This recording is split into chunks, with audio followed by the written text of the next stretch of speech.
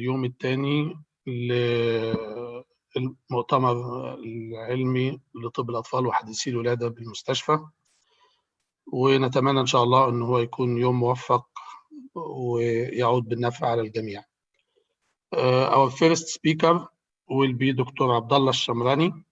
Dr. Abdullah is the most eminent pediatric pulmonologist in the kingdom. He's a consultant pediatric pulmonologist and pediatric sleep physician, associate professor in pediatrics Al Faisal University, director of the Pediatric Respiratory Fellowship Program in Prince Sultan Military Medical City, and director of the Scientific Board of the Pediatric Respiratory Fellowship Program at the national level in the kingdom. Dr. Abdullah will give us three talks. He will start with complicated pneumonia, evidence beyond the guidelines. Then he will have another talk, utility of flexible bronchoscopy in children. And the last talk will be update on bronchiolitis. Today, we will just have a small change. Dr. Abdullah will start because Dr. Al-Bledi, who was in the program, has something to do, and he will join us at 5:30, inshallah. So Dr. Abdullah will start. Welcome, Dr. Abdullah, and inshallah نتشرف بوجودك معنا. You have the mic.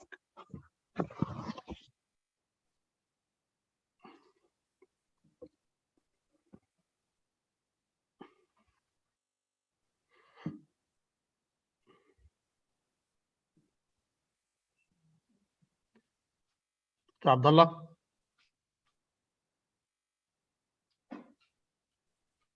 هو موجود، المفروض مفتوح.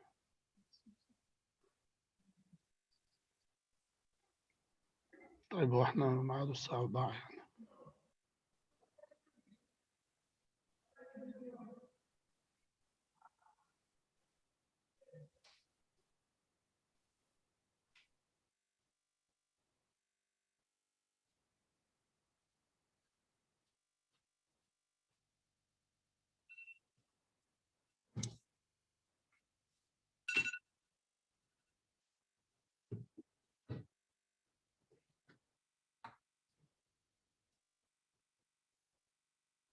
السلام عليكم. Dr. Abdullah, are you ready? طيب, let me just share the lecture. Yes, okay.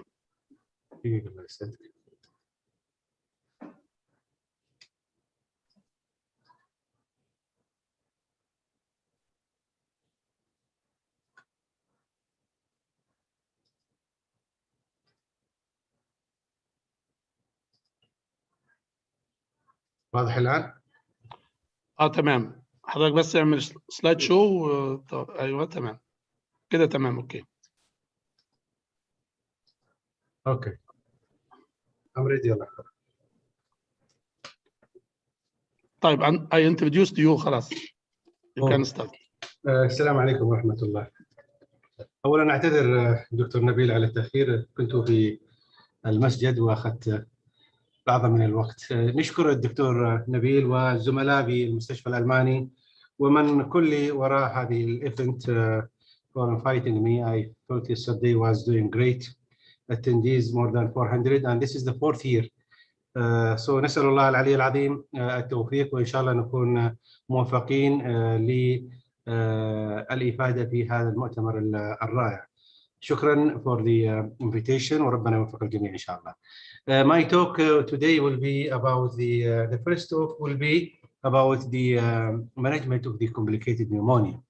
So the complicated pneumonia, I will talk in here not about pneumonia, about the complicated pneumonia. So these are the outline. I will go through certain definition, and then we will go through the some important background like epidemiology, pathophysiology, causative agent, and clinical presentation. But I'm sure the people, they are interested in about the diagnostic workup and the therapeutic options, and what could be the conclusion at the end of the presentation. So what do we mean by the complicated pneumonia? This is really very important definition, I see. This is a pneumonia that complicated either with effusion or empyema, abscess, necrotizing, or being labeled as severe pneumonia requiring ICU care, whether this patient ventilated or non-ventilated. What do we mean by the parapneumonic effusion? Is the fluid that is in the pleural space, whether infected or non-infected, while the empyema is a pus in the pleural cavity, and we will see later on what do we mean by the pus. So I will share with you common clinical cases with different presentation, different age, different stage of the disease. Then you see that really it is a complicated, and the management also is an area of debate, and the outcome definitely will be variable. So this is a child who is 8 years now. He's having a fever and cough with increasing respiratory distress only for 4 days. And as you see here in the X-ray, there is large left-sided pleural effusion causing pressure on the trachea. So this patient is likely need intervention. So we will see later what could be the intervention. Is it just simple thoracocentesis or chest tube or others? And remember, any complicated pneumonia, you are playing with time. So duration of illness is very crucial. So this patient is 4 days. This patient now, as you see in here, there is right-sided multiple cavitation. So this patient is definitely necrotizing pneumonia, and such just need conservative therapy, and there is no role for intervention. This child who has 3 years, okay, this patient comes to me from Najran, and Dr. at the face, if you remember, he's a surgeon with us, and he has cured this patient. So this patient initially came with a cough, respiratory distress, and the duration was 3 weeks from Najran. If you see the X-ray and the CT, there is large left-sided lung abscess with the fluid level. Okay, so what we have done, we cured this patient with antibiotics for how many? For 4 weeks. Okay, why? Because when we revise the previous X-rays, which is really very important, okay, we find a cavitation in the left side. So this lung abscess is secondary to congenital CBAM, which is cystic pulmonary adenomatoid malformation type 1. And often this underlying disease needs surgical intervention, even if patient is asymptomatic. The third, the other one, this is 2 years, 3 days with parapneumonic effusion. But if you see, this patient has high LDH and started with double antibiotics and chest tube. And in here, you can label this patient as first stage of empyema or complicated pleural effusion. This patient came at 10 days. As you see here, right-sided pleural effusion could be loculated, but patient went into intervention and patient was sick. So the final conclusion from this introduction, the presentation are variable, management are variable, and the outcome also would be affected. So what could be the management? My objective is to identify complication pneumonia in the early stage, to predict the appropriate intervention at the appropriate time, and to eliminate what the complication. This is important guideline from colleagues ID and recommended for the last, I would say, 5 years, and it's one of the popular articles. And in literatures, okay, so there are many guidelines, and these guidelines went through many stages, and the first guidelines comes even 1962, and still, I would say, very popular. That means the empyema, the R3 stage, the oxidative stage, the fibrovirulent stage, and the organized stage. And then here, the most important is duration of the disease, 5 days, 10 days, more than 10 days. And there is also some debate, 7 days or 3 to 5 days, 7 to 10 days or more than that.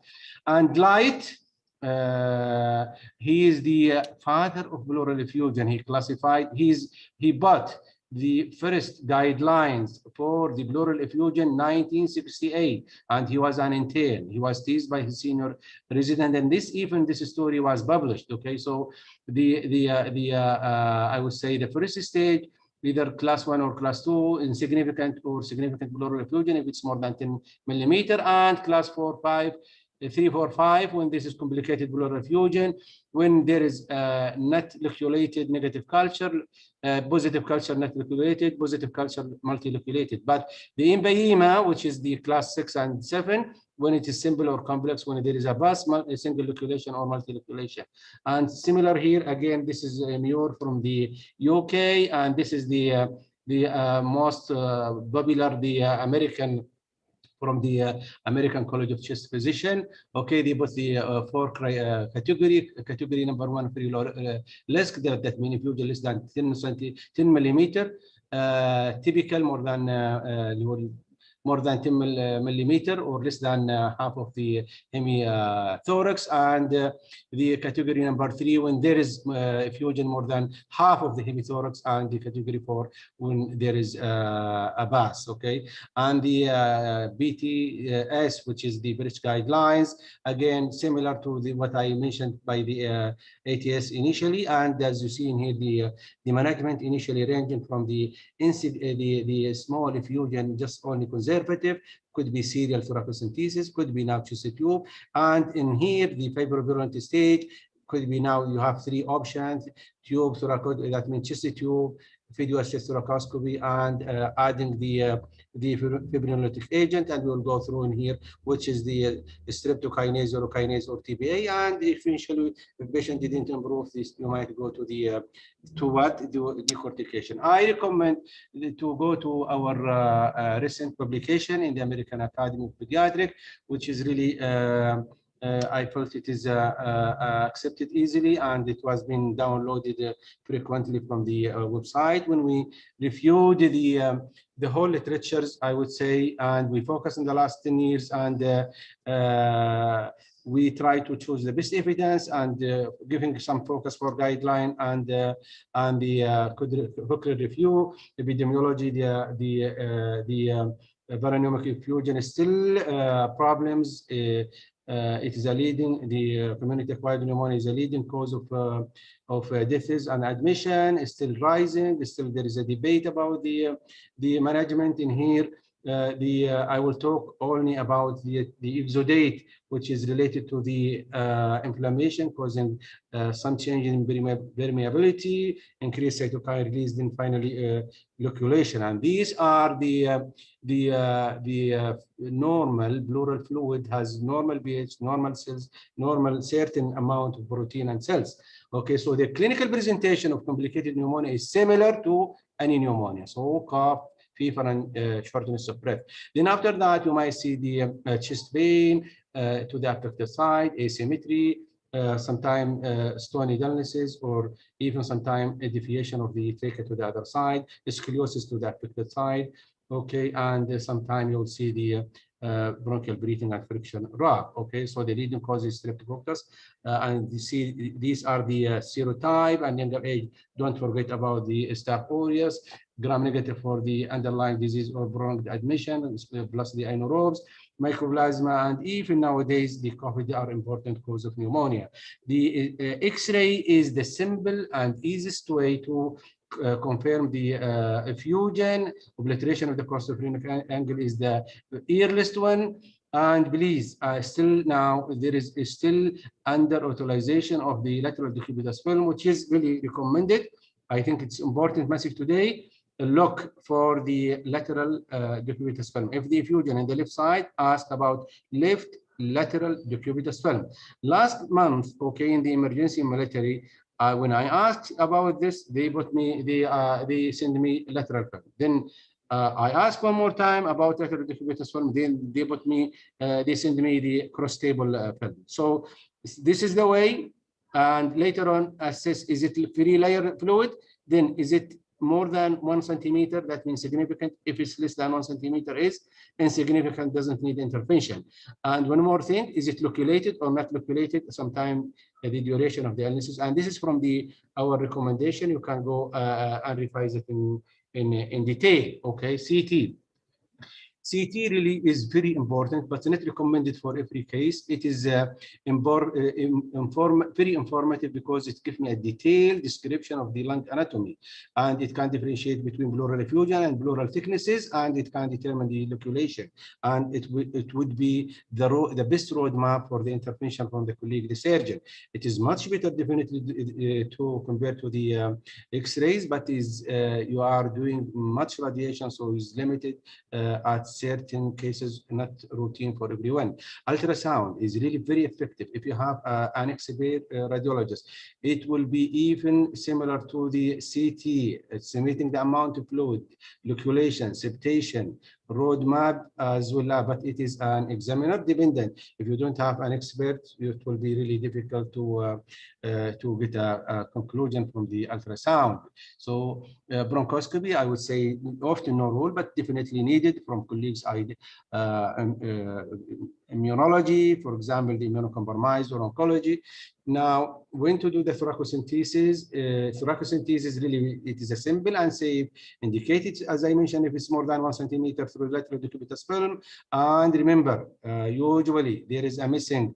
I need pH, glucose, LDH cells, gram stain, culture, including aerobic, anaerobic, and viral, bacterial as needed. So the look to the pleural fluid, purulent, that means this is an empyema, and sometimes if it is thick and tan, this could be staph. Bloody, this is group A. You don't need to know much about the others. So the effusion here, you can label it as pus or purulent if it's more than 5,000. It is really abnormal if it is exceeding 1,000. And if it is lymphocytic, there is only very certain diseases that give you lymphocytic predominant pleural effusion. Okay, and you can say it if it's more than 50% of the cells are lymphocytic. Okay, sometimes these are the others. Okay, so it might be good for the teaching for those residencies. So these are the causes for predominant pleural effusion: lymphoma, TB, chylothorax, uremia, mycosis, connective tissue disease, or viral infection. Now, this is Dr. Light, who's, as I mentioned, he's the one behind the oxidative compared to the transudative from 1968. It is oxidative when it is purulent, high protein, and high LDH. Okay, and there is certain number for each one, especially the protein. So when to say it is simple to complicated pleural effusion? Complicated pleural effusion when it is large, more than 50% of the hemithorax, present of bacteria, loculated, acidotic, hypoglycemic, or high LDH. Okay, and in our paper, we put as well the empyema, when to label the empyema when there is a pus, okay, and marked acidosis. And in here, you might see overlapping and some confusing numbers, especially for the pH and the LDH. Procalcitonin getting more popular nowadays in the emergency, and blood culture is indicated. Sputum if patient is able to do it, and we recommend now to do viral panel, including the COVID, and you need some time, even the LFT and UNEs, because sometimes the infection is so severe that it could be toxic and affecting all systems. The goal of the therapy: treat infection, drain the effusion, re-expand, eliminate the complication. Now the management ranging between conservative to surgical, and the general the management of pleural effusion is conservative. You need what? Broad spectrum antibiotics, often third generation plus or minus anti-staph medication. Okay, and presence of pleural effusion doesn't alter the empirical decision of the antibiotics. You need fluid, analgesic, and oxygen, and good nutrition. And if patient is not doing well, or enlarging effusion, patient getting more distress, so you need intervention. Intervention doesn't mean continuous chest tube, could be just in and out. And the surgical intervention is a clinical decision, and the clinical decision depend on if it's large effusion, multiloculation, or compromising respiratory status, or other. For example, if I do the thoracocentesis and pH is acidotic, the same pH for the blood gas, or I send it for LDH and more than 1,000, it is indication for the chest tube. So the surgical option: thoracocentesis, chest tube, big tail, and CT plus fibrinolytic agent, video-assisted thoracoscopy, and decortication. It is an area of controversy. Thoracocentesis, as I mentioned, if I repeat it for the third time, if it's more than 1 centimeter, mid-axillary, okay, and it is can be guided by ultrasound or CT, okay, and it's simple procedure. If now I do, for example, the thoracocentesis could be diagnostic and therapeutic. If I do the thoracocentesis and it is acidotic or high LDH, this is mean indication is straightforward to put the chest tube. So if the patient also complicated pneumonic effusion or having emphysema, then put the chest tube. The best side for chest tube is the safe triangle as you see in here. Okay, that means cross line from the nipple to the axilla, lateral to the pectoralis major and the anterior latissimus dorsi. So just put the chest tube there, then connected to the pressure, negative pressure. Pigtail limited for thin fluid or non-physical one, or loculated, for example, the cyst, large cyst. So this is often done by the interventional radiologist. So if you don't have the interventional radiologist, often you don't need to discuss this. The fibrinolytic agent, from my training, we work about urokinase in Canada. Later here in Saudi Arabia, for example, the last decade, we work on through the streptokinase. But for the last 7 years, we are straightforward recommending the TBA. TBA is really very magic. If the patient is not draining very well, okay, then give the TBA. TBA, there are different regime, 0.1 milligram per kilo, for example, once or twice, up to 6 days. And you need to check coagulation pre and after, and really it make a big change, especially if the drain is not really good and it's still the circulation through the X-ray is there. Okay, when to take the chest tube out? Often if the drain is often 1 ml or per kg per day or less. Okay, the video assisted thoracoscopy now getting more popular, especially in the second stage of the emphysema.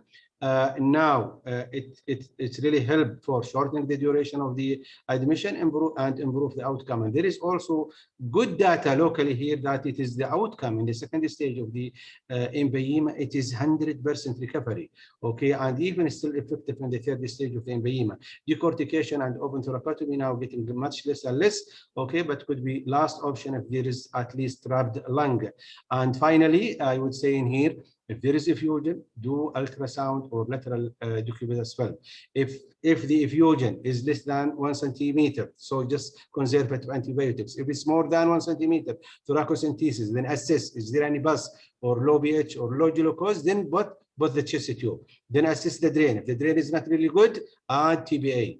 And if everything is not doing well, you have option in here, okay, to call the surgeon for video-assisted thoracoscopy or eventually decortication. But now, if it is loculated, need guidance, whether and ultrasound or chest tube. Then assess the outcome. If the outcome is not really good, add TBA. Then reassess, okay, for again possibility of the video-assisted thoracoscopy and decortication. The outcome is often excellent, and these are the high-risk group, especially younger age group, comorbidity, staph aureus, COVID, for example, okay, and the outcome could affect even the BFT even after a year, because it's still scoliosis and potential evidence of restrictive lung disease that will improve with time. Complication could be ranging from abscess, fistula formation, fluid re-expansion, pneumothorax, and lung collapse, or could be related for bleeding due to the TBA. But often through my experience through the TBA, it's really magic and strongly recommended and make a big change and resolution in few days, I would say. The home message, and this is maybe the last slide, that complicated pneumonia is a common, duration is really of the disease is really crucial, image are very helpful, early detection and dose and close monitoring are essential, treatment often conservative, but nowadays keep in your mind for potential paths or TBA, pigtail catheter if you have expert, and consult the expert, visit the radiologist, case conference, and close monitoring and local data. And thank you so much indeed.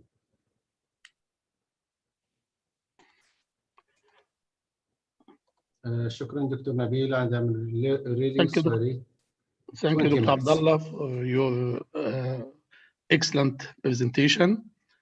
And inshallah, we will move to the second speaker. And if there's questions, it will be in the end of the session. Shukran.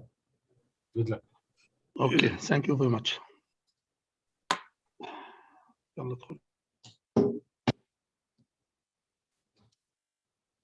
You can stop sharing يا دكتور عبد الله.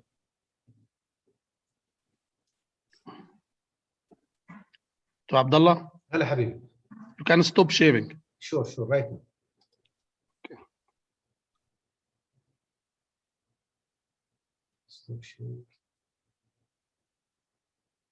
Why not to leave totally then?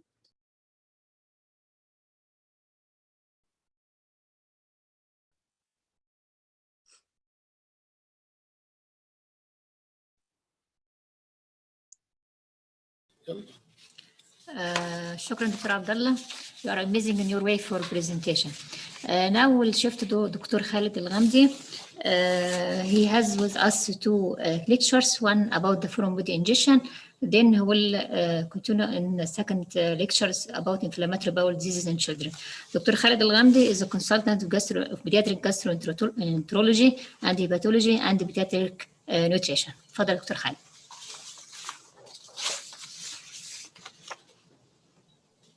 Dr. Khalid? Yes, is my voice clear? Yes. Okay, I'm just.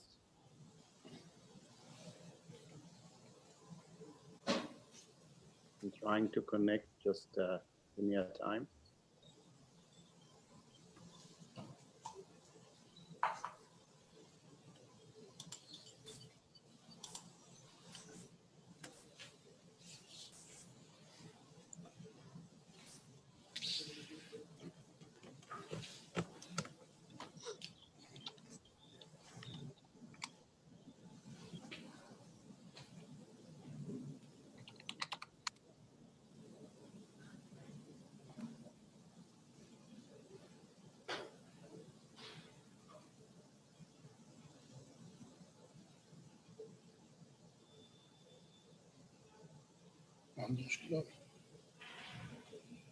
دكتور خالد ممكن حضرتك تستارت شير سكرين؟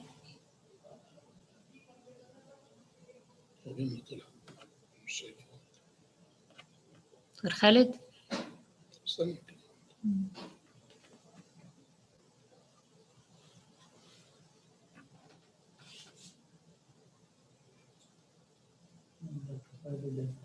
Yes, yes, okay.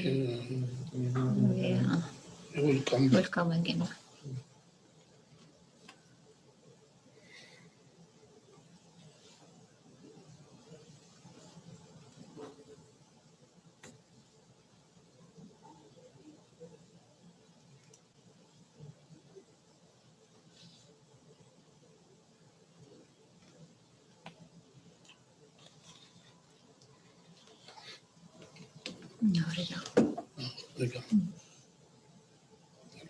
اتفضل دكتور خالد.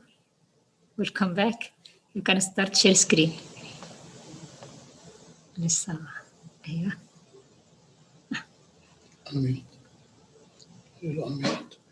دكتور خالد unmute yourself please. Sorry again. I have to go out so I can reshare my screen. So I'm just trying to share it. I don't know why is. Okay. Your breast. No, I use it from the other laptop, which is work better. I don't know about. Hopefully now. Share the screen. Dr. Khalid, your screen is apparent for us. Really? Oh, but it is not the lecturing. Okay, good. So I will. Yeah. Yes. Is it okay now? Yes. Okay. You can start.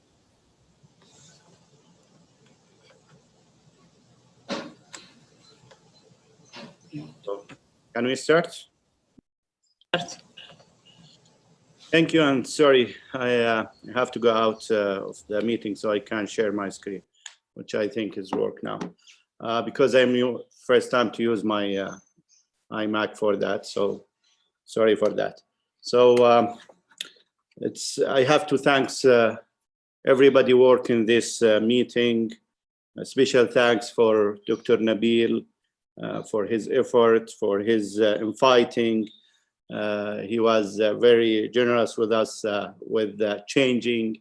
So thanks, Dr. Nabil. Thank you, everybody, with his efforts. And today I was asked to present two topics. Then I was thinking about what to present. And always that's a big challenge for me. And this is actually, I choose this depend on the audience. So if I have audience who's dealing with general pediatric, with emergency situation, I found this topic is very important for them. And the other topic also will be more for general pediatric.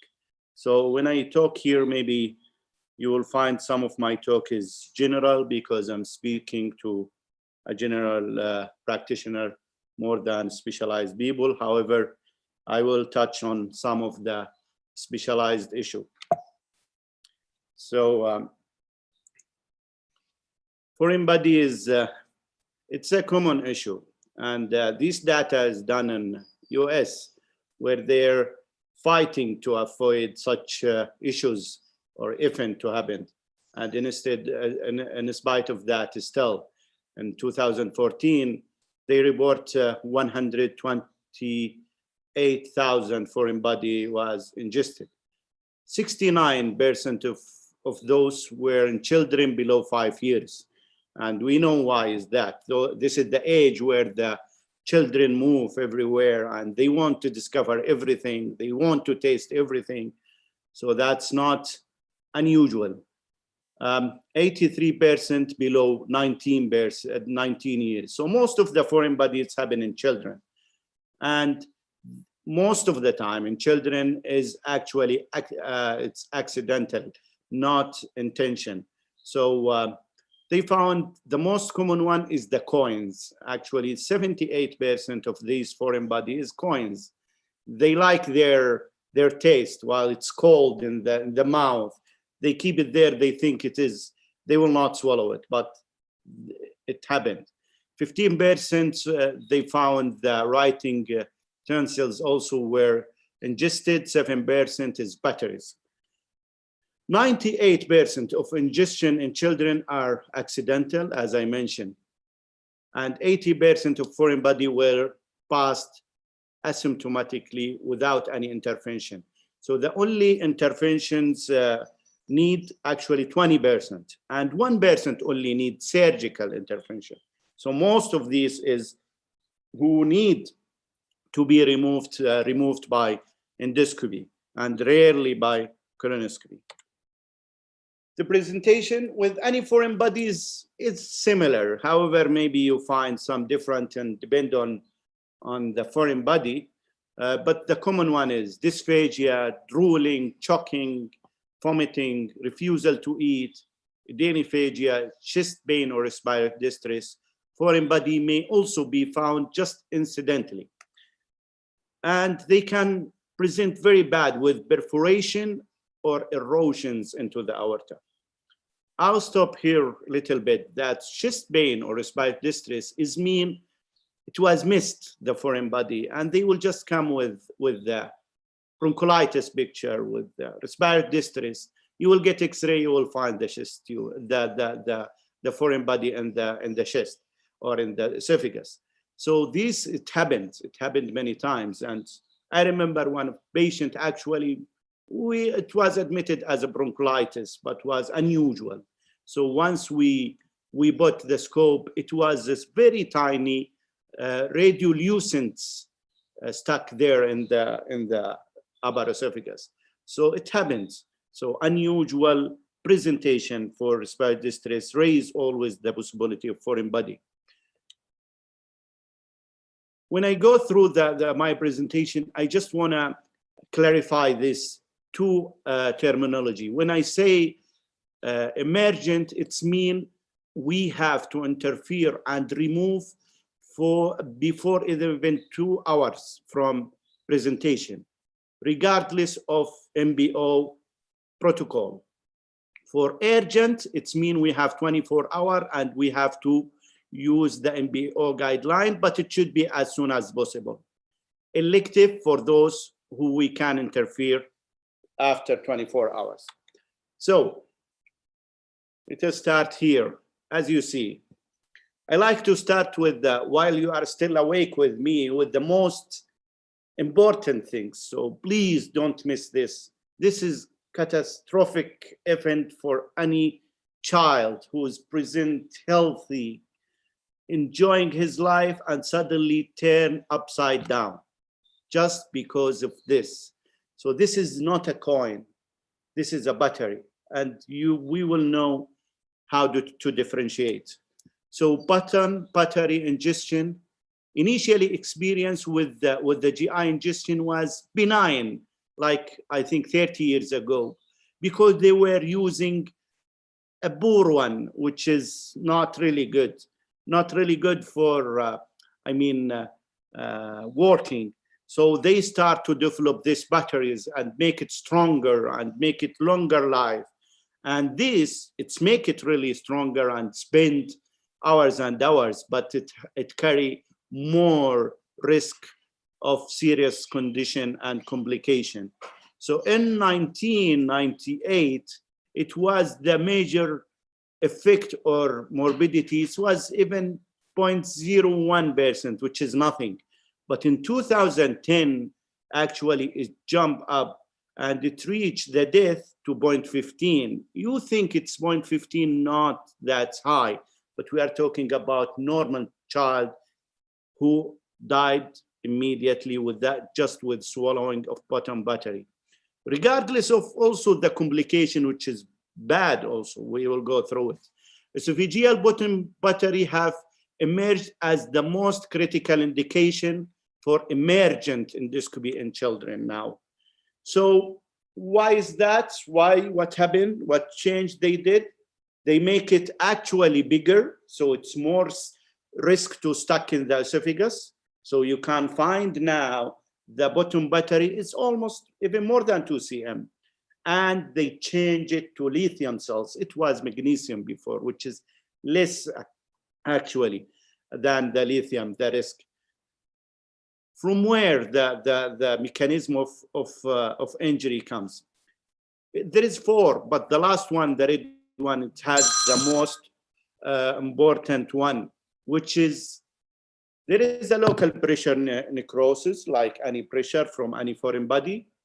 There is corrosive damage from leakage of battery content.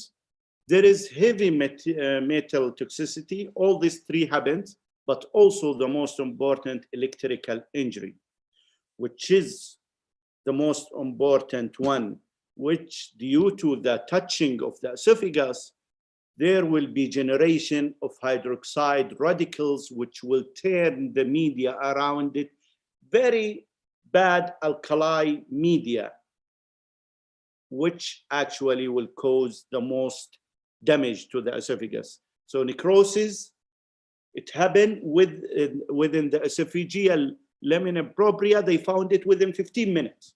It will burn and reach to the lamina propria. And it can reach to muscular layer within 30 minutes. So it's very fast, very quick damage. And you can see here in the sausage, when they start to do some experimental issues. You see how it's burning the sausage. So the damage to the esophagus may be seen as early as 2 hours after the ingestion, and will be very severe or more severe after 8 to 12 hours. Continued injury may occur days to weeks after removal of battery. And please remember this. It doesn't mean you remove the battery, that's it, because you remove the battery, but the effect is still there. So it can still, the fistula and other complication develops even after days or weeks. I heard about a patient before who really was discharged in a good condition, but present later with just vomiting blood, and he died in emergency. And all of that was post-button battery ingestion. The new batteries is having higher risk than old batteries, and because the charge inside is less, and really this is have some effect. So the bottom batteries, the children at greater risk to develop complications, those below 6 years. And if the bottom battery more than 2 centimeters, and if it is more than 1 battery. How to differentiate? If you have a look on this X-ray here, the one on top, you see here there is what you call it double hollow signs. It is very clear. So these things, this is the circle, gray area around. This is indicate it is not the same level. There is 2 folds, which mean it is a battery, because the coin it's usually homogeneous. And if you have a look on the lateral view, and we always recommend lateral view, because sometimes you can find even 2 battery or 2 coin stuck together behind each. So if you see here, you can see that what you call it step off, which means there is a fold here and another one down. So this indicates or differentiates bottom battery from the coin. After removal, just have a look. The one on left side, this is the battery, and after removal, just see how the area, it's necrotic and actually is burned. So types of energy have included or lead to tracheoesophageal fistula. It can cause esophageal perforation from the beginning or later on. It can lead to mediastinitis, cardiac arrest on table, pneumothorax, or aortoenteric fistula. And actually is not just the aorta. Even the thyroid artery up, if it is stuck in the upper esophagus, it can have a fistula with the thyroid artery and leading to massive bleeding. And long-term complication is the esophageal stricture, which is one of the difficult stricture to dilate later. Also, they will carry some risk of cancer or at the site of injury. So what to do? If you have suspected bottom battery, you have to localize the battery. Where is it? In the esophagus, and the ingestion happened just before or 12 hours. So you need immediate removal within 2 hours as you can. I know the preparation sometimes, all the time takes more than 2 hours, but believe me, try your best to push immediately to OR and do it. If it's stable, able to swallow, and the doctors who will do the endoscopy and preparation will take time, then you can give honey if he's more than 1 year. You can give 10 ml every 10 minutes for 6 doses maximum till you are ready for the scope, or you can give even the sacral veins. And after endoscopy, if acetic acid available, is good to do irrigation. So to really actually to clear whatever left behind from these contents. If it's more than 12 hours, then you should not go for endoscopy removal without evaluation by CT, and you need the surgeon to be around, because there is a very high risk of once you remove the battery, it may bleed till death, because sometimes the battery is just block the fistula, which between the esophagus and some main vessels. What about beyond the esophagus? Beyond the esophagus is less risky, actually. The most problems in the esophagus. So if it is in the less than 12 hours from ingestion, then check if he's symptomatic or there is magnet co-ingestion and still in the stomach. It's better to remove it also before 2 years. Before 2 hours. If it is in the small bowel or colon, then just consult the surgeon, observe, and if he's symptomatic, will interfere. What about if asymptomatic? You can repeat the X-ray. Before we are saying, if it is in the stomach, we give it just 48 hours, then we have to remove. Now, a day is in European pediatric gastro, the guidelines, it's giving up to 14 days. So you can just repeat the serial X-ray till this pass, or you can interfere later and remove it if it's not progressing. If it's more than 12 hours from the ingestion, when the patient present to you, then you have to consider CT scan. You have to consider to rule out any vascular damage, and you need to do endoscopy to assess, because we don't know how long the battery is stuck in the esophagus. So we don't know how much left behind. So we need to do endoscopy for evaluation. And if the battery in the stomach, once I will do the endoscopy, then it's better just to remove it. If it is in the small bowel, is like the other one, which is observation, and depend if symptomatic, then you have to let the surgeon interfere. So the factors support observation alone with gastric bottom battery. If it is short duration of ingestion, below 2 hours, this is, I mean, if it is in the stomach. If the size is small, if there is absence,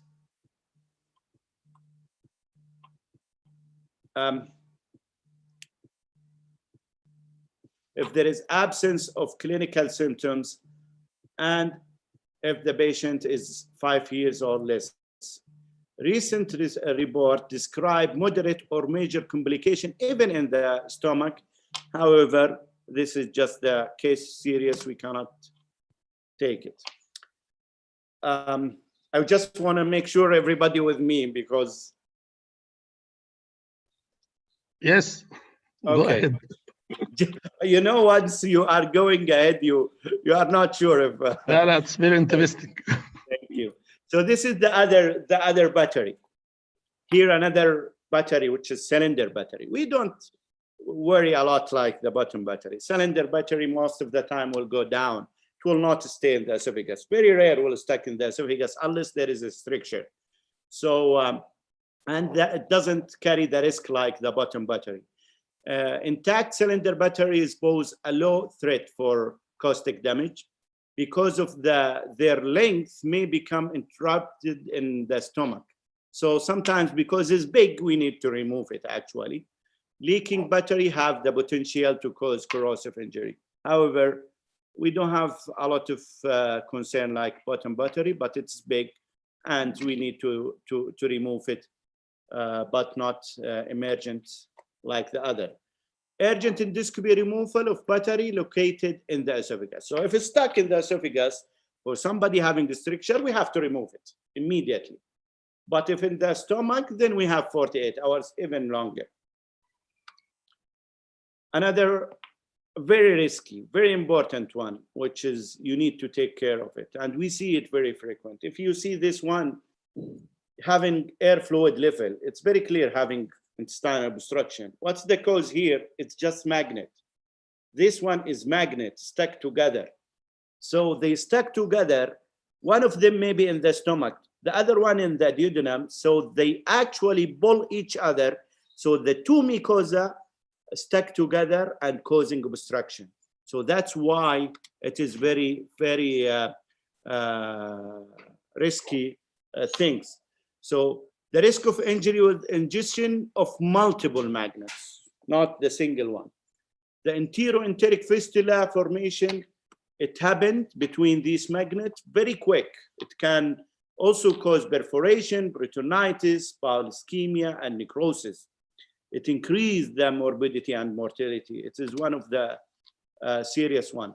So common use nowadays is the neodymium, which is more strong. The popular use as disc toys, but also found in different even toys now. They can buy it. There is reported of death. The first one was in 2006, but after that there is many cases.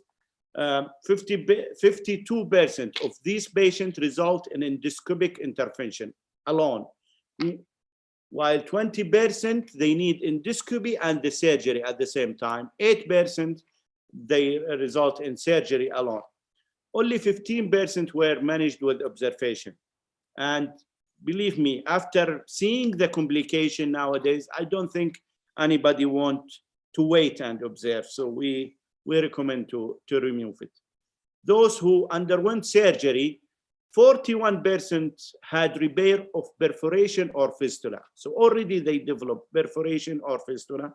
And 22% they need bowel resection because of necrosis. So if you have, then assess, is it single magnet? It's okay, it can go away, but you have to educate the family to leave any metal, even from the abdomen. It can actually attract the magnet. So they have to keep any metals away. You need to do a repeated X-ray till this magnet, even single one, pass. If multiple, this is the risky one. Then you have to observe. Even if you decide to observe, it should be in the hospital. You need to consult the endoscopy. If it is in the stomach, then we can remove it with the help of the surgeon most of the time. If it is beyond the stomach, then you need surgeon to remove it. Sometimes they need our help. So this case is a combined and urgent one. So management of the asymptomatic patient with multiple magnet beyond the ligament of Treitz, as I mentioned, it's controversial. However, with the increased risk of death and morbidity, we prefer to remove it. Endoscopy removal of single magnet is generally not considered necessary, but may be warranted if the magnet is big or a small child, or localization like in the esophagus is stuck, if there is a stricture, or there is failure to pass as expected. Another thing, the children, they swallow everything around. So pen, and you can see the safety pen here on the right side. So this one, the one on the right side, is very dangerous. If you leave it, it will most likely will cause some injury. However, the left one, the straight one, usually it will pass, because if they have a blunt end, usually will go first and will drive the pen down to the rectum. So usually it will go. So but the safety pin, if it is open safety pin, this is very risky. So as you see, nails, pens, the tags, tooth prick is very dangerous. Sharp objects were reported as one of the most commonly ingested foreign body. It can lead to perforation, abscess. Sometimes the tooth prick will be there for a while, then you will discover abscesses, fistula, penetration, and death if it is the fistula with the fizzles. Sometimes extraluminal migration. They will stay there for a while, then it will migrate with time. You will find it. We find one of the foreign body in the vertebra, between the vertebra actually. So that is serious. The ileocecal region is the most common the site for perforation, because this is the area, not just narrow, but the angle is very difficult, so it can not looping through it actually. The rate of complication are higher with symptomatic patient, if there is delay in diagnosis, if the solid foreign body is radiolucent, so you don't know where is it. Tooth prick and bone ingestion have a high risk for perforation. So if there is a known or suspected ingestion of sharp object, then you have to, if it is radio opaque, you depend on the X-ray. In the esophagus, you need urgent removal. In the stomach, consider also endoscopic removal, unless it's short and have heavier blunt, as I said. However, we prefer to remove the sharp object. If it is in the small bowel, so we cannot reach it, then you have to observe, repeating X-rays, and consult the surgeon. If the foreign body is stuck anywhere for more than 3 days, then they may have interfere and remove it, the surgeon. What about if it is radiolucent? So you don't know. So you go symptomatic or asymptomatic. Symptomatic need urgent endoscopy and evaluation, and if possible, removal. If asymptomatic, you can go through the CT, ultrasound, MRI, and see what is this foreign body, and depend on the site. If it is accessible, then by the endoscopy, then better to remove it. If it is beyond the stomach, then observation again and to consult the surgeon. What about food impaction? So we don't have the same character of this snake, which can swallow everything without choking. So sometimes kids, even normal kids, they just swallow very quick, then they will have some trouble. However, it's not common. And once we find... You have 5 minutes. Sure. Once we have food impacted, then we have to make sure the patient doesn't have another underlying disease like eosinophilic esophagitis. We see it commonly, stricture, reflux esophagitis, or other dysmotility. However, they need to be removed. If they cannot tolerate the secretion, urgent removal. If they can't tolerate their secretion, at least within 24 hours, 48 hours, will remove or release it.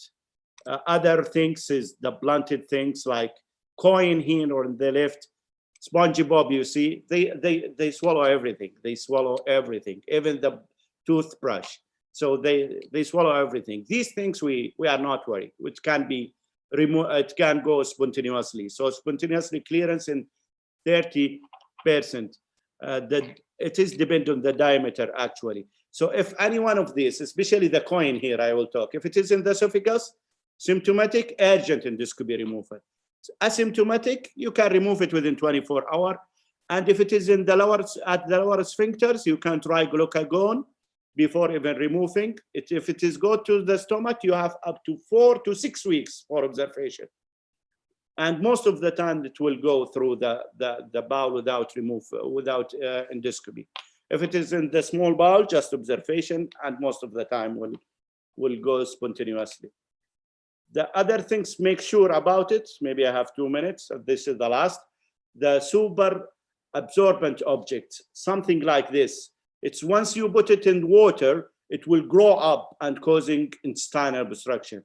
So they swallow, the children, this kind of toys, and with the gastric juice will get bigger and causing obstruction.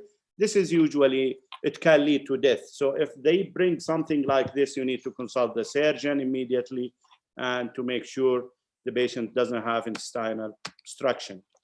Thank you. Thank you, Dr. Khalid. Very excellent lecture, really. You can continue on the second presentation. Sure.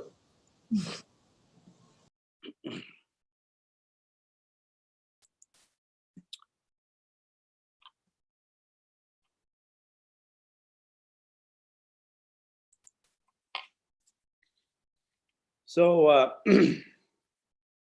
after ingestion, some of this foreign body may will go to something else now. So the pediatric inflammatory bowel disease. Overview, actually review these topics, and I'll try to make it simple as I can. So any inflammatory bowel disease, if it is happened below age of 17 years, we call it pediatric IBD. This terminology, because you will see it a lot in literature. If it is happened below 10 years, that's what we call it early onset IBD. If it is below the 6 years, this is very early onset IBD. And if it is below 2 years, this is the infantile IBD actually. And why divide it to these categories? Once you go down, there is higher risk of genetic problems and some immune deficiency disease, which mimic IBD. The etiology, generally speaking, unknown. It has multifactorial, and I know now is maybe some of them start to, doesn't want even to see this picture, but this is what happened actually in the bowel. We have a lot of things happened in the bowel. We know that is the IBD, usually they have some genetic predisposing factors, which put them at the risk. Then the most important now, it's the microbiota and disturbance of microbiota. Some of Firmicutes and bacteroids go down and other E. coli goes up. And those all lead to sick bowels. With these sick bowels who have decreased or increased the permeability, with decreased the tight junction, allowing more antigen to go inside. And all this antigen will trigger the immune system. And the immune system, with help also of environmental factors like smoking, non-steroidal drugs, antibiotic, all they work together. So this antigen go inside immune system. For somebody predisposed to this disease, the immune system reaction will be not proper. Then they will just start to attack the bowel, and the T regular cells or interleukin 10, which is supposed to inhibit this after a while, it will just continue because of they will not do the job at the end. So this process, I don't want to go through it all, but this is what happens and will lead to persistently inflamed bowel. So as I said, unknown, it's multifactorial.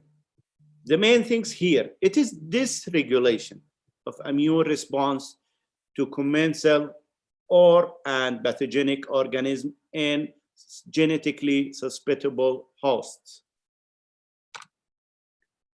How they present: abdominal pain, diarrhea, rectal bleeding, weight loss. So for Crohn's, they come with abdominal pain and weight loss more, while for UC, they present more with diarrhea and rectal bleeding. Growth failure, pallor, dizziness, lethargy, decreased energy, constipation, fever, mouth sores, dysphagia, delayed puberty, all can be a presenting symptoms for IBD. For constipation, it's those who have a Crohn's disease, who already having the structure, they can present with constipation. So if you see the presentation here, in Crohn's disease, the main things, abdominal pain. The main things is abdominal pain. For, sorry, just give me a second, please. Yes, so for abdominal pain is the main things is, for Crohn's disease, the main presentation is abdominal pain. So most of them, they come with abdominal pain. Most, also good number, they have diarrhea, but not necessary. They can have rectal bleeding, but also not necessary. Nausea, vomiting, constipation, perianal disease, mouth ulcers, all this can be a presentation for Crohn's disease. For ulcerative colitis, the more common presentation actually is diarrhea and rectal bleeding. There is, there is no one can present, with constipation or perianal disease, because this is a features or symptoms of Crohn's disease. What about other symptoms? Weight loss also is important in Crohn's disease more than ulcerative colitis. And fever, usually with Crohn's, not with ulcerative colitis. And growth retardation is the same talking, mainly with Crohn's disease. So for Crohn's disease, they will have abdominal pain and weight loss. This is the main presentation, plus diarrhea, fever, rectal bleeding. But the ulcerative colitis, main presentation, diarrhea and rectal bleeding. They can present in advance, in late stage actually, with sign of peritonitis, small bowel obstruction, appendicitis, or other surgical emergencies. The extraintestinal manifestation also can be seen on presentation or later on. To include derma, they can have pyoderma gangrenosum, more with UC, erythema nodosum, more with Crohn's, but can be both, alopecia, or bowel-associated dermatosis arthritis syndrome. For dermatology, they can have peripheral arthritis, which is not a bad thing, usually respond to the treatment, but they can have sacroiliitis or ankylosing spondylitis, which is very difficult actually to manage, and it's not related to the activity of the bowel disease.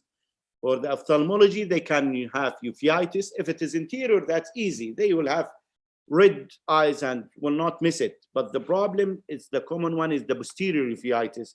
So you need to send them for evaluation from the ophthalmology. They can have also liver or pancreatic issue. The liver is mainly primary sclerosing cholangitis, can be associated with mainly UC, ulcerative colitis, and having very bad prognosis. Autoimmune hepatitis they can have pancreatitis, and they can develop stones. Musculoskeletal osteopenia, osteopetrosis due to the disease, due to the medication later on. Hematology, anemia due to iron deficiency because of the absorption or because of the chronic blood loss. And also venous thrombosis, especially if they are losing a lot of clotting factor through the bowel. So that's put them at the risk of venous thrombosis. Nephrolithiasis or stones is well known, especially the oxalate one, because of the bile salt malabsorption. It leads to binding calcium, and actually you will have more oxalate free to be absorbed, and that will lead to hyperoxaluria. So the diagnostic evaluation. If you have anyone with pain, then you need to make sure doesn't carry any red flag symptoms. And this red flag, this is what you need to ask the patient if he is presenting with abdominal pain.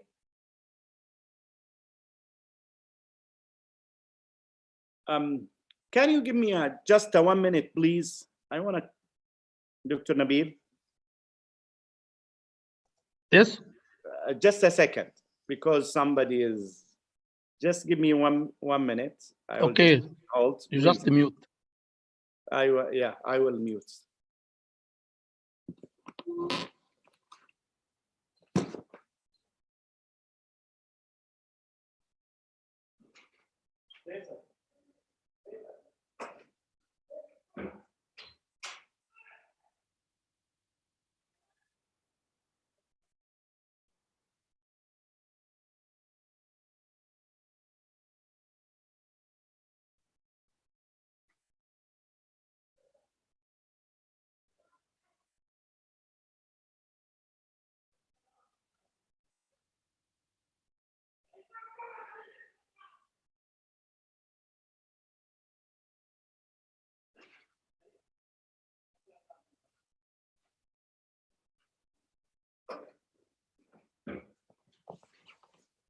Yeah.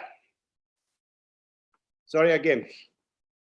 Okay, Abasha, you can continue. I don't know. So somebody is keep calling for. No problem. You can I thought something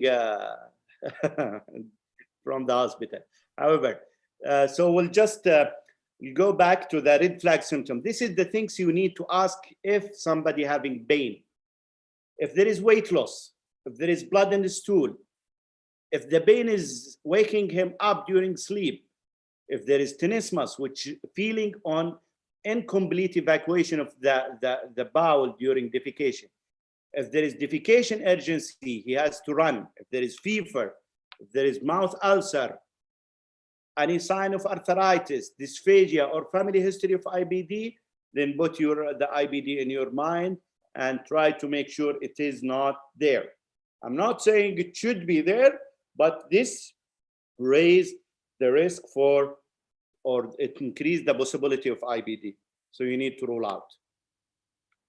Clinical evaluation. In exam, you have to assess through the growth chart, make sure the patient is not pale, there is no oral ulcer, there is no flow murmur, which indicates some anemia, significant, there is no hepatosplenomegaly, there is no sign of arthritis, no unusual rash, and no clubbing. In abdominal exam, make sure there is no focal tenderness, there is peritoneal, or there is no any sign of peritoneal irritation, no palpable masses, which sometimes can be with the Crohn's, no perianal, there is no abnormal in perianal examination like abscess, tag, fistula, discharge, and normal rectal examination. So you did that. Always in your history and examination, when you take the history, think about other differentials so you can make sure it is not. So the differential, you need to keep infectious causes. So make sure it is not Clostridium difficile or Erisina or Entamoeba. Make sure you are not dealing with the TB or Giardiasis, and no bacterial overgrowth. Make sure you are not dealing with lactose intolerance or fructose intolerance or celiac. However, if it is bloody, then you will not think about this one. But if it is just diarrhea and failure to thrive, then you will think about celiac. If it is only diarrhea, then you will think about lactose and fructose intolerance. So it depends on the presentation of the patient. Make sure they don't have food allergy. They don't have any sign of immune deficiency. They don't have recurrent, severe infection. Make sure also about Paget disease. So ask for any urethral discharge. Ask for any abnormality in urinary tract. So make sure about SLE, the oncology. Make sure you are not dealing with very sick patient who's having lymphoma or neuroblastoma. So all this is from history and examination you roll out. IBS, inflammatory bowel syndrome, sometimes it's severe one, it's mimicking even Crohn's, eating disorder, laxative abuse, or radiation enteritis for those who are exposed to radiation. So these things during history examination, you will rule out or exclude most of them. Then you will go to your lab evaluation.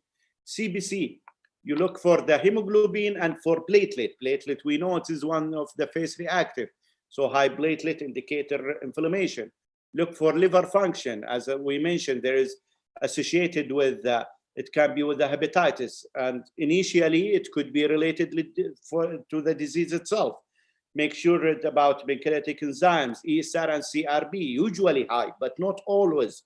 Especially in UC, it may be normal. If it is, if you still suspect Crohn's or ulcerative colitis, highly suspected, that time you can send for ASCA, anti-Saccharomyces antibodies, or P-ANCA. You can also, you need also to send for culture, the stool. This is very important. Culture analysis, you need to rule out the Giardia and Cryptosporidium and Clostridium difficile toxin. And check for calprotectin. This is something new. We have it for the last few years. It's very important. We'll talk about it. There is a specific test depending on your history and examination. If you think about celiac, send celiac serology. If you think about TB, send for BBD or quantiferon TB. If you think about immune deficiency, you need to send immunoglobulin lymphocyte marker or neutrophil oxidative phase test. Depend on what presentation the patient has. What about fecal calprotectin? This is very good screen, actually. It is kind of protein. It's mainly found in neutrophils. It's actually predominant protein in neutrophils. If there is a GI tract inflammation associated usually with neutrophil migration. So if you have any inflammation, there will be neutrophil migration. That's why activation of neutrophils result in release of calprotectin, and this calprotectin will be accumulated in the feces. So this is why it is very good test. The sensitivity is 90%, but the specificity is 60%. Why? Because any kind of inflammation can lead to increase of that. So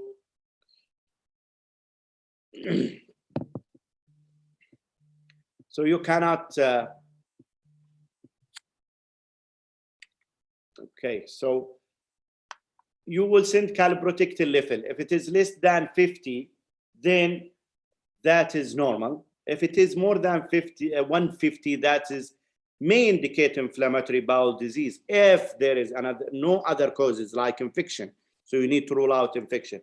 If no other causes and more than 150, you may need to go for colonoscopy. If it is in between, then you shouldn't be in a hurry. You have to give a time, repeat it later. If it is resolved and became less than 50, so maybe some kind of non-specific inflammation, it was there. If it is more than 50, consider colonoscopy. I mean, if it persists more than 50, consider colonoscopy. Further evaluation. Referred for evaluation after that to the GI, because we need to go for both colonoscopy and gastroscopy, because if I am dealing with IBD or suspected IBD, at the beginning, usually we are not sure, is it Crohn's or UC? So the recommendation to do double procedure to evaluate the esophagus, stomach, and duodenum. If it is there is a disease there, it may be a hint to Crohn's disease. And also, if there is no disease, so that's maybe help you to differentiate between both of them. Small bowel image, also they need small bowel. The best is MRI enterography. However, you can do CT enterography, or the least is barium follow through or ultrasound in expert's hand. Some expert people, they can even measuring the bowel thickening through the ultrasound. That's what we see here. We can see a normal colon. We can see just nodular terminal ileum, but here is very thick terminal ileum with the cobblestone appearance, with a lot of ulceration. Here you can see deep ulcers here, and here you can see the scattered aphthous ulcers, while here you can see inflamed continuous colonic mucosa. Crohn's, it usually, if you remember, we call it, it gives you skip lesions because involves different area and in between normal mucosa. So here is like affected, then normal, then affected, then normal, and you can affect even others. While the ulcerative colitis start distally, then go up and continue. It's usually, there is no normal in between, and usually not sparing rectum. So if it's sparing rectum, this is not ulcerative colitis. I mean, histologically, not just macroscopy, because sometimes it can be in 20%, you can find the colonoscopy looks fine, but the histologically it should have some inflammation in the rectum. And as you see, this is the healthy bowel. The Crohn's usually is you find thickening of the bowel with cobblestone and very deep fissures. While in the ulcerative colitis, it is just inflammation of the mucosa, and the thickening is usually not very bad. This is just the normal mucosa, muscularis mucosa, submucosa, and muscularis propria, and you see the inflammation actually invading most of this layer. Here we are talking about inflammatory cell invading the mucosa, and you can see here the crypt distortion. Here you see how the crypt distortion as well. The crypt distortion here, you can see the crypt abscess here, and a lot of inflammatory in the mucosa. And if you see this, you can see the granuloma. Once there is granuloma, it's mean Crohn's. You have 5 minutes, Dr. Khalid. Okay. Anywhere, it is a Crohn's. And if it is, while crypt abscess is not indicate, this is another granuloma. So ulcerative colitis or Crohn's. If we cannot decide, then we call it unclassified IBD. Management, you have to achieve normal growth. You have to provide best quality of life, promote psychological health, and minimize the toxicity. So for that, the management, the gold standard of optimal therapy is achieve mucosal healing. Sometimes you cannot, but this is what usually we try. and you have to give them better life. So avoid hospitalization, surgery, and decrease the risk of cancers. So the management is induce remission, and after that to keep them on maintenance. To induce remission for ulcerative colitis, you have steroid, biologic, antibiotic, and 5-ASA. However, antibiotic and 5-ASA, they are not very effective like steroid and biologic. For the Crohn's, also you have the same steroid, biologic, antibiotic, but also you can use nutrition therapy, especially if it is involved the small bowel or budesonide. Very rarely we go through the tacrolimus, cyclosporin, or thalidomide. For the maintenance after inducing remission, you need to keep them on one of these medications. For ulcerative, you can use azathioprine or biologic medication or 5-ASA. For Crohn's, you can use azathioprine, methotrexate, biologic, or nutrition therapy, but will be very tough, difficult. Sometimes you need combined therapy. It's how to go step up. I mean, start with the mild one, and if not success, go up or step down. This is different approach depending on the doctor. Some doctors start immediately with biologic. It's the idea, hit it strongly from the beginning, then you can control it better. Some, they still go up because of the cost. This is different biologic we use. The main things we use anti-TNF, which is infliximab or adalimumab, but we start to use the vedolizumab and ustekinumab, which is react or target other cytokines. Surgery, we have to avoid it as much as we can. However, we stuck sometimes with it. If all medical therapy failed, total colectomy for UC, diverting ileostomy or resection of a stricture for Crohn, sometimes we need it. For the surveillance, the incidence of colon cancer in a patient with UC is 13% per 1,000, sorry. The risk increase with the time from the diagnosis, higher risk with those who's diagnosed at younger age, with those who have bronchiolitis, with those who have primary sclerosing cholangitis. Usually the surveillance starts 7 to 10 years after diagnosis and continue after that every 1 to 2 years. Thank you. Thanks a lot, Dr. Khalid. Assalamu alaikum. Our next presentation will be with Dr. Saeed Al-Wairi, pediatric nephrology consultant in Prince Sultan Military Medical City, about update in UTI management. تفضل دكتور سعيد.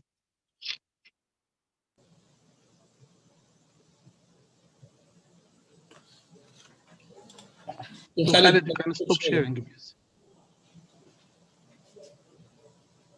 لازم يكفل.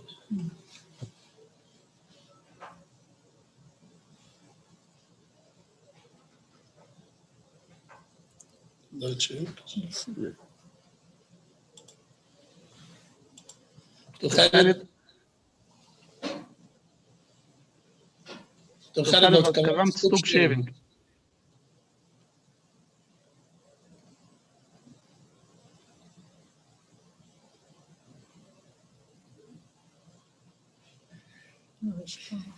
Khalid.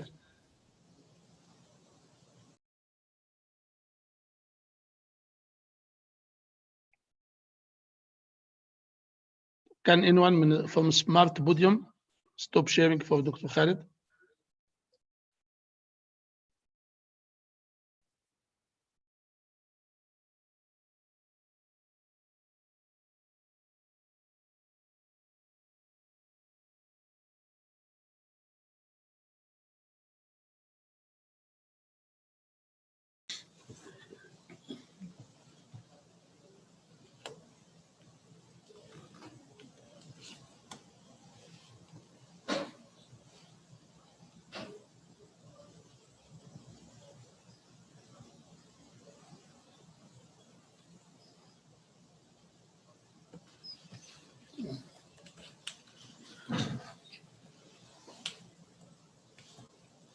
Mute or not mute?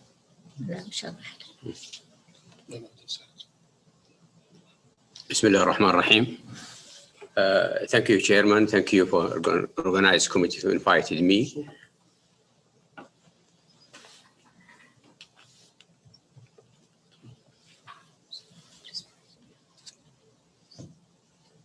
Okay. Yes. You can continue. Urinary tract infection is very important in the children. As you know, it is commonest genitourinary disease in the children. So the infants and young children, it's risky. That's why 20% later will have hypertension and in the stage renal failure. And to know or to have or to say this is urinary tract infection, we have to have a significant growth. We have to single species and you have present symptoms. Most damage to the kidney after urinary tract infection occur if the child is younger than 2 years of age, febrile UTI, or child has fewer congenital and high grade. Young children have high risk for renal damage because they have no symptoms or symptoms are non-specific. Urine sample collection will be difficult. Urine analysis less sensitive.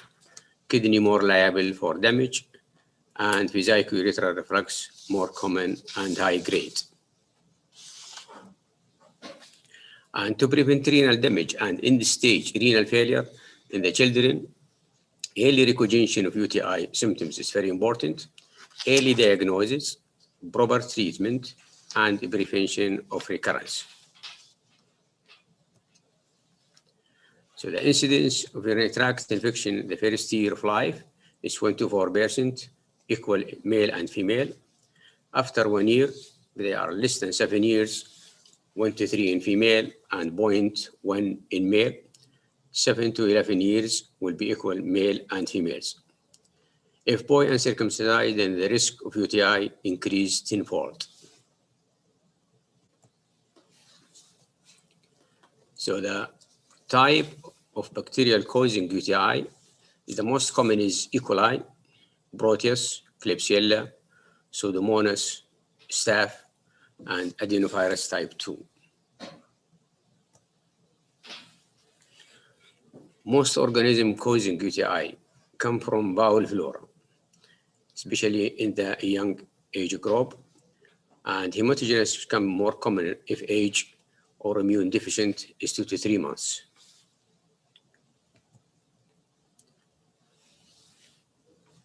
Or the cause of this organisms will be ascending, colonized periurethra, then the ascent to the bladder or the urinary system.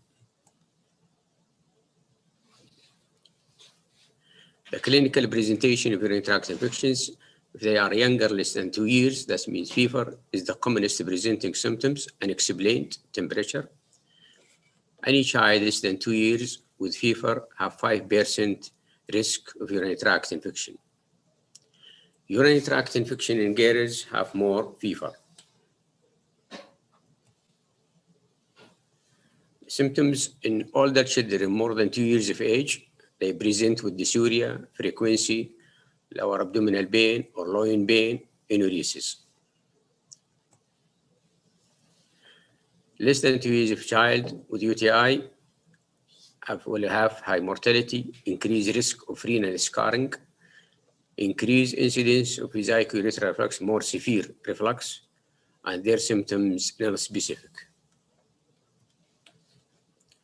Risk of urinary tract infections in 2 years old child with unexplained fever is 5%. But if girls, then the risk increases to 6.5. If boy, the risk is only 3%. If circumcised, risk will be 0.1%. To diagnose urinary tract infection, start by to do urine analysis, look for the white blood cells, nitrate, and blood. And the urine collection urinary tract, to diagnose urinary tract infection, urine collection is very important. So in the first year, suprapubic bladder tabs is gold standard. So that means in any growth will be diagnosed as urinary tract infections. So sensitivity is 100% and specificity 100%. The second choice is catheter. 10 to 20% is false positive, contamination maybe, but will not miss any through infection. That means sensitivity is 100% and specificity is 90%. For the uncontrolled urine bag is very sensitive, detect all through infection, but not specific, 14 only to 84%, a lot of false positive. It helps to rule out of infection, and if it is contaminated, it's better to repeat it.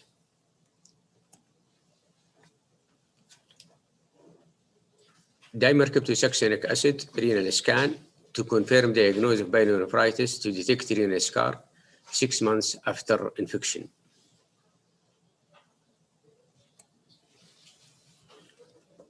It shows pyelonephritis in 60% of young febrile child with UTI and show renal scar in 50% after urinary tract infection. Used in acute phase urinary tract infections, controversial of course, used to detect renal scar, all agreed that means 3 to 5 months. 10% of renal changes disappear 20 weeks after urinary tract infection.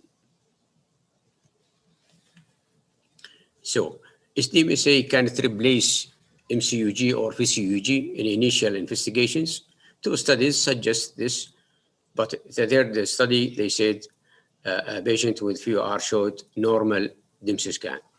So we still need MCUG to diagnose vesico-urethral reflux. When we do this MCUG, it's better to do it 3 to 4 weeks after a treatment of urinary tract infection to avoid any false positive.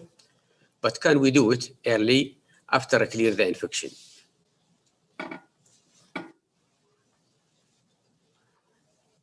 In vesico-urethral reflux, the follow-up vesico-urethral reflux is better to avoid any radiation.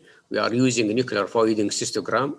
This is less radiation, but less anatomy and no urethra seen. And we have using as follow-up only. Radiological investigations after first UTI. All febrile UTI should have renal ultrasound, DMSA, and MCUG. And all young children less than 2 years, renal ultrasound, DMSA, MCUG, even if febrile. If age is 2 to 5, then we'll do renal ultrasound, DMSA. If abnormal, we'll do MCUG to exclude any vesico-urethral reflux. If age more than 5 years, we'll do renal ultrasound. And if abnormal, then we can do VCUG. And recurrent UTI, do all the above. That means renal ultrasound, MCUG, and DMSA.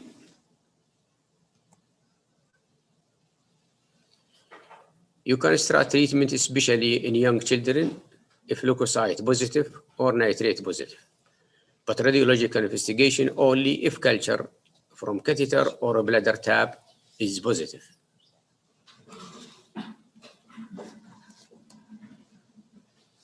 So treatment of urinary tract infections, if it is pyelonephritis, will treatment with IV until febrile, then shift to oral. If all treatment oral, then first dose will be doubled, and total course is 10 to 14 days. Either gentamicin duplication, a combination of antibiotics, gentamicin plus ampicillin, or bacterium, or cefotaxime, cefuroxime, and ceftazidime, or ceftriaxone. So ceftriaxone is the first choice in this case. If patient going to have MCUG, continue prophylaxis until MCUG done to exclude any VOR. In cystitis, we can use augmentin if it is first time to have urinary tract infection, second or third generation for 7 days. A single dose not recommended at all in this case. So minimum is 5 to 7 days to treat cystitis. Is short course, 3 days for lower urinary tract infections, cystitis, efficient as long course? 3 meta-analyses found, 2 analyses suggest long course, 1 analysis showed no significant difference. So better to continue to use long course until more research done.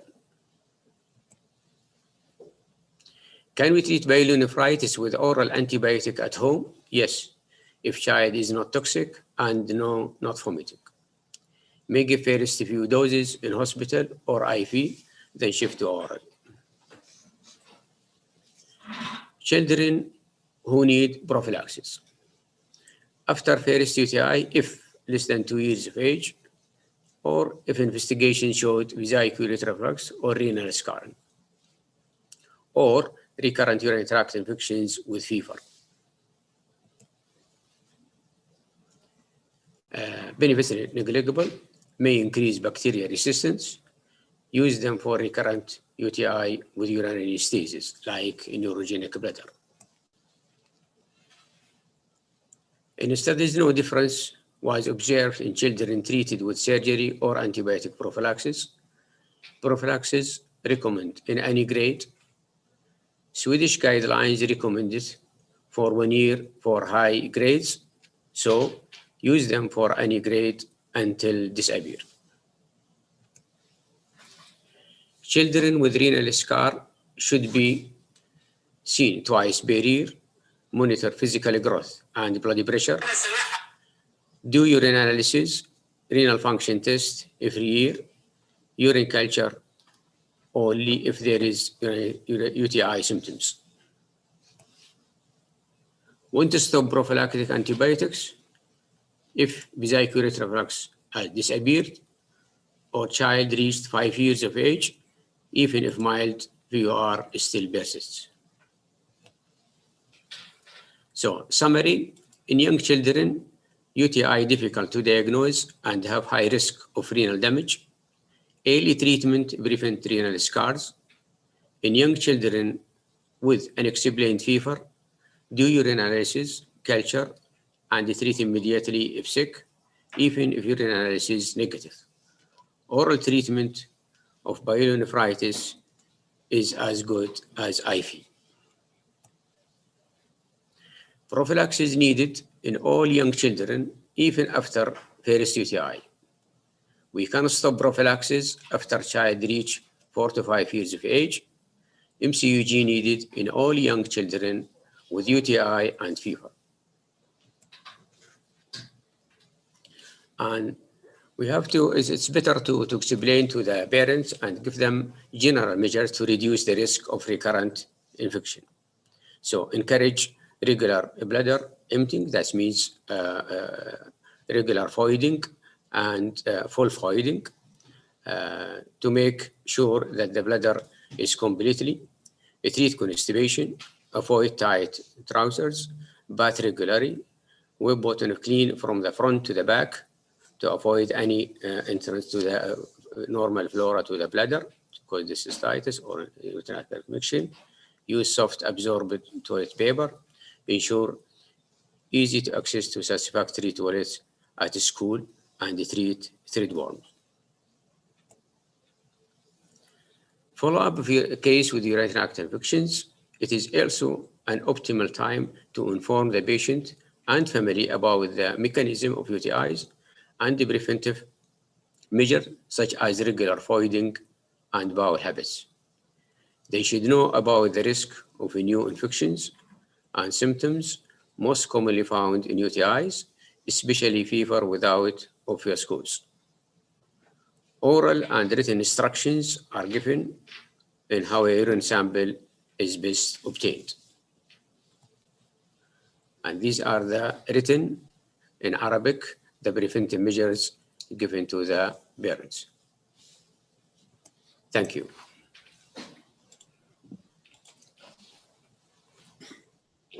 Thank you for your nice presentation. Now we have 5 to 10 minutes. If anyone wants to ask anything about the last lectures or presentation. We have 4. If not, we'll go to the surgical presentation with Dr. Tariq. So if anyone wants to ask, we are ready.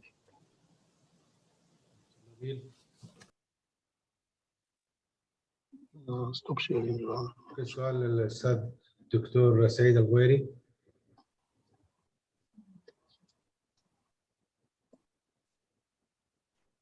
Okay, so we will shift to next speaker. Our next speaker will be Dr. Tariq Abdulqais. Dr. Tariq is Associate Professor and Consultant of Pediatric Surgery, colleague of medicine at King Saud University in Riyadh. Dr. Tariq is one of the most eminent pediatric surgeons in Riyadh. He will speak to us about, he will give us 2 lectures. One will be surgical approach to congenital lung disorders. The second one will be portal gas in neonates. It is always surgical. So we'll start with the first presentation. Dr. Tariq.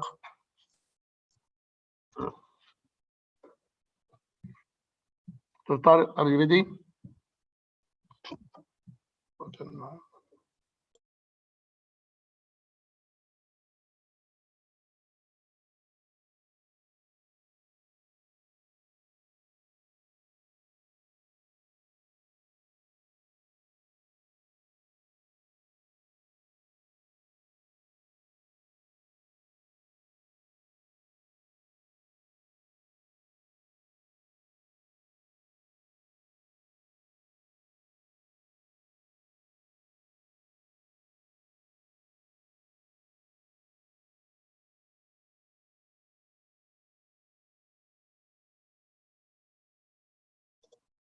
We have one question, Dr. Said.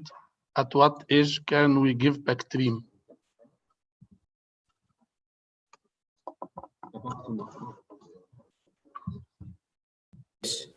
Bactrim above 2 years you can, above 2 months. The first 2 months we can use a prophylaxis or treatment amoxil, but after 2 months you can give Bactrim.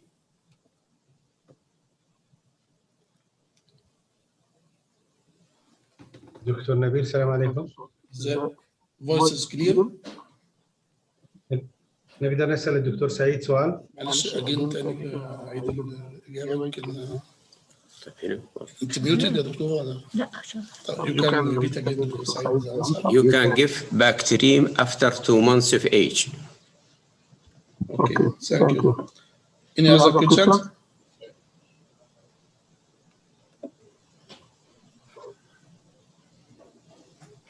دكتور نبيل سؤال تكرما.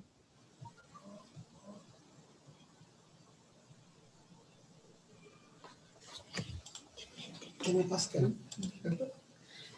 عن النيوتريشن in UTI الاكسيديفيكيشن او الكالكالينيزيشن اوف يورين والتوت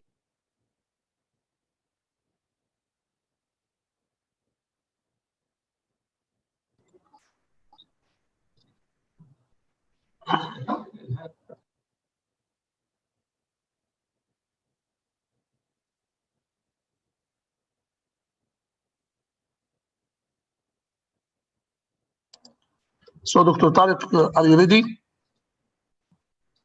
You can unmute yourself and you can start. So you will start with surgical approach to congenital lung disorders.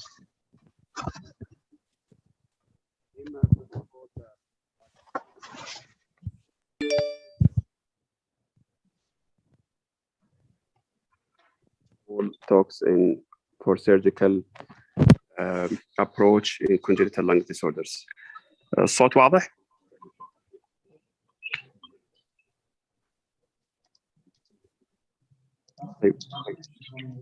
Do you hear me, Dr. Nabil, and the screen shared? Yes, screen shared, make full screen and you can go. Okay. It's full screen, unfortunately. Anyway, we will talk today about the surgical approach for congenital lung disorders. We'll talk about 3 short topics. The first one is the CPAM, then sequestration, then congenital lobar emphysema. Before we talk about these anomalies, we'll talk little about the antenatal diagnosis and management, and what is the best imaging modality. We always hear CT scan is better than MRI, ultrasound better than CT scan. It's a lot of confusion about which modality we should choose. Then the surgical management. For the antenatal diagnosis, for the last few decades, now we can reach the diagnosis antenatally, but we have to be cautious. Sometimes the CPAM is confused with congenital diaphragmatic hernia. Why? Because in antenatal ultrasound, they see the normal stomach as a cyst in the abdomen. But if they see another cyst or a single cyst in the left chest, it could be diaphragmatic hernia, it could be CCAM, it could be sequestration. And also it could be mediastinal cystic teratoma.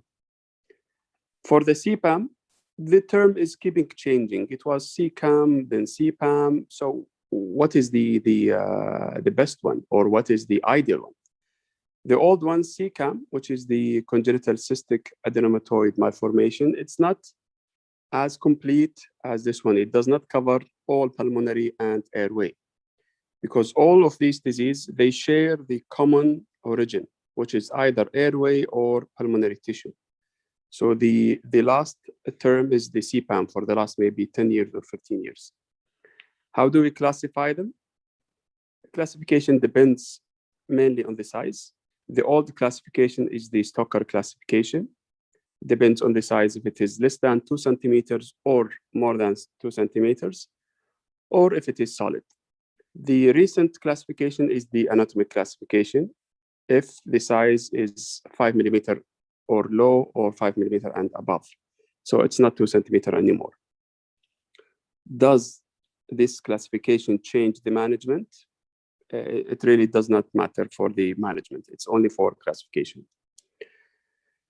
So what is the surgical approach? First of all, should we intervene in all patients, whether symptomatic or not?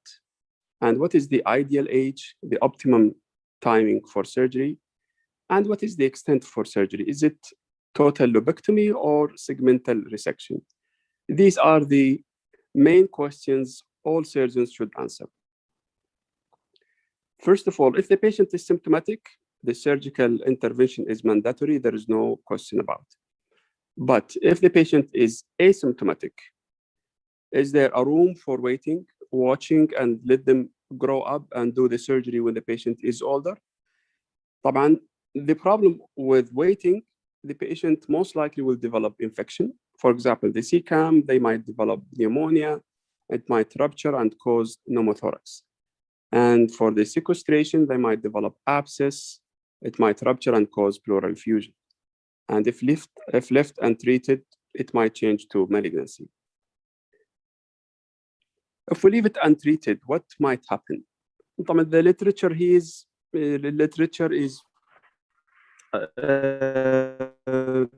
full of different opinions, whether this patient will develop symptoms or will be asymptomatic for a long time, but up to 30% of them, they will develop symptoms, whether earlier or later in life. The question of the ideal age of surgery is really controversial. The literature is full of contradicting results, whether to do them very early, like in the first few weeks of life, or doing them late after the age of 2 years. So what is the answer for these cases? We are talking about the asymptomatic cases of CCAM, not the symptoms. So what is the benefit of early? What is the risk of early? The risk of early intervention is the anesthetic risk. The patient is still like 1 month or 2 months old. There might be a risk for anesthesia. But the good thing, if we intervene early, the chances for a lung growth is much better than if we do it later on life. And on the other hand, if we do it late, like after the age of 6 months or from 3 to 6 months, these patients might develop symptoms while we are waiting, and that will make the operative intervention more difficult, and that will increase the operative complication. But the advantage is the anesthetic advantage. So the patient will tolerate surgery more than when we do it in the first few weeks. I'll not talk about this table, but this is one of the largest studies. They studied more than 400 patients, divided to 3 groups. Group 1 operated before the age of 3 months, group 2 from 4 to 6 months, and group 3 after 6 months. There are no significant differences between all groups except for the operative time. The operative time is higher in as they are older. Why? It is very well known, because if they get older, there is a risk of complications like pneumonia or abscess that will make the surgical intervention more difficult. Otherwise, there is really no difference. Another study also examining the same, and the results is almost the same, except the chances of pleural effusion are more with those who are more than 4 months of age. But really, it is almost the same if we do it in the first month or the first 6 months. It's almost the same, depends on the situation, depends on the institution, anesthesia, and other factors. Shall we do lobectomy, total lobectomy, or just a segmental resection? Everybody loves to do segmental resection to save the other tissue, but it's extremely difficult to distinguish the normal lung tissue from the affected lung tissue by gross eyes. It's really difficult. This is why before any CCAM procedure, we have to sit with the radiologist preoperatively to know which exact lobe is affected. Then we go in. Sometimes we go in and we find a completely normal looking lung. This is why we have to study imaging studies preoperatively. And this is why segmental resection has no role in these cases. Maybe for the older kids, maybe, but for the small kids, it has no role. For the sequestration, in comparison to CCAM, usually they don't have symptoms like CCAM because there is no communication with the airway. Usually it's non-communicating lesion, whether intralobar or extralobar sequestration. And symptoms usually it's not respiratory in origin, it's bloodstream in origin. They might get abscess at the sequestration. But the problem with the sequestration, as you can see here, usually the sequestration is supplied by a single blood vessel coming directly from the aorta. And for the cases of extralobar sequestration, sometimes it comes from the abdominal aorta and crossing the diaphragm. And if, la qadar Allah, this vessel got injured, it might retract it to the abdomen and the patient will bleed and nobody knows. Same thing with the chest, but the chest, we can see the bleeding in front of our eyes. This is why it is extremely important to control the blood vessel before resecting the sequestration. The last topic for the congenital lung disorders is the congenital lobar emphysema. What is it and what is the cause? It's emphysematous changes. There are so many theories, but the one which is accepted, if there is a segmental bronchial bronchomalacia or peripheral bronchomalacia, which allows air to go in, but does not come out and cause air trapping. So the air will accumulate at the peripheral level and cause these emphysematous changes. As we can see here, the right lung is so emphysematous to the degree it's pushing the mediastinum and also the left lung. So what is the management in this case?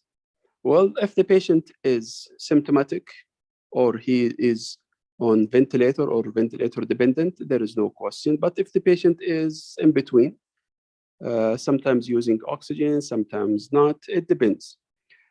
But in general, if the patient is stable enough, if we wait most of them, they will get infection because of failure of excretion and retained secretions. Then it might cause infection. It will be like an itis for infection.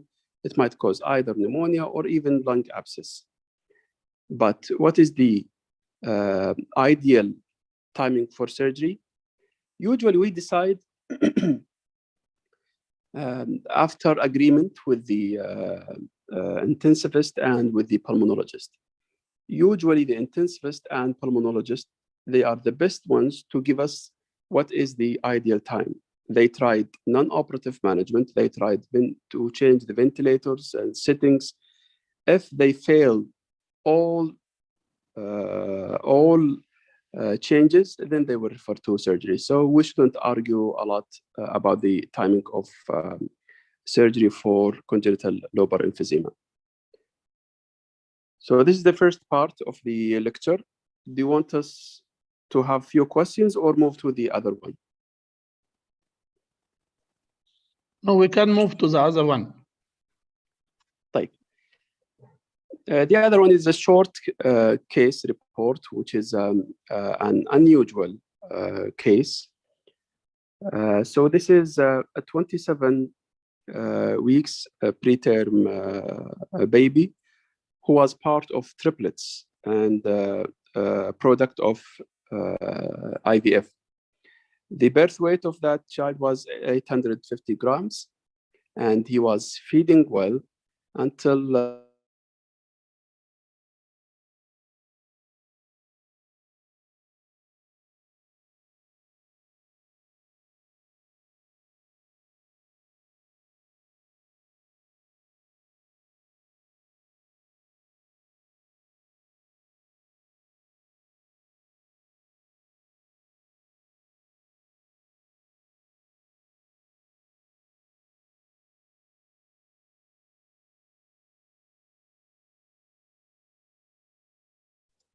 دكتور طارق احنا مش سامعينك. هل حضرتك بتتكلم؟ الصوت مش موجود الفترة اللي فاتت.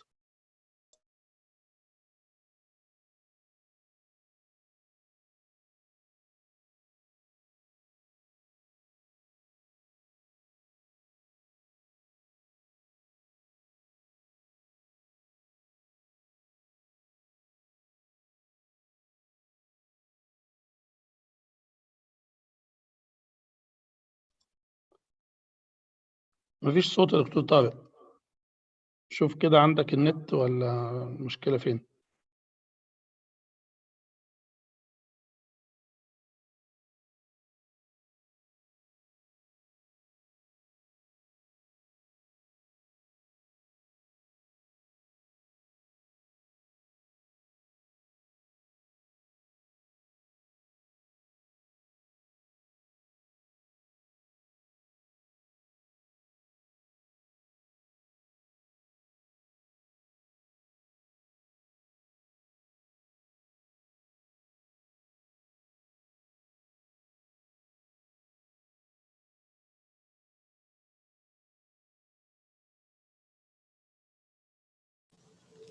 دكتور طارق.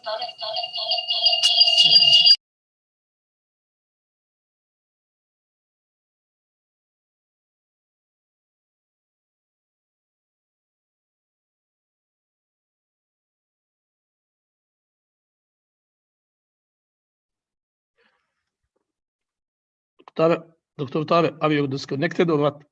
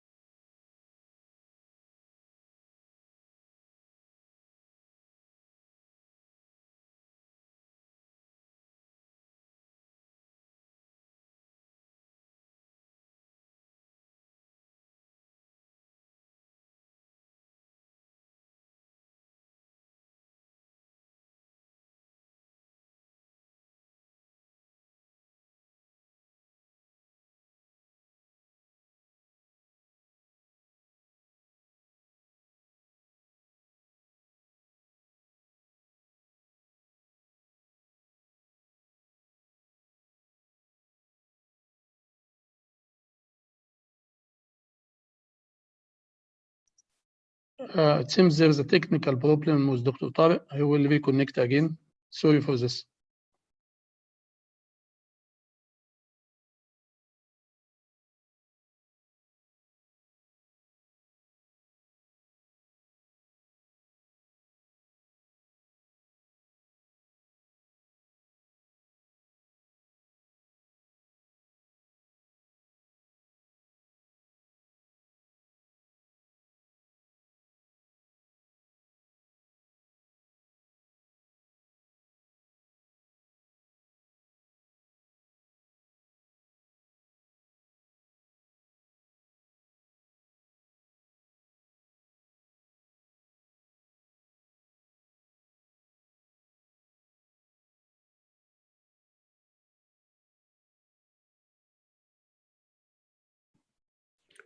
انا مش عارف وصلت فين لانه انا خلصت المحاضره بس هل انقطع الاتصال ولا في شيء؟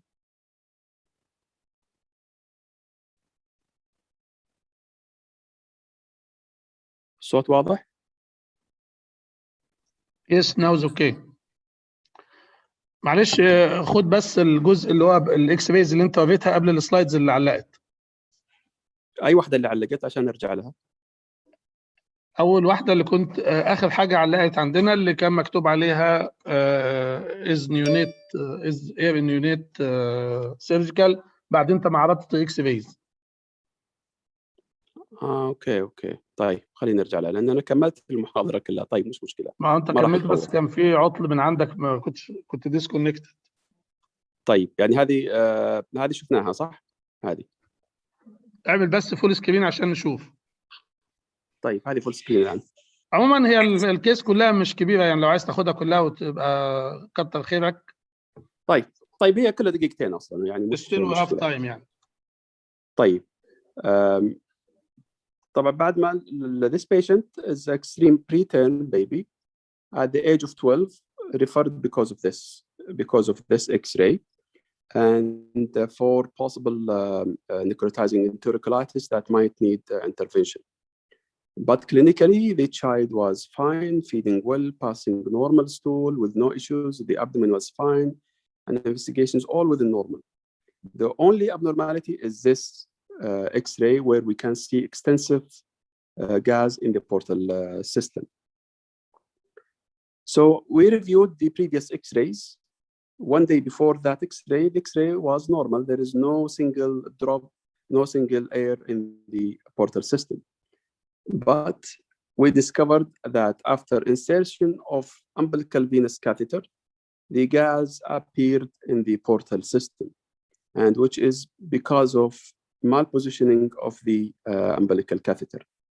So the umbilical catheter was removed, and after a few hours, all gas disappeared from the liver. Is this gas in the portal system or in the biliary system? And the treatment is completely different. And just to tell you, when was the portal gas discovered in neonates? It was discovered a long time ago in 1955. The causes are so many, ranging from minor, benign, like this case, to a fatal conditions where we have perforation or necrotizing enterocolitis. How to differentiate between the gas, if it is in the biliary system or in the portal venous gas? Usually it follows the anatomy of the veins and it follows the anatomy of the biliary tree. For example, we know the venous anatomy goes laterally and peripherally. So this gas is going to the peripheries, almost to the capsule of the liver. But if it is pneumonia or gas in the biliary tree, it will be in the center because all biliary tree come to the center, then goes to the common hepatic ducts. So this picture is classical for gas in the venous system, not in the biliary system. What are the complications of umbilical venous catheter? As you know much better than me, one of the complications of these so many complications is the malpositioning, which in this case led to abnormal gas in the portal system. Other complication I will not go through, you know them much better. So in conclusion, Hepatic portal venous gas in infants without signs of necrotizing enterocolitis could result from malposition of the umbilical venous catheter. And in this case, should not be managed surgically, should be managed medically with no need for any surgical intervention. And thank you. I hope this time you can hear me well. Yes, thanks a lot, Dr. Tariq, and sorry for what happened. Everything is okay. We thank you for your nice presentations. And we'll go now to the second session. We'll go back to Dr. Abdullah Shamrani. Dr. Abdullah Shamrani is a consultant pediatric pulmonologist and pediatric sleep physician, associate professor in pediatric in Al Faisal University. He is the director of the Pediatric Respiratory Fellowship program in Prince Sultan Military Medical City. He is the director of the scientific board of the Pediatric Respiratory Fellowship program at national level in the Kingdom. Dr. Abdullah will give us again two presentations. One presentation will be utility of flexible bronchoscopy in children. Then the second presentation will be update on bronchiolitis. Okay, Dr. Abdullah, you can start. Assalamu alaikum wa rahmatullah. Is the voice clear? Yes. شكرا Mr. Chairman. Jazakallah khair. Jazakallah khair. Shukran, Dr. Nabil. Thank you again for all the people behind the event. وشكر القدير يمتد إلى أستاذي البريفيس سبيكر الأستاذ سعيد الغويري وأيضا للزميل الحبيب دكتور طارق التخيس who make the congenital malformation is very easy for the pediatrician, and it was really very nice case being presented by Dr. Tariq as usual. I will have maybe 40 minutes, so we usually have annual bronchoscopy course in King Faisal for the last 10 years, but this year was in hold due to the COVID era. نسأل الله العلي العظيم أن يرفع عن المسلمين في كل مكان وعن العالم في كل مكان. آمين. The bronchoscopy, we usually really we have many presentations regarding the bronchoscopy, from driving to the pathology to clinical challenge, but I will focus today on, I would say, main important message for utility flexible bronchoscopy and some important message as well to the general pediatrician. So if I will give you just a challenge for these two cases, the one, the higher on the left side, this case came from Jizan with a profound hypoxemia, maybe around 5-6 years. This patient was reported by Dr. Samuel Haider and colleagues from King Fahd Medical City, but in reality, I was the one who diagnosed the case for the first time in King Fahd Medical City. But when I have done the bronchoscopy in King Fahd Medical City for the first time, you see this is the the lavage, and there is what? There is a precipitated material in the lower part of the container. Another case, again, was referred from Abha, from south part of the kingdom, was 3 months with profound hypoxemia and chest infection. And you see now, while I'm doing the bronchoscopy over 3-4 hours, clearing the patient in the OR, okay, I observe that now there is a material now in the upper part of the normal saline. So I usually give these are a challenge for the fellow. Okay, so what could be the diagnosis? The diagnosis, the one on the left side is pulmonary alveolar proteinosis, while the second on the right side is lipoid pneumonia. Okay, let's see later some detail about similar cases. So the objective for the flexible bronchoscopy is to show the usual indication for flexible bronchoscopy, to review the preparation and technical aspect related to the bronchoscopy and lavage. Then we will go through clinical cases, and I would say one important research that we recently published, I would say a few years ago, reflection of 10 years experience in one center. If you go back to the history that the bronchoscopy started maybe more than 100 years ago, initially as rigid by Gustavo Quillan, then maybe more even than 120, the first reported removal of rigid of foreign body by rigid bronchoscopy. Then the surface was improved markedly in the mid-50s. The whole lavage in adult, then later in pediatric polymerase in the mid-60s. Then the flexible bronchoscopy started in the 70s, and I would say the father of flexible bronchoscope international-wide is Robert Wood, and he visited us here in the Kingdom of Riyadh, and he used to be delivering, I would say, almost annual lecture with us in King Faisal through our annual courses for flexible bronchoscopy, which is extended over sometime 3 to 4 days, with the man behind this course is my colleague and one of the pioneer people, Dr. Samuel Haider.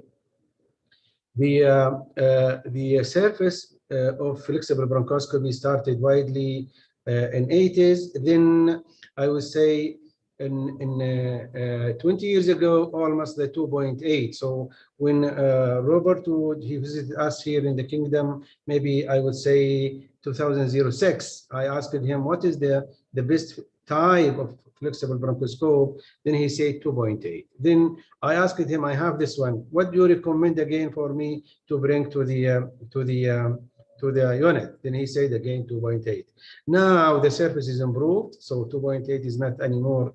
I would say it's obsolete and is not being issued by the company. And now the software improved, okay, and it is 3.1 XP, whether 190 or 290. Is the most popular and recommended nowadays. There is a rapid improvement in the surface, and it is a routine, I would say, to use the flexible bronchoscopy international-wise and even here in the Kingdom. And I think in the future, you will see that the bronchogram is disappeared and the rigid bronchoscopy start decreasing, despite we are not competing. Still the rigid is much better than flexible at all aspects, but the future, I feel it is for the flexible.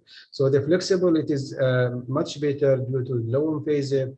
It can evaluate the laryngeal area. You can utilize the bronch for the lavage, and sometimes you can do the biopsy or brushing. But if you are still doubtful about subglottic, fistula, cleft, and do certain intervention, still the rigid is much better than the flexible. Still the surface, I would say here, while I'm working now in the military, still we are much behind colleagues from the ENT, and still the surface of rigid is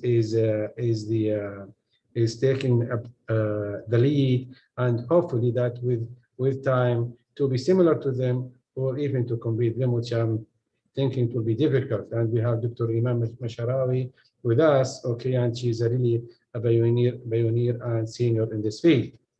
And luckily that she is with us in this conference. Nowadays, in the era of the COVID, and even I would say for the last several years, there is a company that could produce a single use of flexible bronchoscope that you can use it once, and you cannot reuse it because of potential risk of infection.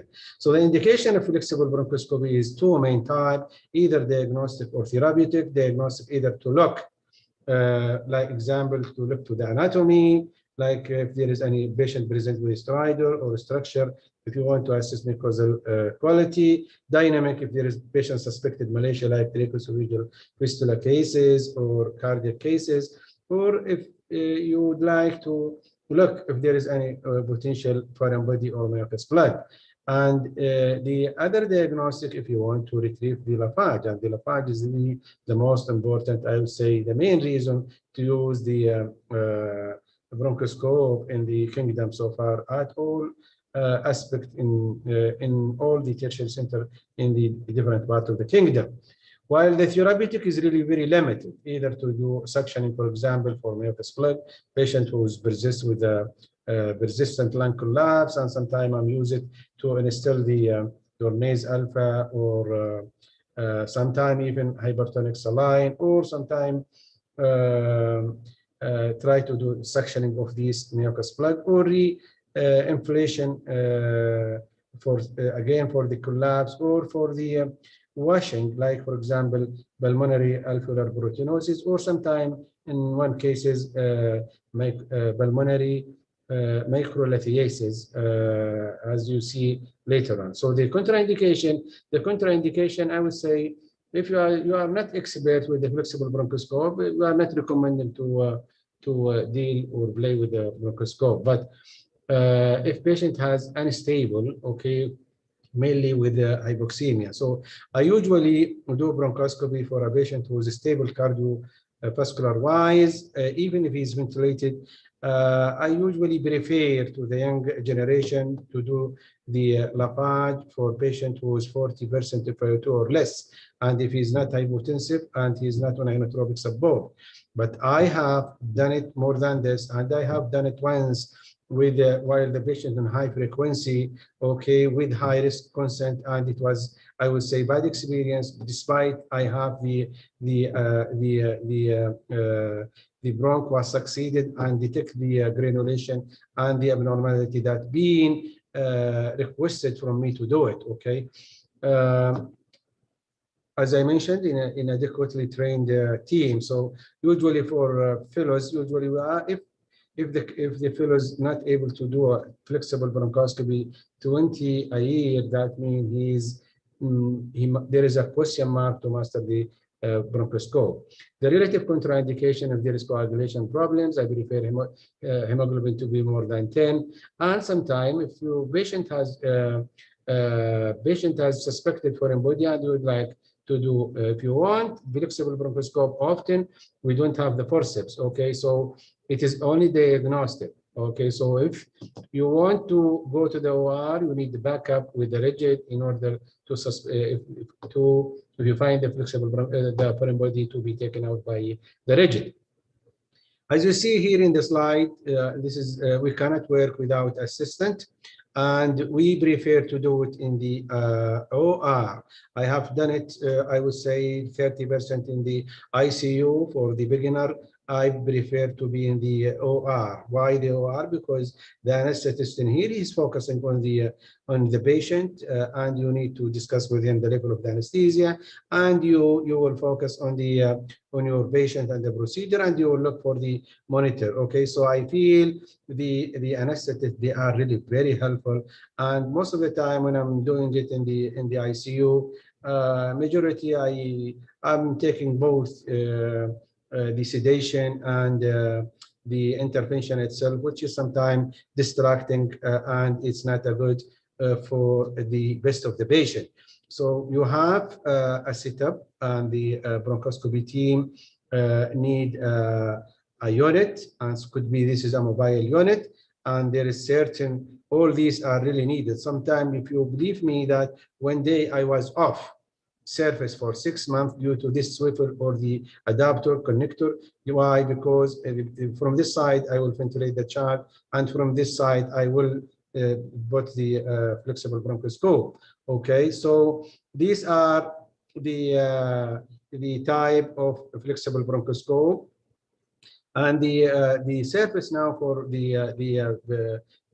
the cost for the flexible bronchoscope for those beginner, it's around 500,000. Okay, and you need I recommend 3.1, and you need some time. If you want, I recommend another bronchoscope, and older bronchoscope, for example 4.8 or 4.2, just to be alternative, and sometime it might be easier, okay, for the older group, because the suction will be much better, and the picture will be much better. And in here, what to do, you need to do a consent, you need to prepare your patient, decide it is OR or ICU, you need to assess level of sedation. So the sedation for the malacia, often light sedation, while patient doing lavage, deep sedation, and you need the muscle paralysis. And you need a good communication. So the bronchoscopist should be a good communicator, okay, to discuss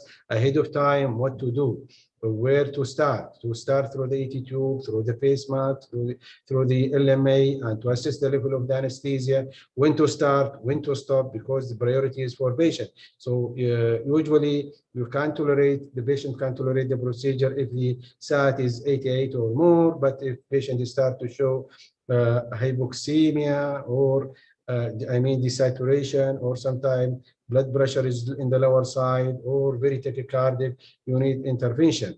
The bronchoscopist should be aware about competencies, so he should be aware about certain tricks that might happen unexpectedly in the OR, and the patient should be under close monitoring, and you know what to do.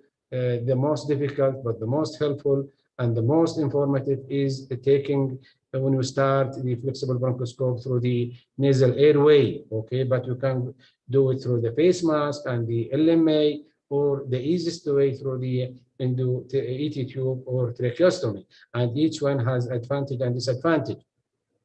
When you decide to do the lavage is retrieving the fluid from the lower airway, often at segmental or subsegmental area. You need to go either to localize the most localized disease through the X-ray or CT, or if the patient has diffuse lung disease, we prefer it often to the right middle lobe or lingula, and we are giving often 1 ml per kilo, 1 or twice or 3 times. And this, for example,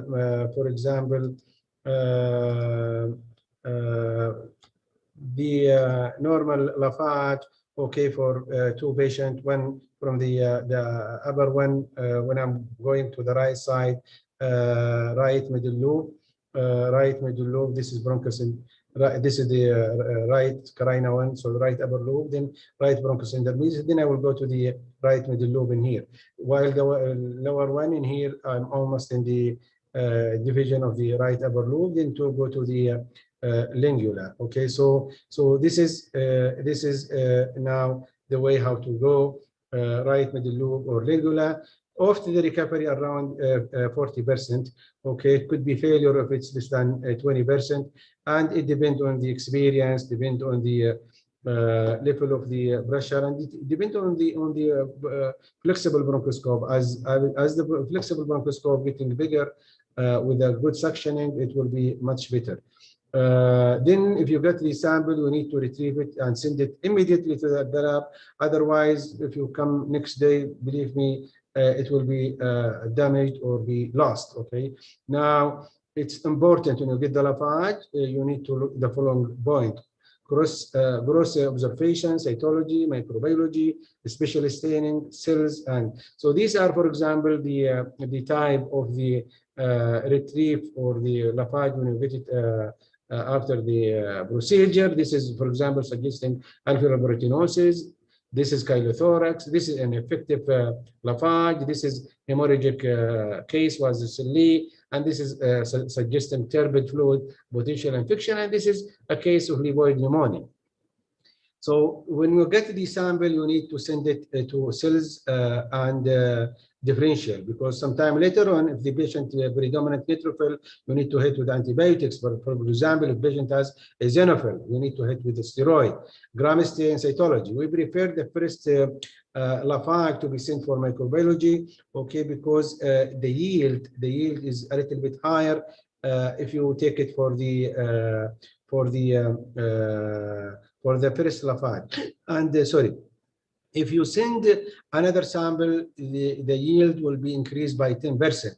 The second lavage often preferred for cells and differential, but the culture, you need to send it, and if you want to send it to culture, if you want, for example, the mycobacterium, you need to alert the microbiologist to observe for longer period. These are the normals for the cells for lavage case. So if any deviation from here, you might give you a hint. If patient has predominant neutrophil, so pneumonia, ARDS, CF, interstitial lung disease, or certain type of pneumonia. Okay, if the patient has predominant eosinophil, so lower eosinophil could be asthma, could be parasitic infection, even could be mycobacterium or certain fungal infection or drug reaction or interstitial lung disease. But if it's very, very dominant, when you need to think about allergic bronchopulmonary aspergillosis or Strasser's disease or eosinophilic pneumonia. The lavage can be helpful as well if you look for lymphocyte. It for the ratio between CD4 and CD8, it can give you a hint whether from the active sarcoid to the poop or alveolar proteinosis. So this could be just for the subspecialty group. When you get the sample, if there is a blood, this is suggesting alveolar hemorrhage, but if the event happened later on, so the alveolar hemorrhage, by the way, or hemosiderosis comes like obesity in the X-ray. But if you do the lavage and it is blood, that means this patient has a recent hemorrhage less than 48 hours. But if the event happened, for example, a week ago, you might just only see hemosiderin-laden macrophage. Culture could be both anaerobic, aerobic, mycobacterium, fungal, viral, and the bacterium here, colonization, we are accepting 10 power 4, and gram stain is really very important. If you have patient with PCB, you need, for example, sulfur staining or Gomori staining. KOH, for example, certain fungi, Zehel-Nelson staining for the mycobacterium, and etc. Okay, so please don't forget, if you have patient lipoid pneumonia, okay, red oil staining, and red oil staining, look for lipid-laden macrophage, and after that, lipid-laden macrophage index. If it's more than 165, this is very suggestive of lipoid pneumonia. Hemosiderin-laden macrophage, for example, suggests alveolar hemorrhage. A certain marker, for example, suggesting histiocytosis, okay, and etc. The clinical cases, this patient, the one I show you in the first slide on the right side, patient 3 months, was failing to thrive, admitted for 2 weeks in ABHA, came to King Fahd Medical City at one day with starting 60%. And when I have done the lavage, it was a lipid material, the diagnosed lipoid pneumonia, taken for first day in the OR. I cleared the right side as much as I can. So if you see here, this is the latest one, but this is when, for example, when I start, because after half an hour, there is a segmentation because density of lipid is much lower than the normal saline.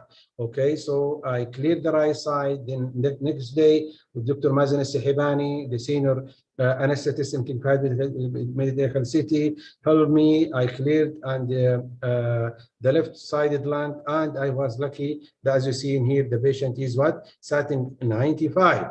Then, as you see in here, the lung is cured. So I was happy, and the patient discharged home. And unfortunately, within a week, patient readmitted again with this X-ray on the right side. Okay, so what happened? So this case just recently published. Even the event happened a long time ago. It deserved publication. Why? Unfortunately, the lipoid pneumonia was a GI, and the GI was contaminated with Mycobacterium shilloni, okay, which is really very common in certain countries, especially Saudi Arabia, Mexico, Korea, and etc. This patient, for example, how to differentiate. Already I talked about the how to differentiate between the lipid and aspiration and reflux disease. You need some time to look for the history or lipid-laden macrophage index. Immunocompromised, the yield for immunocompromised oncology, my colleagues from oncology, the yield is really high, could be 50%. Okay, but sometimes could be low due to often majority of the patients are really on tons of antibiotics. And the culture often in here, BCB or viral infection. I do remember one case, these are really different scenario, the immunodeficiency cases. A child with uncontrolled asthma. This is again immunologist. He referred the case to me. Abdullah, I'm suspecting bronchomalacia. When I have done the bronchoscopy, was positive Pseudomonas. So why Pseudomonas? When I revised the immuno workup, this patient was hypogamma. Again, a patient was first time to have chest infection. She's a girl, and she was positive for Aspergillus fumigatus. Just remember, this is CGD. CGD in 2/3 often X-linked recessive, but 1/3 could be autosomal recessive, and this is unlucky child. Okay, she was well 6 years, and she had really bad organism. And after revising this unusual culture for 6 years, and we diagnosed the patient as CGD. Immunocompromised, as I mentioned, should be, bronchoscopy should be often, for example, oncology when they start the neutropenic protocol and the patient is still not doing well, and often direct for me, I'm doing the lavage, and the lavage in here is a little bit lower than the immunocompromised group, okay, but still could be very helpful, and I could reach up to average 30. This is just an example, one case of the oncology case. The patient was really positive all through the central and peripheral blood through the with the Pseudomonas. But when I have done the bronchoscopy, I found cotton ball, and this is the only case that I have cotton ball. And when I diagnosed the case, this patient has fungal infection. It was too late, and unfortunately, the patient died due to invasive pulmonary aspergillosis. This is the case that I mentioned. Hemosiderin laden macrophage was a SLE case, but this case, the one on the right side, was seen in Hamadi Hospital. The child was really an infant. He had bronchiolitis, then treated by the grandmother, and she gave him the herbal therapy. And this herbal therapy called Khawa Jawa, okay, including another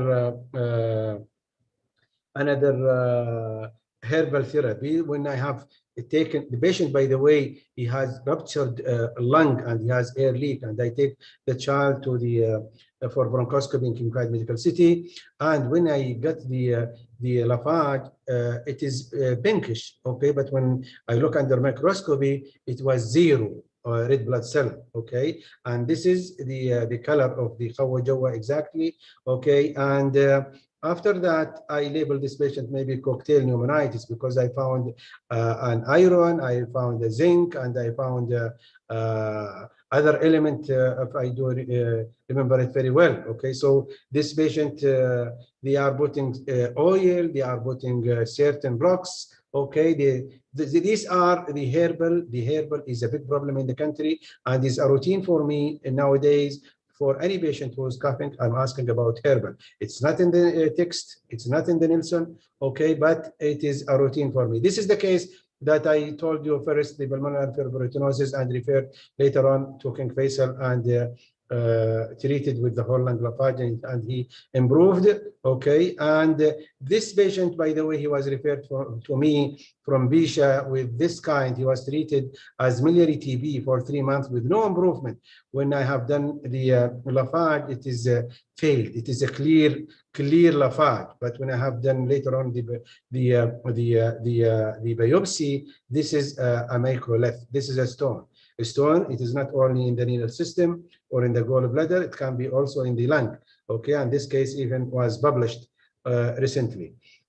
This patient, again, in the cardiac center, we are suffering a lot with the fontan, okay, and plastic bronchitis is a nightmare for us, okay, and this is the case that's been published, okay. So fontan, if patient is hypoxic, after that, you need to think about the fontan. So these are different cases that I mentioned it earlier. Complication often, procedure often safe. The commonest complication is hypoxemia and often transient.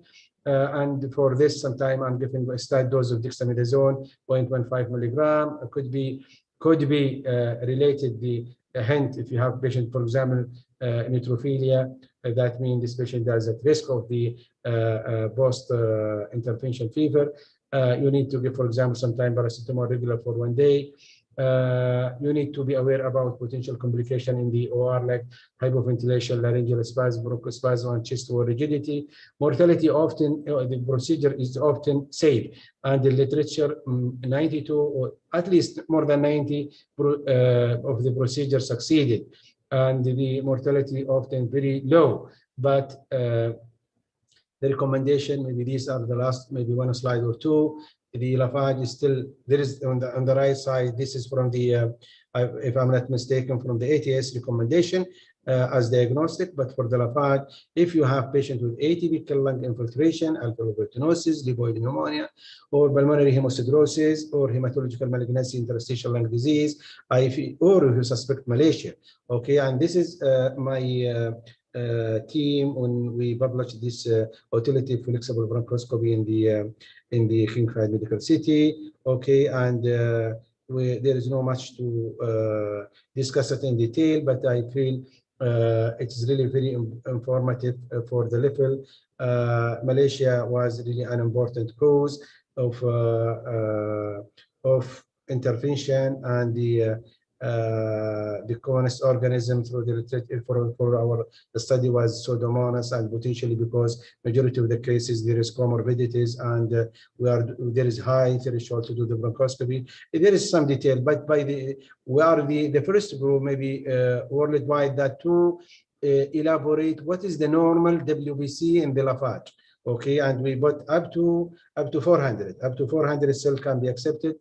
It was maybe the first report to elaborate about normal WBC in the lavage scenario. These are, for example, different cases. This case was presented one of the cross Gulf countries conferences. This patient was called recurrent chest infection.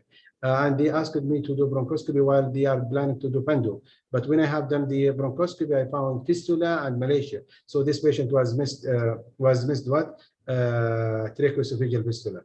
This patient was cardiac, and there is left-sided lung collapse. When I have done the flexible bronchoscope, you will see total compression of the left main bronchus, and this is the nightmare for us in the cardiac center when there is compression, whether from the fizzle or from the big heart. That this is the commonest abnormality that we are encountered in a cardiac center in military hospital. If you see it in more detail, you will see a total collapse later on, 100%.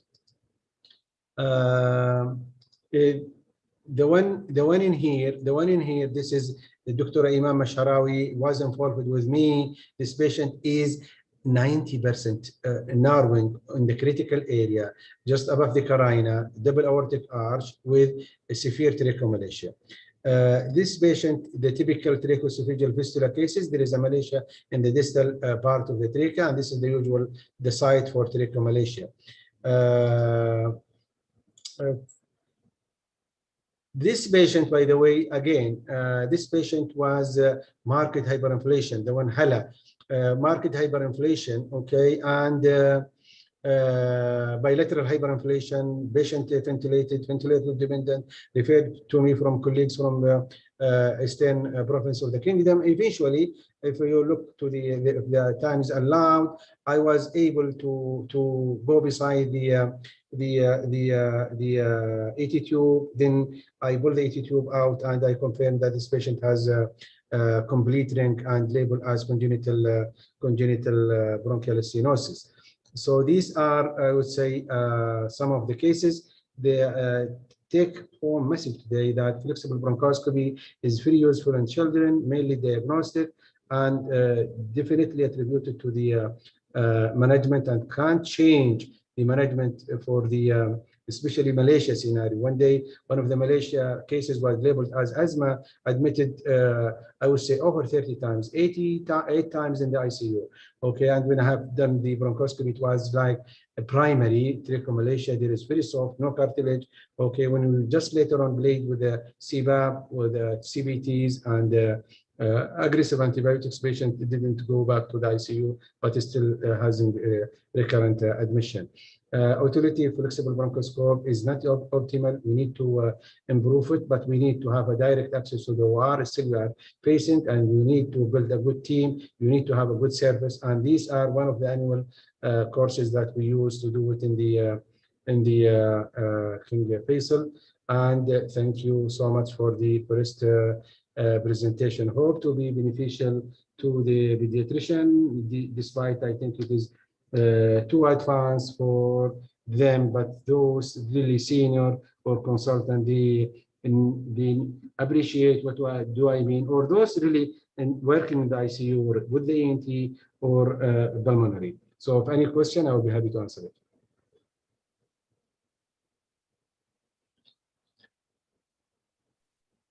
Thanks a lot, Dr. Abdullah, for your wonderful presentation. We still have a lot of time, so you will go with your next presentation. It will be acute bronchiolitis. And Sure. After this, if someone has any question, we can take for your two presentations. Sure. Allah يعطيك العافية Dr. Nabil. Thanks. Take your time. Okay. The second talk about bronchiolitis. Okay. And CIBRO guidelines. CIBRO, that means Saudi Initiative Bronchiolitis Guidelines. I used the honest to present bronchiolitis on annual basis for the last, I would say, 15 years or so. So I was observing the bronchiolitis in the kingdom, and I was involved many times in writing the guidelines, in talking, presenting the bronchiolitis in different institute, inside, outside, even the kingdom. So the bronchiolitis, it is known as a disease of debate. There is unexplained variation in the management of patients with bronchiolitis. And this has been confirmed in the literature a long time ago. And I would say Koch et al. And his group, even more than, I would say, 50 years ago, say that oxygen is the only therapy in bronchiolitis cases. And physician is still under pressure. Patient is sick, distressed, tachypneic, sometimes hypoxic. And if you look to the evidence-based medicine, okay, bronchiolitis, there is no role for Ventolin, there is no role for Racemil. So what you will do? Patient is still distressed, and the mother and the parent giving some pressure as well. Okay, let's see. What is the most effective therapy in bronchiolitis? Is it Racemic, salbutamol, steroid, oxygen and hydration, all of the above, none of the above? Okay, and if I want also to make it more complicated, I will add hypertonic saline. Okay, so probably the answer. The answer.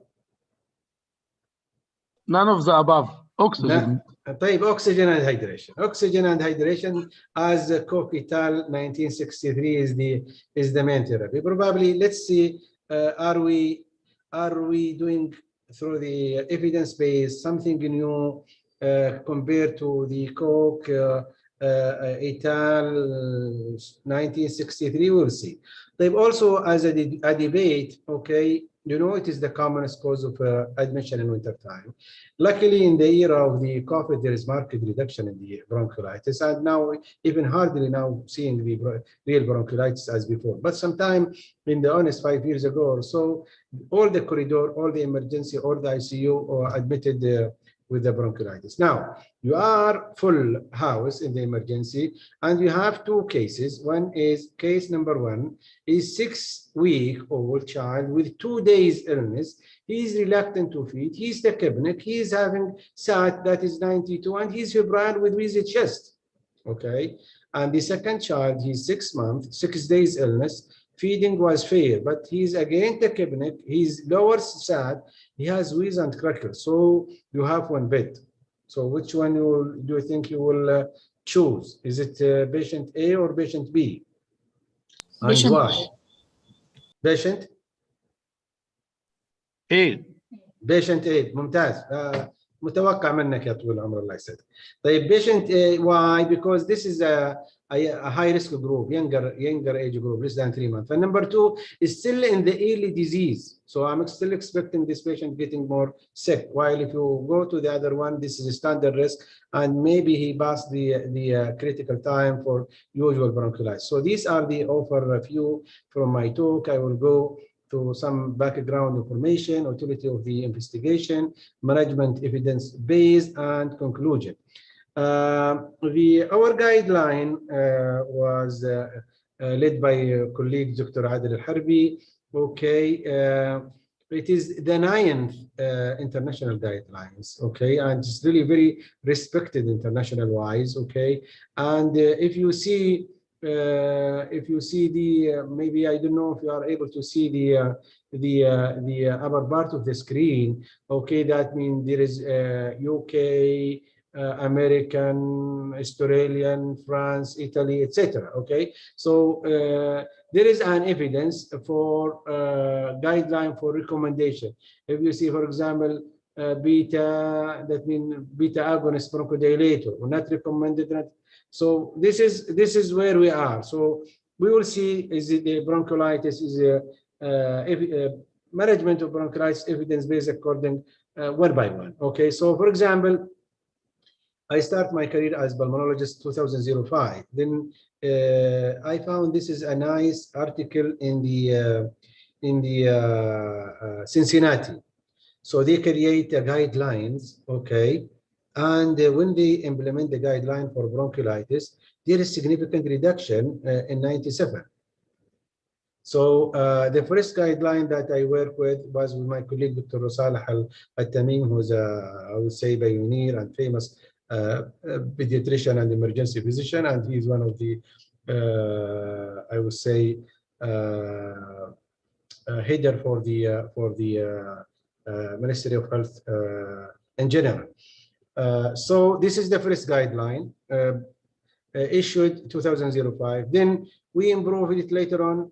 Maybe this is the third guidelines that I have done. See how many signature from colleagues as pulmonologists, IDs, ICU, pharmacists, and etc. Okay, so that was initially as a local institute, but through the Saudi Pediatric Pulmonary Association, we decided that we need to unify the guidelines, like guidelines King Khalid University Hospital, Takhasusi, military, etc. So we decided to build the one guidelines for the national level as important reference for the kingdom. So we appreciate that the bronchiolitis is a global public health problem. It's similar to the asthma, okay? And this guideline will provide guidance for how to diagnose and how to manage.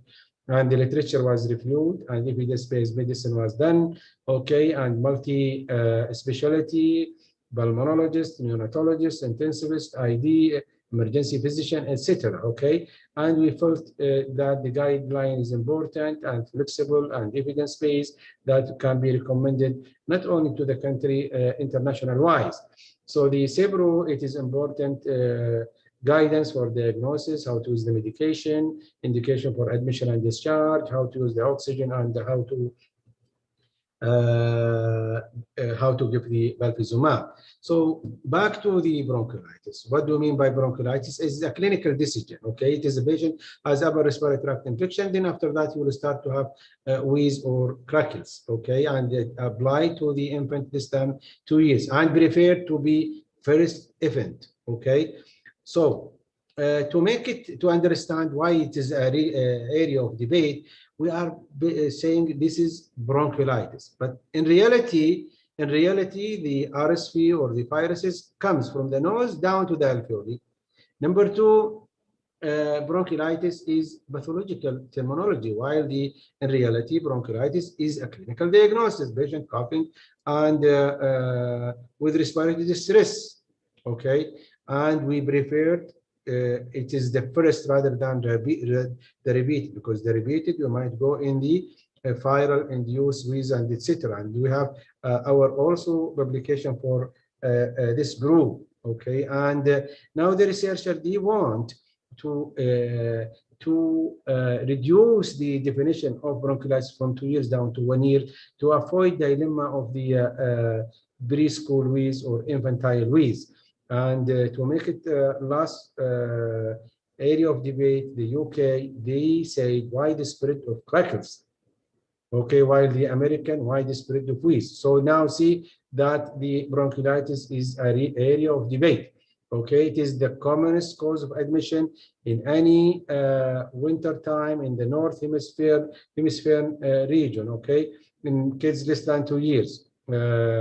It's affecting up to 3% of the children, and could be as high percent of the high risk group need admission.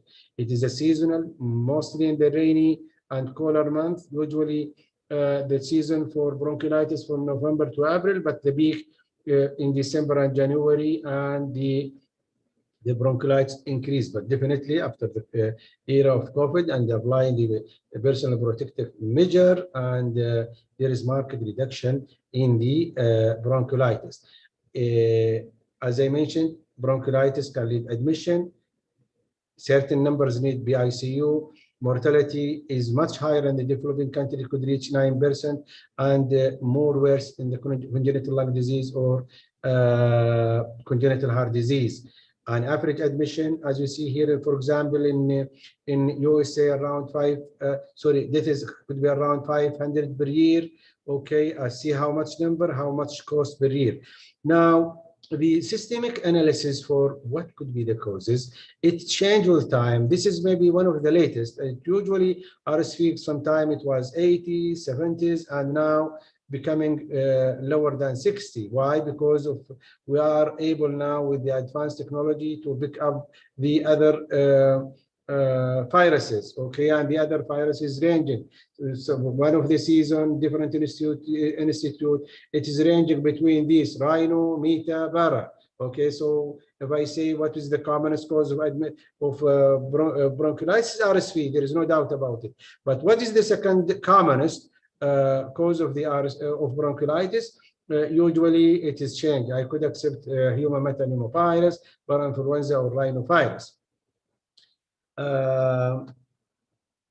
Nowadays, due to the era of COVID, they are trying to retrieve the previous corona cases, and there is no much differences clinically between the corona compared to the RSV, and the percentage usually highest reported is 12% that corona could cause the bronchiolitis. Now, the RSV first time reported in 1950 and called initially chimpanzee coryza virus. In the kingdom, it's ranging between 20s to 95. And this is a recent article by a colleague in Khalid University when they are gathering the all potential literature talking about the prevalence of RSV causing bronchiolitis. Okay, so we are not, we are similar to the international figures. I would say we are around 60–70%. RSV cannot give immunity, so the recent or the second infection can happen even in one season. Okay, RSV is well-respected family, Paramyxoviridae, and you cannot usually clinically differentiate clinically between parainfluenza, pneumovirus, or human metapneumovirus, or RSV. But this is different from the influenza virus, okay? When the patient presents with high-grade fever, ill, and toxic. RSV is single-stranded RNA, okay? And not only any patient will get the RSV, that means will have bronchiolitis. On average, in kids less than 2 years, 40% will start to show lower respiratory tract infection, and mainly tachypnea. Then, as I mentioned, maybe around these 5% need admission.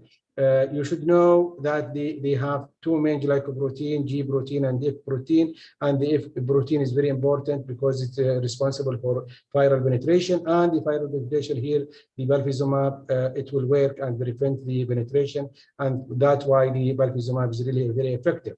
This is a normal lung, but this is a lung with RSV. So RSV will cause hypertrophied mucosa, and cause inflammatory cells and cause sloughing of the epithelium, inflammation, and cause exudate. And these exudate and mucus plug sometimes could cause complete obstruction. That's why you see sometimes in the X-ray collapse, and the commonest collapse often right upper loop, okay?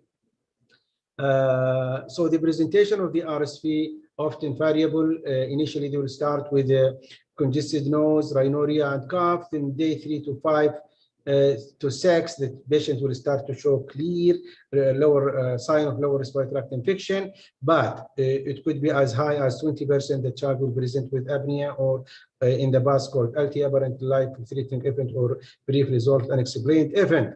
And the child will start showing gradual improvement, and he could continue coughing 50 to up to 3 or 4 weeks. This is important slide. So any patient coming to you with bronchiolitis, you should know the duration of the illness. How many? Is it day 1, 2, 3, 4, 5? Just to anticipate the course of the disease. And number 2, is he high risk or standard risk, like leukemia? Okay, here, for example, a patient who's high risk, younger age group, prematurity, congenital heart disease, immunodeficiency, Down, CF, immunocompromised, lung malformation, patient with trach. So they are high risk group. So you should anticipate potential problems. Investigation. Nowadays, we are doing rapid antigenic detection, and it's easy. And within 30 minutes, you will put up the virus. But in the past, we are doing direct fluorescent antibody, where you will take normal saline. You take secretion from the nose, send it to the lab, centrifuge, add purifying agent, then add the RSV antibodies. If there's an antigen, you will see these called apple green. Okay, that means positive sample. But sometimes those RSV called negative bronchiolitis. So if you take a proper sample and you send it again, you will see a good number of these cases are positive for RSV again. Okay, PCR is important and is easy nowadays and could be effective in getting the diagnosis in 100%. We are not applying the viral culture, and our guidelines, we are preferring the antigen. This is the common X-ray that we are seeing in bronchiolitis, just hyperinflation and peribronchial wall infiltrate. These patient when having collapse, okay, and often the commonest collapse right upper zone. Why? Because patient is tachypneic, is at risk of aspiration. So this patient is likely to go to the ICU. X-ray often frequently requested.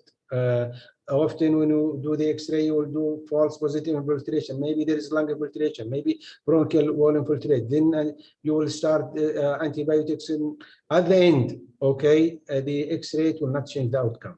Okay, it should be limited for those admitted to the ICU, severe cases, potential air leak, and shouldn't be routinely done. CBC is often benign and shouldn't be done routinely in patient with bronchiolitis.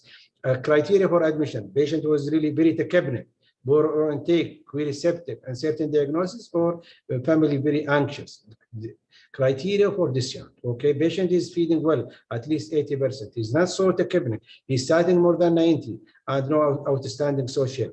And you need counseling of the family. Management, often supportive, as we mentioned. Maintain oxygenation, hydration, and analgesic. And you need frequent monitoring for your patient. Oxygen here is a little bit tricky, okay, because we are thinking that any patient with statin below 90 need admission. Patient was in the emergency more than 94, you can send them home. Patient with 91, 94, maybe he need more observation, detailed history and examination, and decide. I can discharge patient with 90 home after admission with me 2 days, 3 days. But I will not accept patient 91 who's coming in 2 days and he's tachypneic in the emergency, because despite his tachypneic, he's just maintaining his SAT 90, okay? Because SAT 90 means PO2 60. So this is borderline hypoxemia. When we recommend, for example, 0.5 liter per minute nasal cannula for kids less than 6 months, and 1 liter for more than 6 months, more than 1 year. One more thing, you can send the patient home if he remain off oxygen at least 12 hours.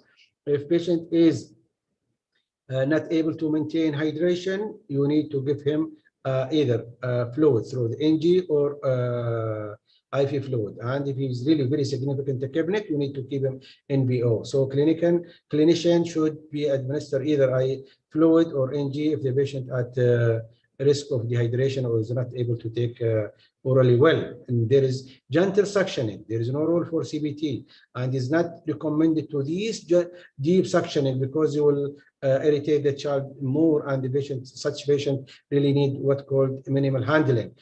Transmission of the RSV are really highly contagious, and strict hand hygiene is really very important. Avoid crowding.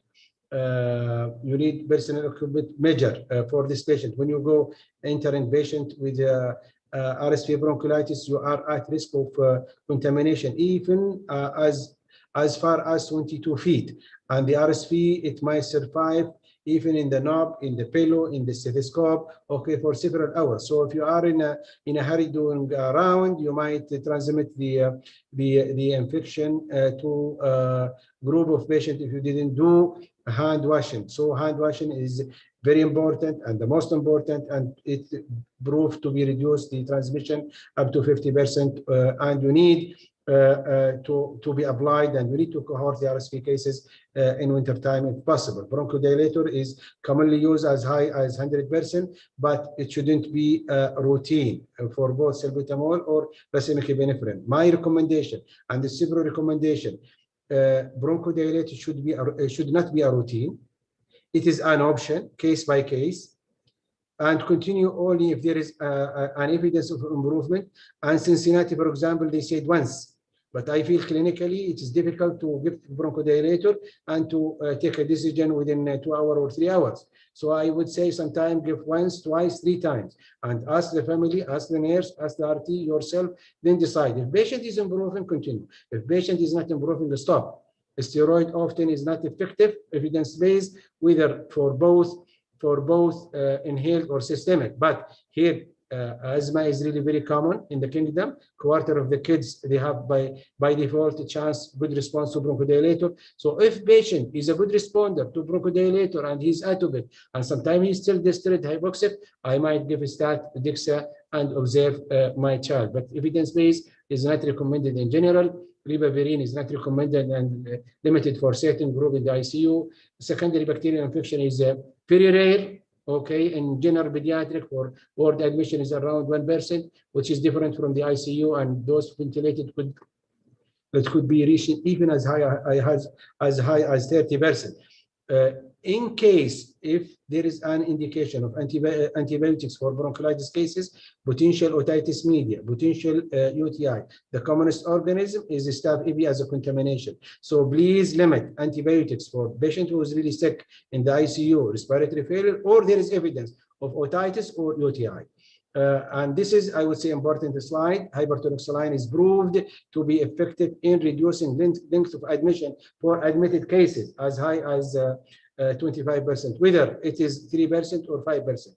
Halox is really important for those admitted to the ICU, plus the high flow nasal oxygen and CPAP to avoid potential intubation. There is no rule for anticholinergic, phenylephrine or Singulair or azithromycin.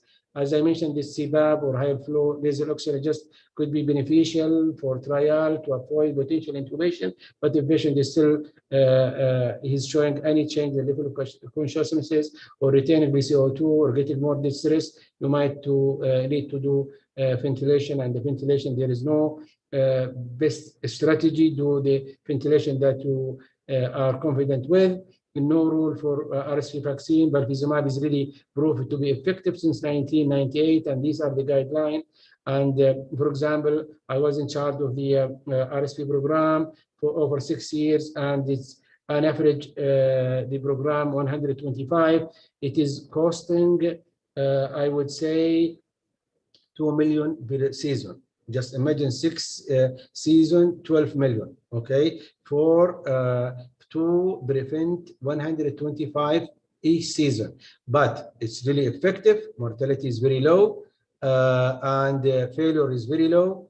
There is no side effect, and the usual dose is 50 milligram per kilo, 5 doses, starting from November till third week of the March. Summary: bronchiolitis is a heterogeneous disease in terms of response to different therapies and in long-term outcome, despite numerous guidelines available, but still there is a limited rule for bronchodilator, steroid, ribavirin, and vaccine. Promising hypertonic saline for admitted patient. Belvizumab is really effective. Bronchodilator, bronchiolitis guidelines should be implemented and encouraged, and Cipro should be utilized. And thank you so much. Thanks a lot, Dr. Abdullah, for your amazing presentation. I have one. I just want to ask you one question. If you have a baby with bronchiolitis and you've done the test for RSV virus and it's positive, do I need to repeat it?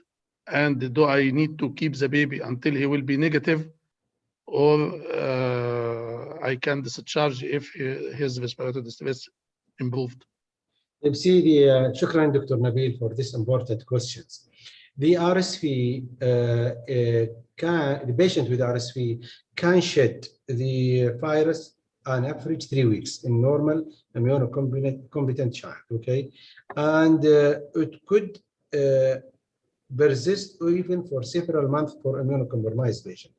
So if you are talking about in ICU, if you encounter patient with RSV in the NICU, I think the most importantly, you need to isolate this patient from the unit. And number two, personal protective measure is the most important. There is no rule for belvizumab. Okay, even now to give belvizumab, there is no rule that it cannot change the course of the disease. Now, if the patient gets RSV, for example, in the early of the season, for example, in November, and he's still at risk, now there is a debate because the group, they are saying don't give, okay, the patient second dose of the belvizumab because the chance of second infection is very low.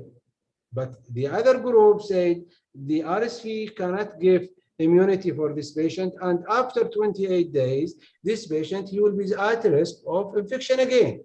Okay, so I will leave it for you. In my view, I would say it's very unusual to have patient with twice RSV in one season. Okay, but if you are worried about your unit in the NICU, and at one time if you get really epidemic RSV in the unit, I'm supporting to give after 4 weeks to give another dose of belvizumab, even for patient who's infected in the early season. Thanks a lot, Dr. Abdullah. Anyone has any question, or we can move to our second speaker? We'll give just 2 minutes if someone wants to ask anything.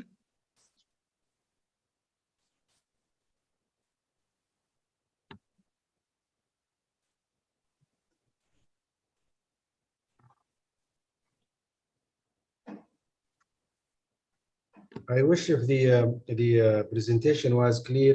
I don't know if me and you were right in choosing this subject, but I think bronchiolitis is really very important, and we recommend to go to the website. It's free on the Annal of Thoracic Medicine to have the Cipro. If someone is not able to retrieve it, I will be happy to be in contact, and we will send it to him. Bronchiolitis guideline is really very important. If not this season, for next season and the season after. Bronchoscopy, I would say limited for certain group of people, maybe doesn't like by the other groups or majority of the population, but hopefully that I gave you some highlight about the flexible bronchoscopy in pediatric age group. Yes, actually your presentations were amazing, both of them. And we thank you very much for your valuable knowledge and sharing us your experience. And I hope, inshallah, that we will make separate lectures for you outside our symposium also, we have a series of lectures here in Saudi German Hospital. If you want to join us, we can give you. بكل سرور. It's my pleasure. جزاكم الله خير. وفقكم الله. شكرا جزيلا. شكرا للمستمعين. وفقكم الله وأتمنى لكم التوفيق إن شاء الله. شكرا جزيلا. شكرا. Thanks a lot. Now we'll move to our next speaker. Our speaker will be Dr. Haydar Sumaili. Dr. Haydar is a consultant neonatologist in King Saud Medical City, Al Shimisi Hospital in Riyadh. He will give us a long talk about airway management in units. We will divide the lecture into 2 parts, and we may take 1 minute or 2 minutes rest after the first one or after the first part. Okay, Dr. Haydar, you can start. Thank you, Dr. Nabil. Thank you for all the members of scientific committee who allow me to share and participate in this excellent annual meeting. My talk today about neonatal airway management.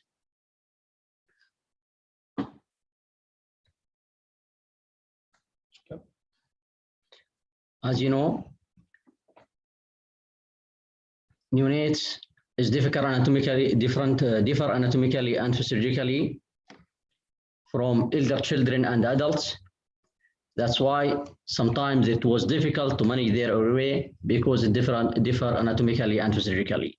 If you can see this table, it showed us some characteristic of neonatal airway. The skull is larger to the body and larger cranial fold to face ratios. This will lead to push the head and neck into the flexion position, as you can see here in this photo. This diagram for the healthy neonatal patient. We can see the proportionally larger head relative to the body. Second, the tongue is larger relative to the oral cavity and occupies more space posteriorly into the hypopharynx.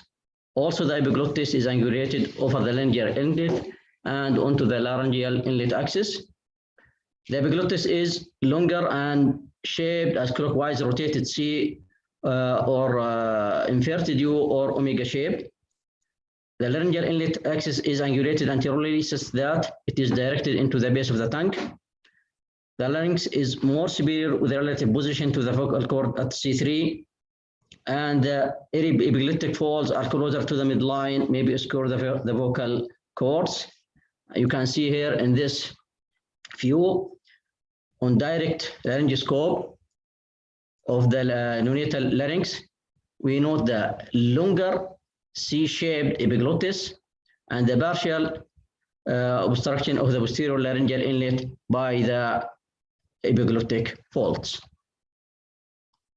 Also, the narrowest laryngeal portion is the cricoid cartilage. At this inlet, sometimes if you intubate the patient, it will be hard to use larger size or to use the cuffed tubes. Finally, the vocal cords are inferiorly inserted at the anterior aspect of the larynx, which result in the anterior commissure angling away from the laryngeal inlet. If we will move to the neonatal airway physiology, we see that the mechanism causing the onset of breathing at birth are still not fully elucidated. An increase in the FiO2 together with cord clamping are likely the key factors initiating the rhythmic respiration. Through the breathing process and the onset of systolic respirations, the pulmonary fluid is expelled out via the upper airways, and the residual pulmonary fluids is transported through the dilated capillaries and the lymphatic system. So once the fluid is moved over the course of the hours, the lung compliance will improve, and with lung expansion, the surfactant is discharged into the alveoli. This will help to maintain the alveolar stability and to maintain the lung volume essentially and functional residual capacity. So the patient will move from the intrauterine to the extrauterine life. To maintain this functional residual capacity at levels similar to a supine adult, the neonate will do some maneuvers this neonate, they tourniquet exhalation before reaching the static functional residual capacity. So this referred to as diaphragmatic braking, which add and then maintains extra volume within the respiratory system. In addition, the intermittent glottis closure using the laryngeal adductors during the exhalation refers to laryngeal braking. So this will help the baby in providing the positive intra-expiratory pressure, and also this will help to maintain the neonatal lung volume. If we see or compare the lung volumes of the neonate to the body size, we'll find that it is smaller in relation to the body size, and the metabolic rate is at least twice that of the adult. This will result in greatly increased ventilatory requirements per unit lung volume. So the neonates meets these ventilatory demands by increasing the respiratory rates, which can reach up to 60 per minute, and normally it is ranging from 30 to 60 per minute. And if you compare that to the adults or their children, what usually they breathe at a rate of 12 to 15 per minute. The airway resistance also is greater in neonates compared to the older child and adults, because their airway is small caliber, and this will lead to also increased work of breathing and increased vulnerability to diseases affecting the airway. Also, the inflammation and secretions have a greater effect on the smaller airways. Even a small amount of narrowing results in significant increase in resistance and work of breathing. Also, there is factors can also affect the functional residual capacity and will decrease it, like a sedation, anesthesia, either given to the baby or given to the mother before the time of delivery. And also, if there is any depressed neurological status in the neonate, it can also affect the functional residual capacity. Thus, the CPAP and the BEEP are required to improve and then maintain functional residual capacity when air management is needed.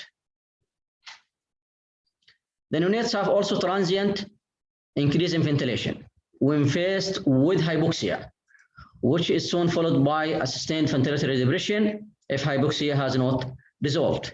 Even the temperature control, if it is not well established, if we will start by mild hypothermia, this may lead to abolish the initial transient hyperventilation.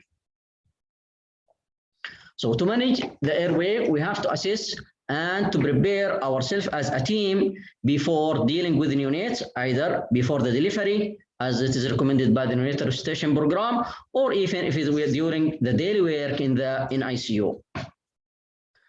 So we have to review the patient medical history and the indication for airway intervention. Also, the medical history will include the medication given to the child or his mothers, the allergies, last oral intake. Also, the gestational age is important for us, and relevant medical comorbidities, including any medical issues related to the prematurity.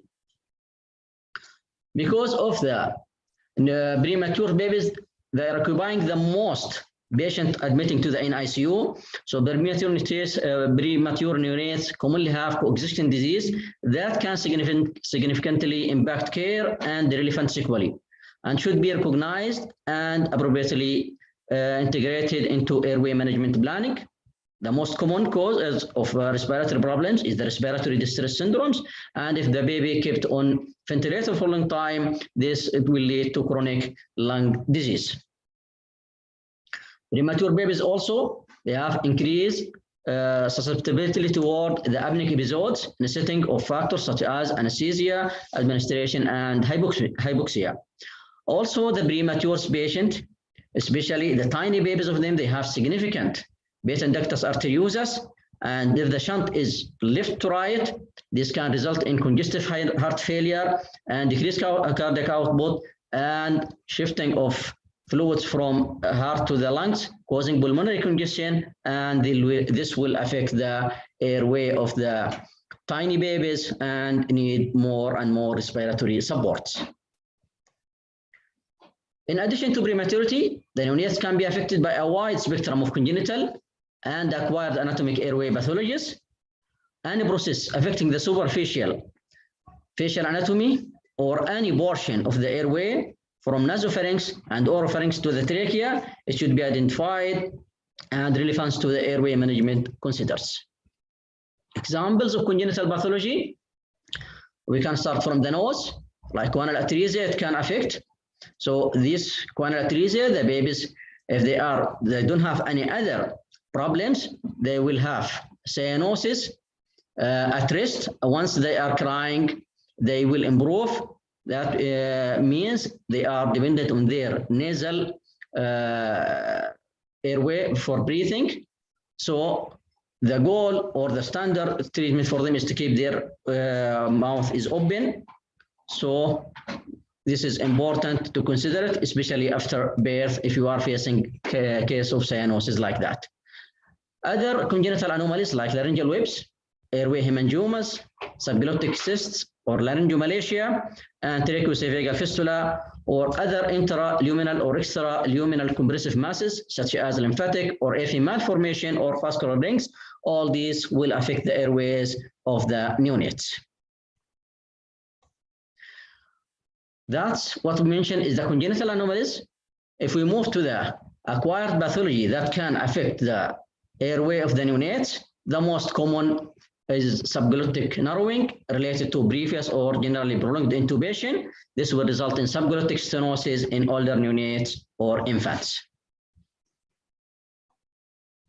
The other pathologic condition that don't directly involve the airway, but still significantly impact on the airway management is the extra thoracic diseases like abdominal process, such as enterocolitis, necrotizing enterocolitis, the congenital anomalies like omphalocele or gastroschisis, that it will interfere with the airway and will by leading to diminished functional residual capacity, and thus render the patient more susceptible to hypoxemia in setting of apnea.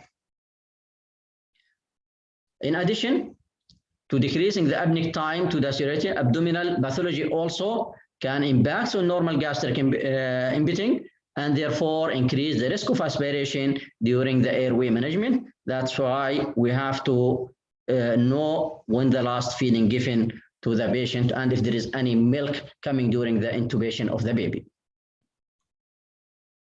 Also, certain disorders out chest and abdomen, it can affect the airway management and affect the optimal positioning of the airway management.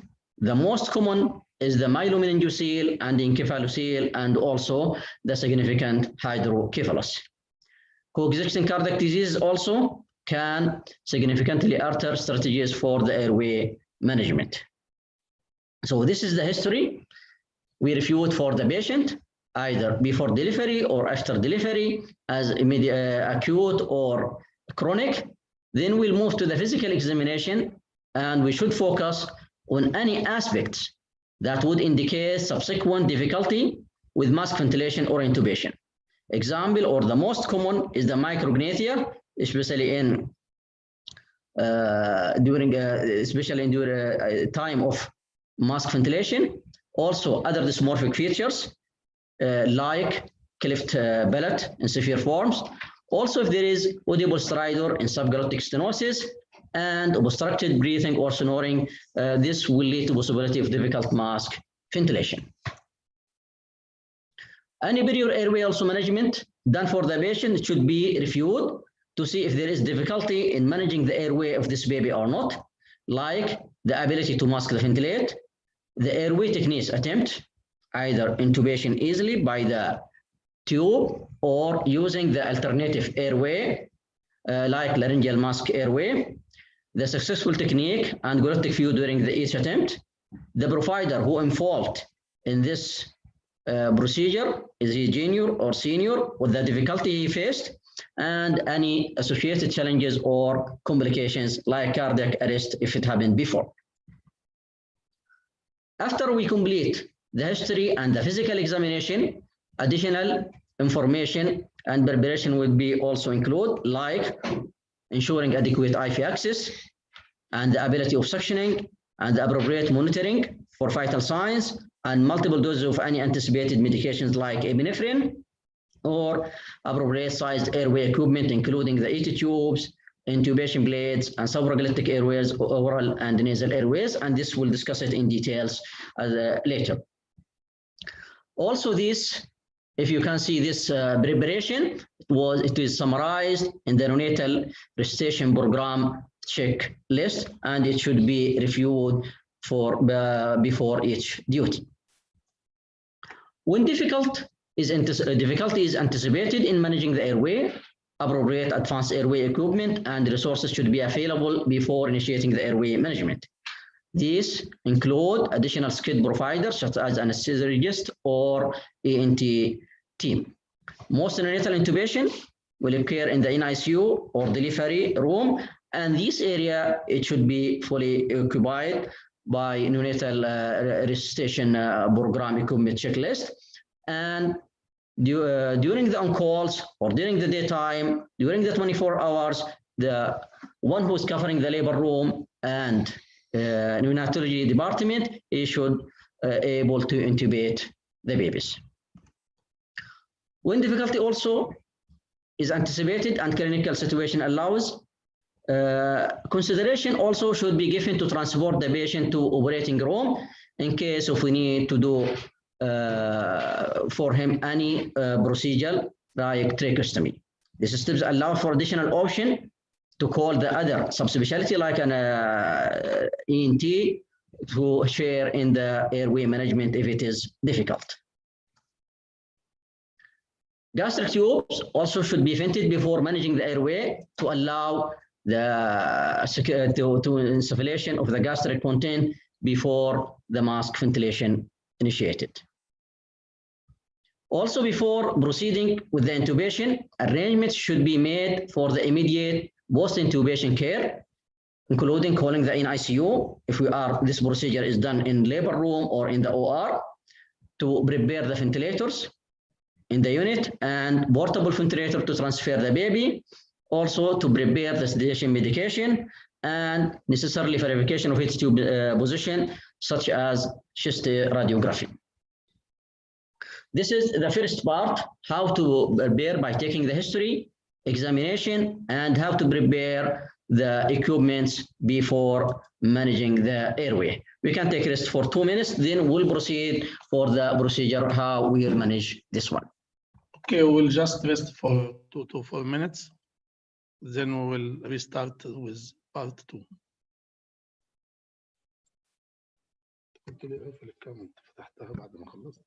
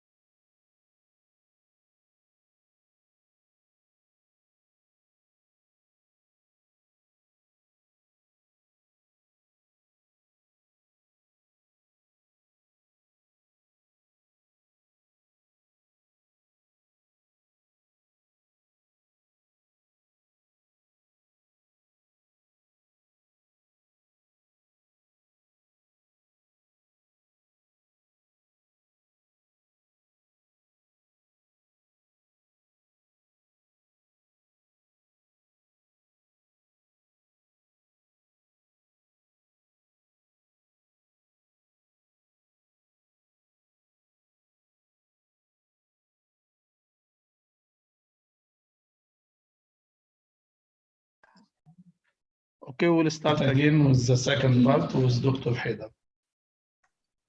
Thank you so much, Dr. Nabil. So we'll continue the second part of neonatal airway management.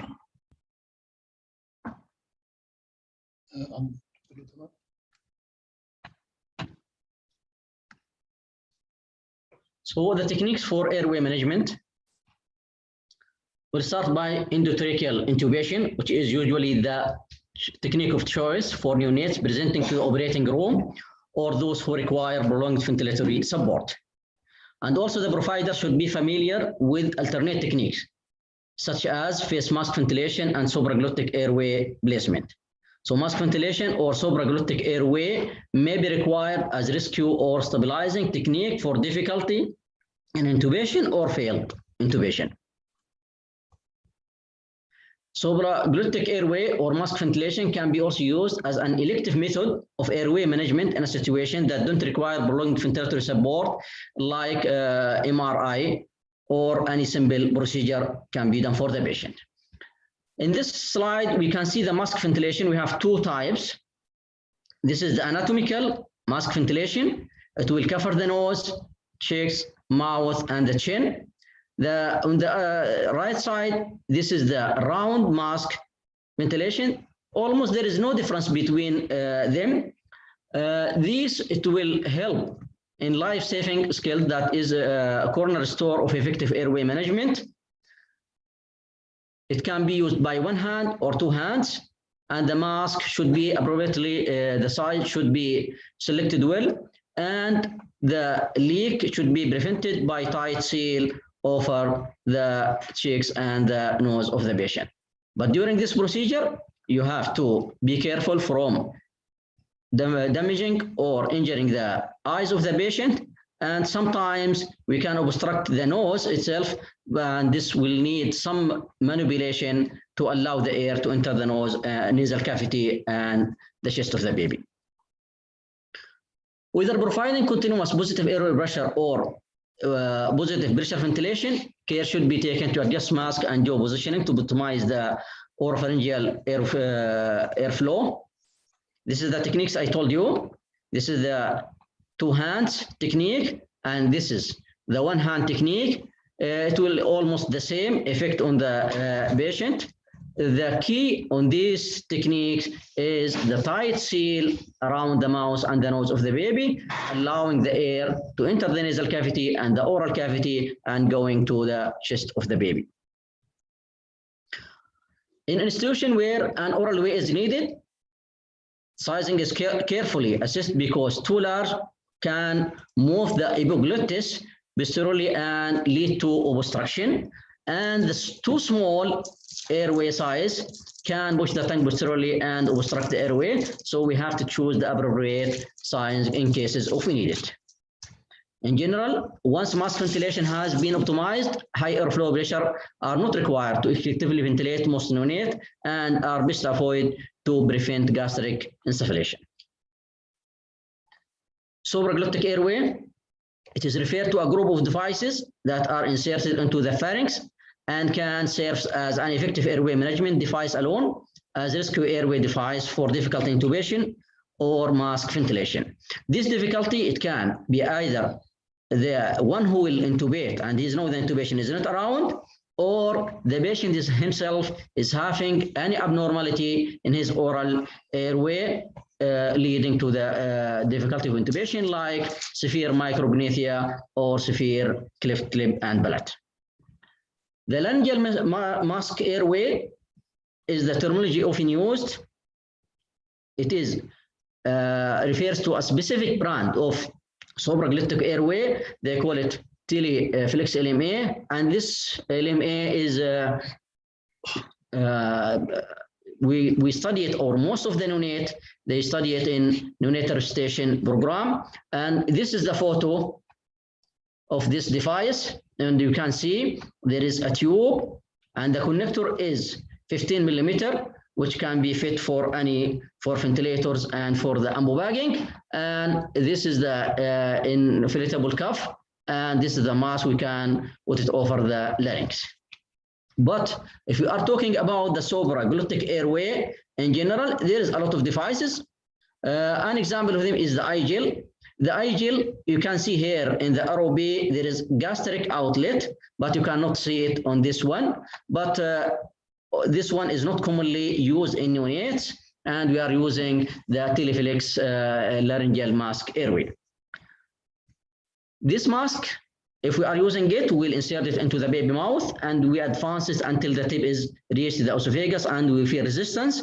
And once it's inserted, the cuff will be inflated. So we can inflate it through this device here by 4 to 5 ml of air to fix it. Then the mask will cover the glottis like a cap, and the inflated cuff creates a seal against the hypopharynx. As you can see here in this diagram, we insert it and the tip occlude the esophagus.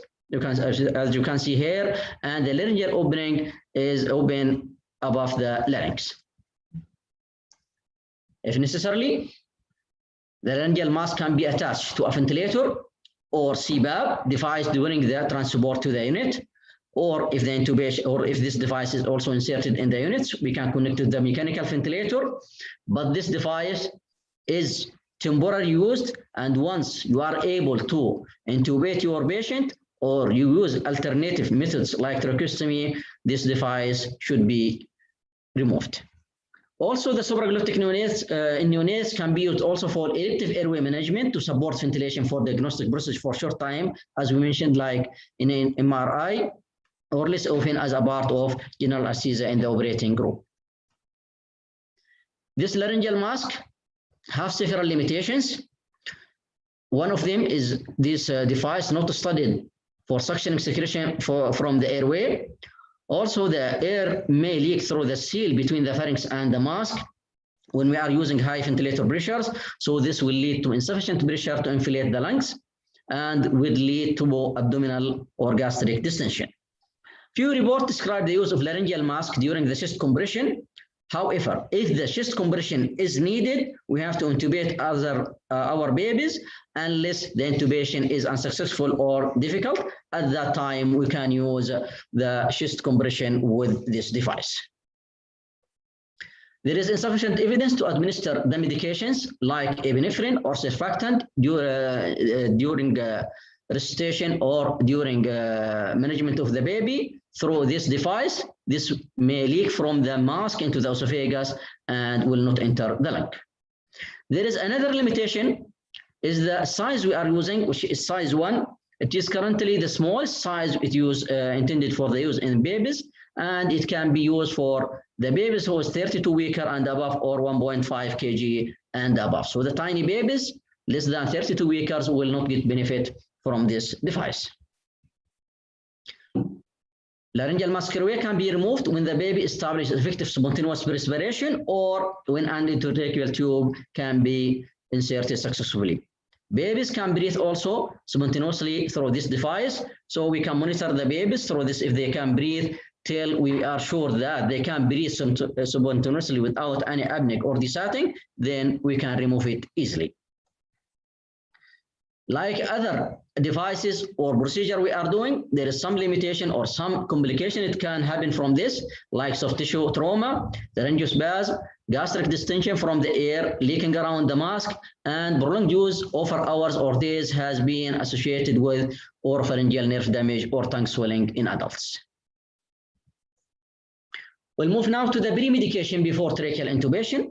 In cases of emergency, no need for that, just only intubate your patient. But if the patient will be intubated electively, so we have used the medication. In a large number of clinical trials, it was demonstrated that the use of pre-medication before tracheal intubation increased the success rate. The adverse event associated with intubation in an ICU, it will affect around 20%, with severe desating in nearly 50%. And some sites are reporting up to 70%. So if you are using the medication, this will decrease to 20%. In particular, the use of sedative medications in combination with neuromuscular blockage has shown to improve the glottic visualization, decrease the number of attempts taken to successfully intubate, and decrease the airway trauma. The largest study to date, a study that examined the use of neuromuscular blockage during the neonatal tracheal intubation, analyzed more than 2,200 intubations from 11 in ICUs and demonstrated adverse event rate of 23% in patients in whom neuromuscular blockage was not used, if compared with only 10% when neuromuscular blockage was used. Regarding the endotracheal tube size and depth, we are depending on the neonatal resuscitation program, and we are dividing our babies into 3 categories: below 1 kg, from 1 to 2 kg, and greater than 2 kg. Below 1 kg, we are using 2.5 millimeter endotracheal tube. From 1 to 2, we are using 3 size, and greater than 2 size 3.5.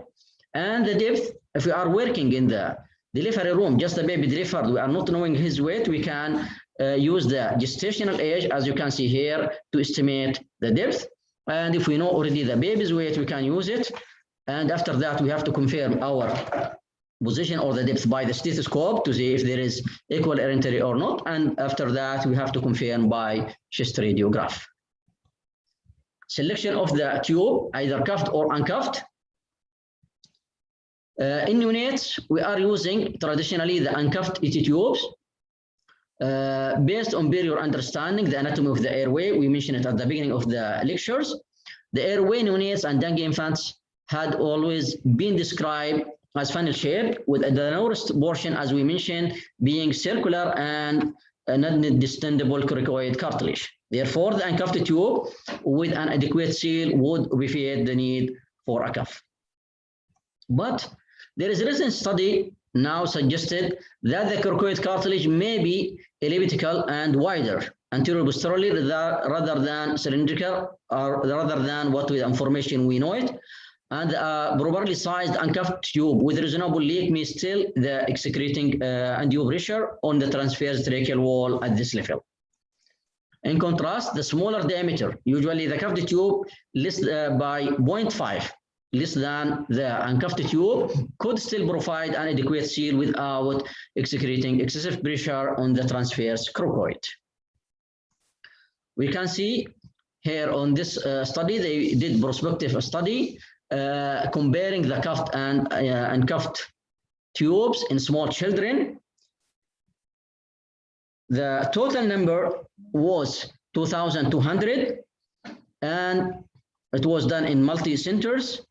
But if you are seeing the age, the median age, it was around 1.9 year, which is beyond or more than our neonates, and didn't focus on in our neonates. And their conclusion that the use of cuffed tube in small children provide sealed airway at cuff pressure less than 20, and this will reduce the need for tube exchange and doesn't increase the risk of post-extubation stridor compared with uncuffed tube. But still, the age group, it is not fit for our neonates.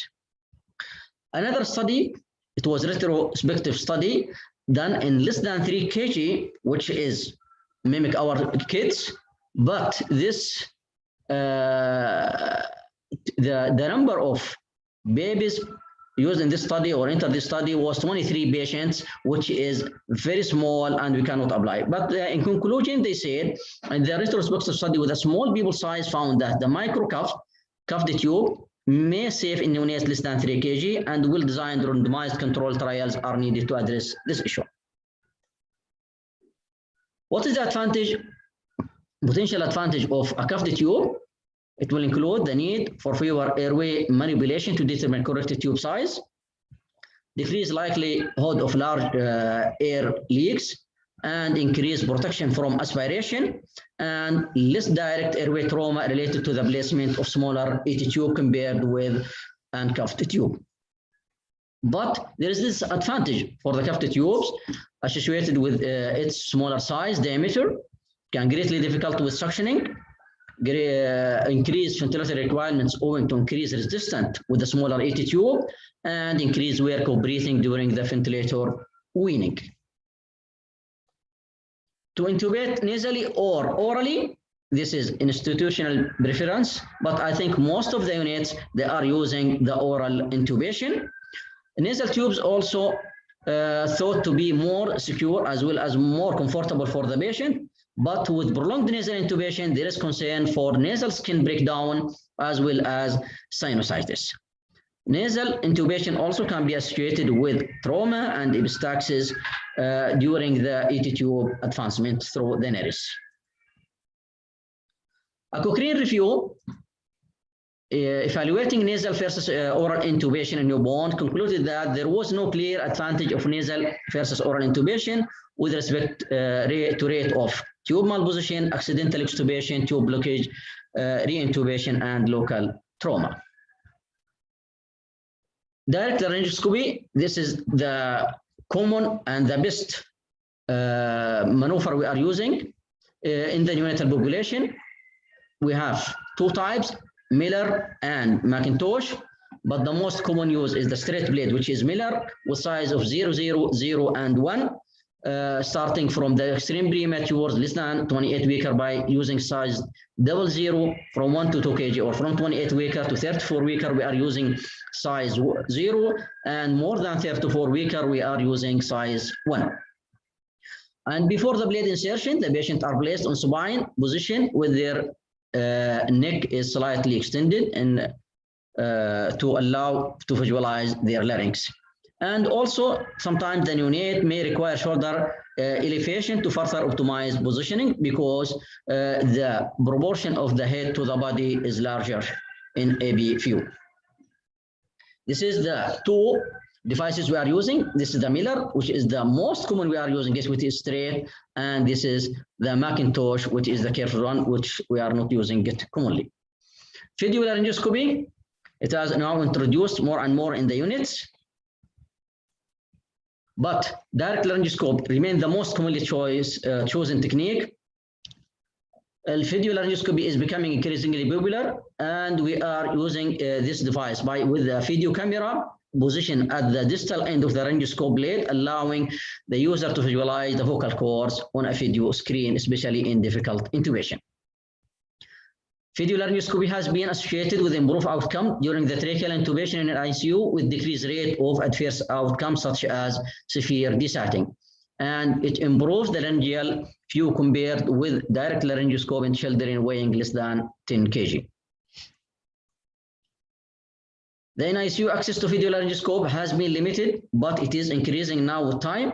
A recent UK study demonstrates that only 29% of NICUs have access to the physiolaryngoscopy, with only 50% have a desiccated difficult airway occurred, compared with 55 to 96 respectively in pediatric ICUs. Airway management in patient who is potentially having difficulty.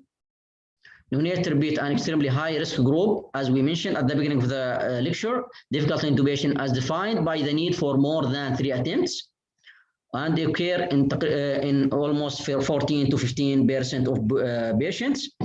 In both anticipated and unanticipated difficult intubation in children, patients less than 10 kg have been demonstrated to have higher complication rate than all patients.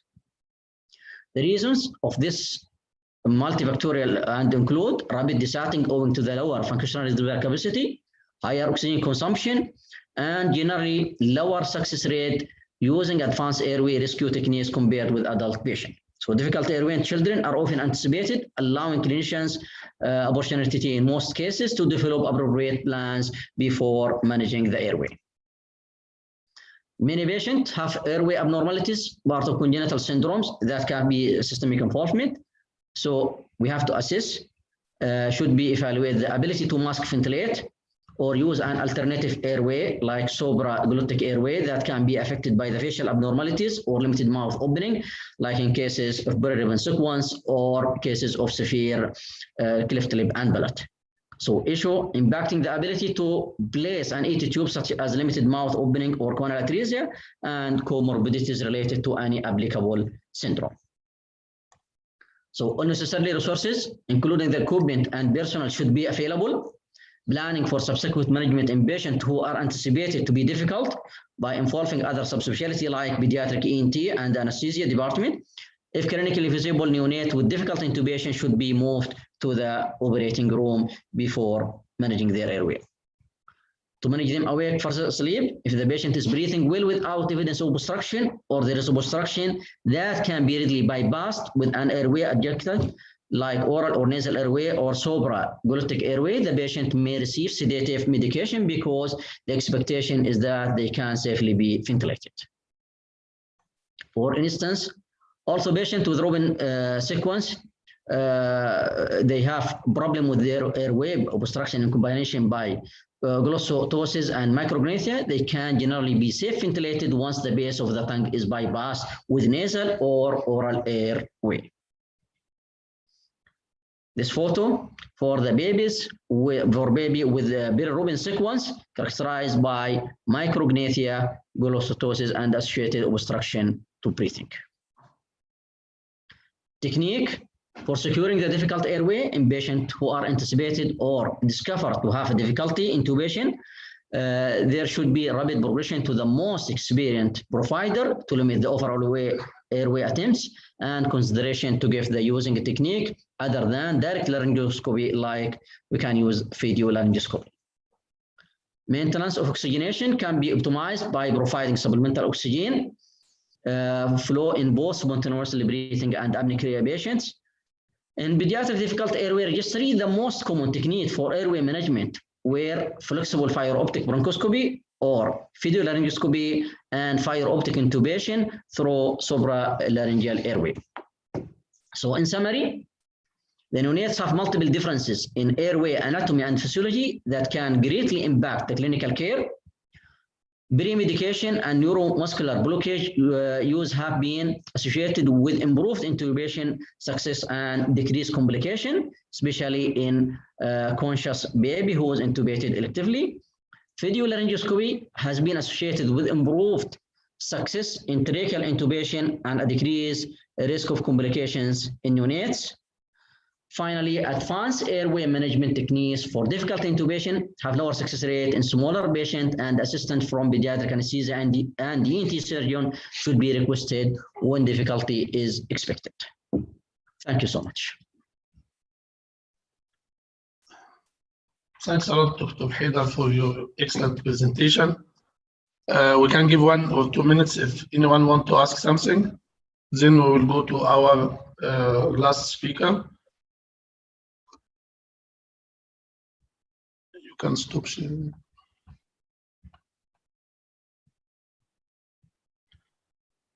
Okay, no one wants to ask. Now we will move to our last speaker. Our eminent professor, star of the Egypt and the Middle East. He was supposed to start today, but he was busy, so he will be مسك الختام. Professor Dr. Ahmed El-Bledi. He's our professor. He is ex-head of Department of Pediatric and Neonatology Department, Cairo University. Welcome, Dr. Ahmed, and it's a great honor to us to share us. Dr. Ahmed will give us 2 lectures, one about frequently asked questions about COVID-19 pandemic. This will start with. The second speech will be common mistakes in asthma management. So, okay, Dr. Ahmed, you have all the time till the end. And we are with you until you tell I'm tired. اهلا دكتور نبيل والف شكر على دعوتك الكريمه وان شاء الله unmute احنا we cannot hear you. There is a problem in the voice. انا الفويس عندي طيب مش عارف. Now it's okay. دلوقتي خلاص. Now it's okay. طيب اوكي. يلا باشا. الشاشه باينه السكرين. كله تمام. توكل على الله. بالتوفيق ان شاء الله. الله يحفظك.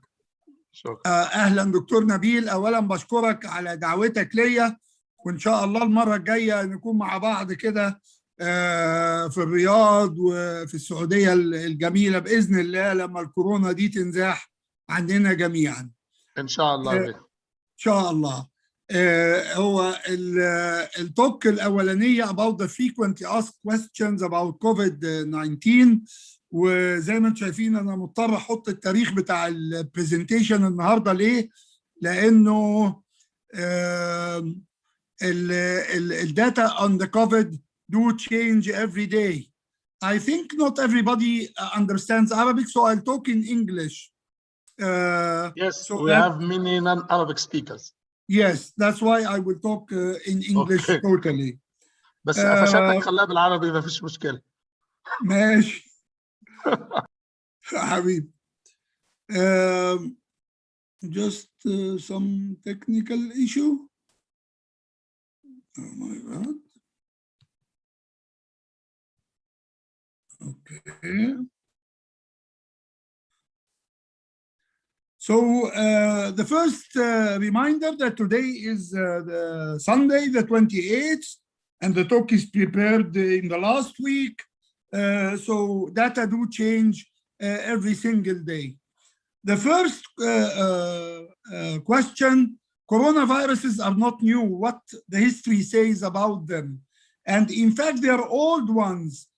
By the way, the name corona comes from the shape where you can see these spikes makes the virus looks like the crown. That's why the name corona. In the 30s, coronaviruses used to cause infected bronchitis in chicken. In the 40s, they affected the pigs and the mouse. And then came 3 syndromes that were considered the most serious syndromes: SARS in 2002, 2003, MERS in 2012, 10 years after the first SARS-CoV-1 virus. And then December 2019 came the SARS-CoV-2, which causes the COVID-19. It seems that starts from bat, and there is a middle reservoir, or let us call transporter, that was the Himalayan palm civet cat in the SARS, the camels in Saudi Arabia in the MERS, and we don't know exactly, but some say it's the pangolin. This is the pangolin. It lives on the trees. It eats ants, and it's from 30 to 100 centimeters long. But we are not sure that this animal that transmitted the disease to the human being. The second question, is it more serious than SARS and MERS? And if yes, why? Definitely it's more serious than SARS and MERS. It's more transmissible, easy and fast spread, as you all can see. It took the pandemic form, not an epidemic form. And it's not simply a respiratory virus. In fact, it affects almost every tissue, system, or organ in the body. The global mortality is much, much, much higher than SARS and MERS. So far, it didn't disappear, while SARS and MERS disappeared suddenly for unknown reasons. That's why we believe that SARS-CoV-2 virus is much more serious than the others. And I always want to remind you that it's not a respiratory virus simply. It's a pan-organ virus. If you look to the case fatality rate of SARS, 9%, but the number who died were less than 800, 774. The MERS was more in the case fatality rate, 37%, but collectively, those who got disease less than 2,500 and the mortality less than 900. While if you go to COVID-19, millions and still rising, although the case fatality rate seems to be much lower than the others, but the mortality is much higher. This was taken yesterday, the last update. We are almost going towards 3 million mortality, although the case fatality rate is 2.2%.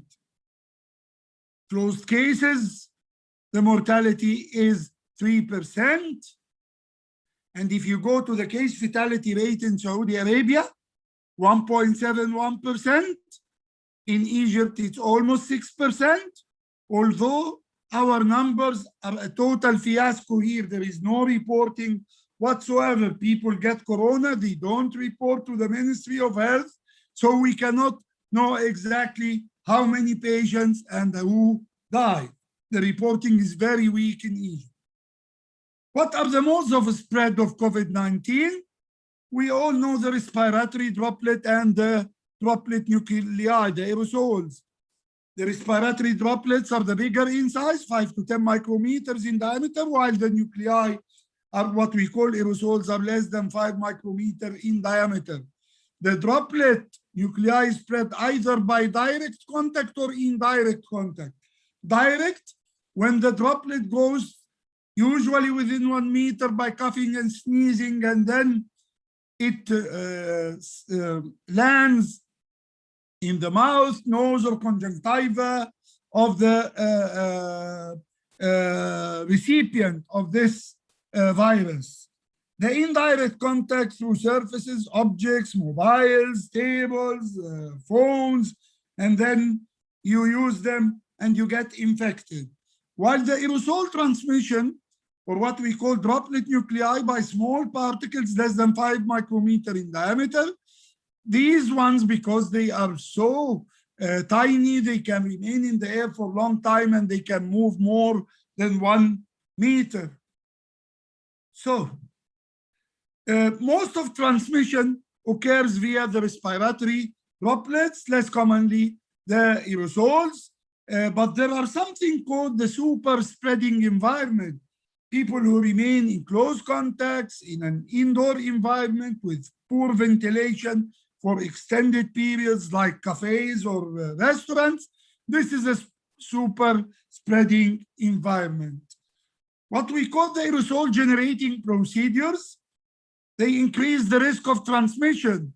The most important is the endotracheal intubation, and believe me, the least important is the nebulization therapy, because that I've shown that endotracheal intubation, open suctioning, manual ventilation, turning the patient to the prone position, disconnecting from the ventilation, all of them are more risky than the nebulization treatment.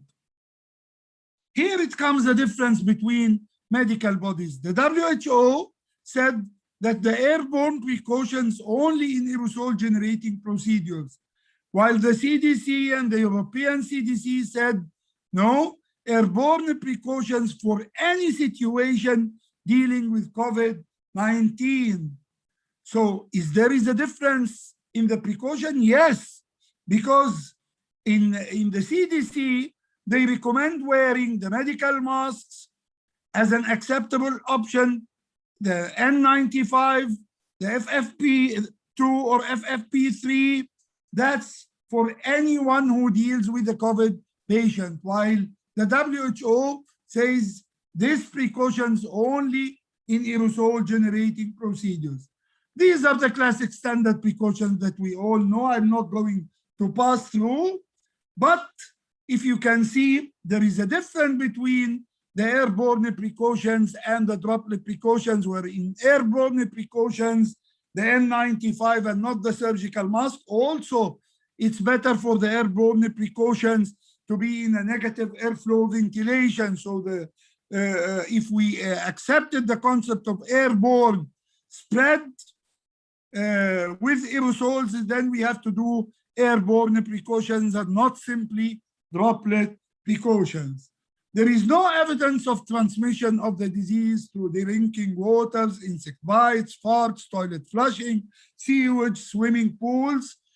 There is suspicion that it may spread vertically from the pregnant mother to her baby. This is not proven yet, but more important, it can spread by aerosols or droplet from the mother when dealing with the baby. However, the WHO says that the mother should continue breastfeeding. Of course, if she is not sick, she will not continue. If she is suffering, we all know that COVID-19 is causing a lot of pains and a lot of fatigue, and it's unfair to ask the mother simply to breastfeed if she is sick. But if the mother can and want to, usually the advantages of breastfeeding are there. Just she needs to take certain precautions to avoid spreading through the respiratory route.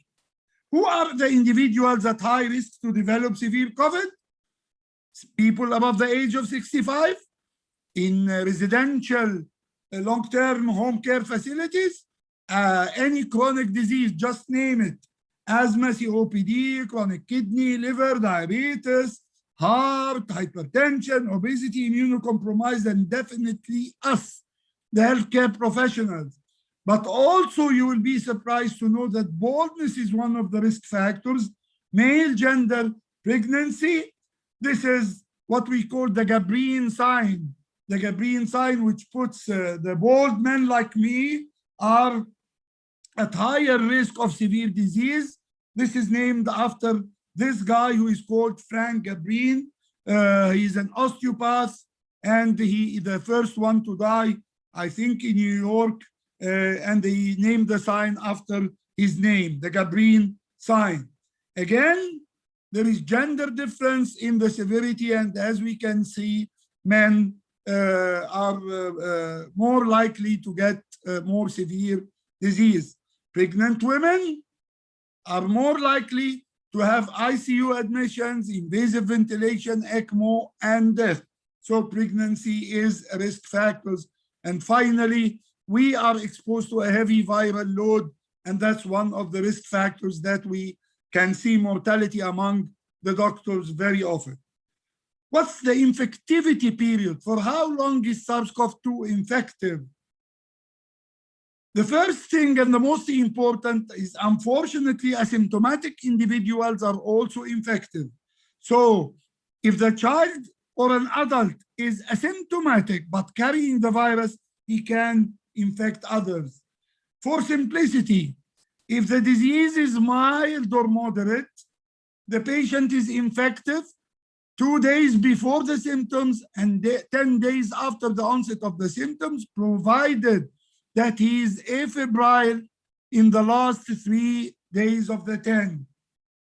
If the condition is severe or critical, or the patient is severely immunocompromised, then he is infective 2 days before the onset of symptoms till 20 days after the onset of symptoms.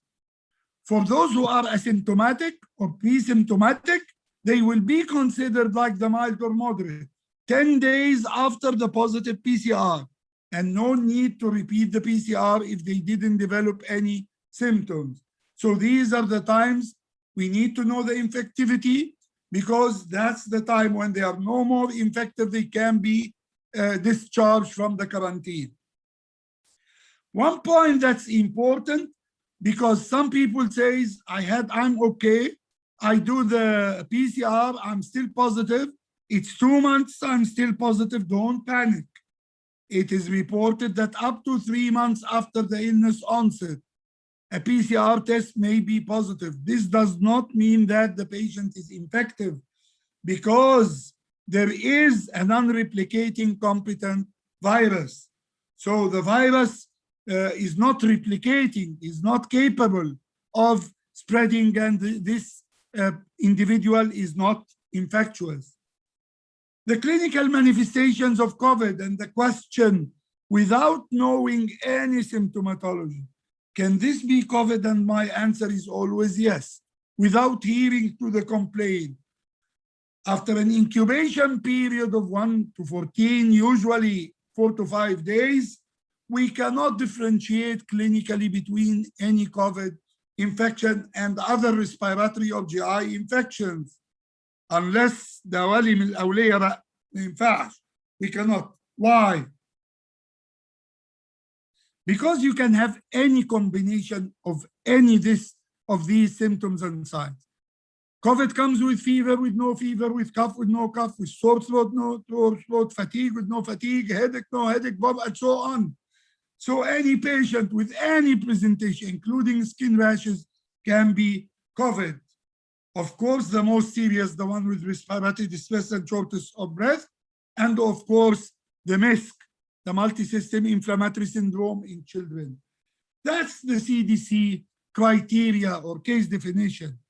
Age below 29, presenting with fever, lab evidence of inflammation, clinically severe illness that needs hospitalization. Usually, you will not be able to diagnose MISC in a child who is playing or is doing well, and two or more of system organs involvement, provided that there is no alternative diagnosis and there is positive lab, whether by PCR or by antigen test, or even the history of exposure to a COVID positive patient in the last month.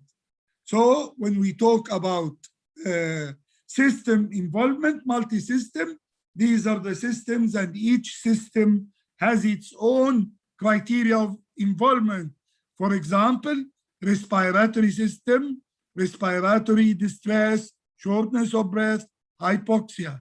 Renal, oliguria, rising creatinine, fluid electrolyte disturbance.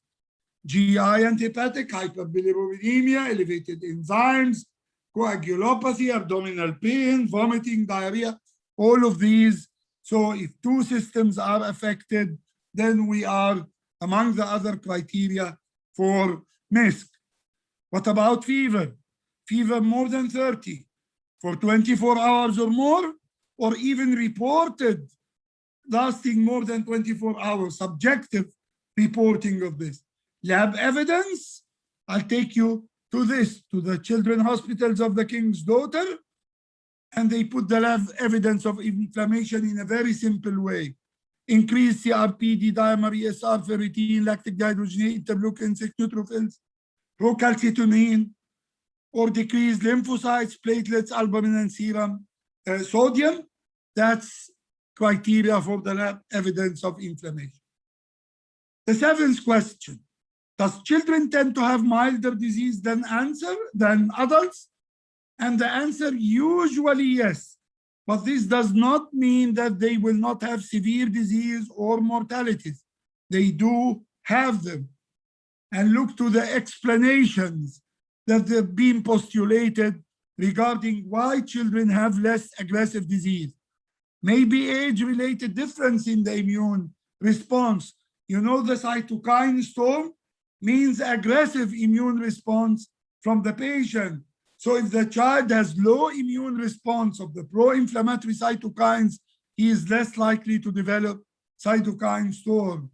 Not only this, but the stronger innate and trained immune response lead to more virus clearance, and weak adaptive immune response, less hyperinflammation. The recurrent infection that kids are exposed to may help to fight SARS-CoV-2. Maybe antibodies from or T cells that have been from previous exposure to other human coronaviruses. You know, there are coronaviruses, a lot of them, they cause just common cold or runny nose. So probably if there are cross-reactive antibodies. Also, the type of microbiota, it differs from children to adults, or the higher melatonin level in children, which acts as anti-inflammatory and antioxidant. So the lab tests for the diagnosis, either we detect the virus or we see the immune response. So if you want to detect the virus, either the viral nucleic acid, what we call nucleic acid augmentation test, mainly the PCR, or detecting the viral antigen, what we call rapid antigen testing. In both of these tests, we need nasopharyngeal swab or sputum or even bronchoalveolar lavage for ventilated, intubated kids. Of course, the rapid antigen test, although can be done in 15 minutes, you can see the results in 15 minutes, but it's less sensitive than the PCR. Another type of diagnosis is the immune response by seeing the IgM and IgG, and in this case, you need a blood sample. What the common CT findings in COVID patients? These are the common findings, what we call ground glass opacities, crazy paving pattern, septal thickening, reverse halo sign, atoll sign, or consolidation. And what's mean by ground glass, you can, as if you are seeing through this hazy glass. That's two types of ground glass. On your left side, the subpleural patches, and on your right side, nodular ground glass opacities. Again, subpleural patches of ground glass opacities. And you can see the patient on the left, he had consolidation, massive consolidation, and he was treated with steroids. The same patient on the right side with residual of ground glass opacities. And this Rukham Muzarkash, as you can see it, this type is called crazy paving pattern. It's simple to diagnose crazy paving pattern, as you can see. What's the atoll sign? Atoll sign or reverse halo sign, you can see the middle ground glass opacity surrounded by a complete or incomplete ring of consolidation. So the outside will be white and the middle will be gray, and that's called a reverse halo sign. You can see here some subpleural bands causing architectural distortion, and this is another sign of COVID-19. And this is collection of them. You can see consolidation, nodular pattern on the left side, ground glass opacities, and reverse halo sign. By the way, the sensitivity of the CT scan is much higher than the PCR, much higher, because at best the PCR sensitivity 75%, while the CT sensitivity is 98%. None of them is 100% sensitive. The very common and popular question about what the type of COVID-19 vaccines. We have 4 types of COVID vaccines. What we call the whole virus, the protein subunit, the viral vector, and the nucleic acid vaccines. Let me take you to each one.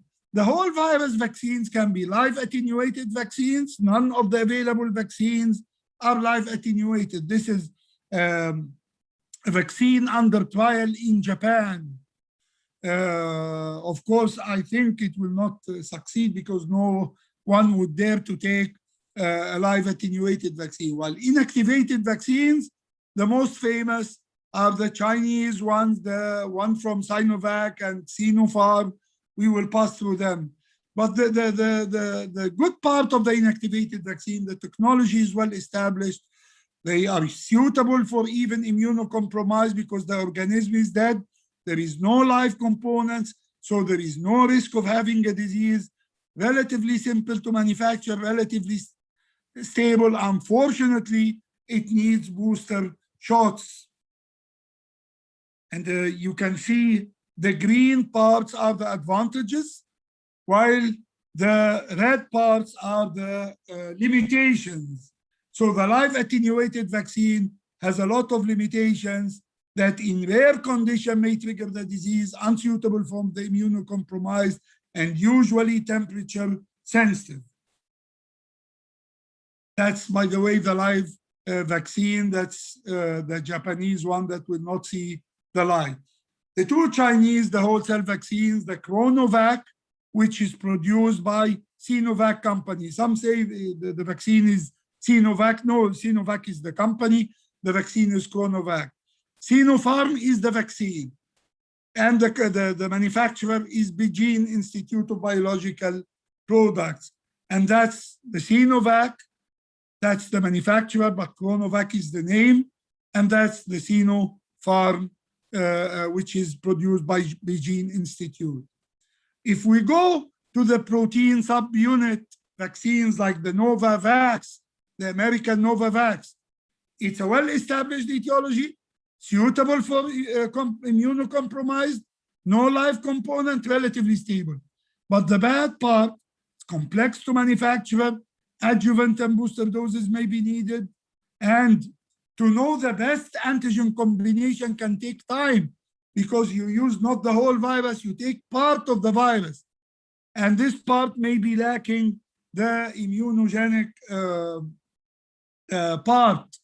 So they need a lot of work on this. Now that's the viral vector vaccine. We have 3 famous vaccines. Of course, the AstraZeneca, Johnson & Johnson, the Sputnik V, the Russian one, and there is one called CanSino Bio. It's a Chinese one that's not developed yet. I think it's in phase 2 trial. The viral vector well-established technology, strong immune response, involves both B cells and T cells. It has one limitation that probably previous exposure to the vector could reduce the effectiveness because it's carried on an adenovirus, as we will see soon. So if I'm exposed to the adenovirus previously, then my body, my immune cells will attack the adenovirus and the vaccine may not be highly effective. By the way, this is relatively complex to manufacture. That's the 4 viral vector vaccines. You can see AstraZeneca decided to use an adenovirus from a chimpanzee. Why? Because it's very unlikely for the human being to be exposed to this adenovirus. The Russians decided to use 2 adenoviruses, one for the first dose and the second adenovirus 26, and the other adenovirus 5 in the second dose, so that the chance to be attacked, both viruses, are less likely, while Johnson & Johnson used human adenovirus 26 only.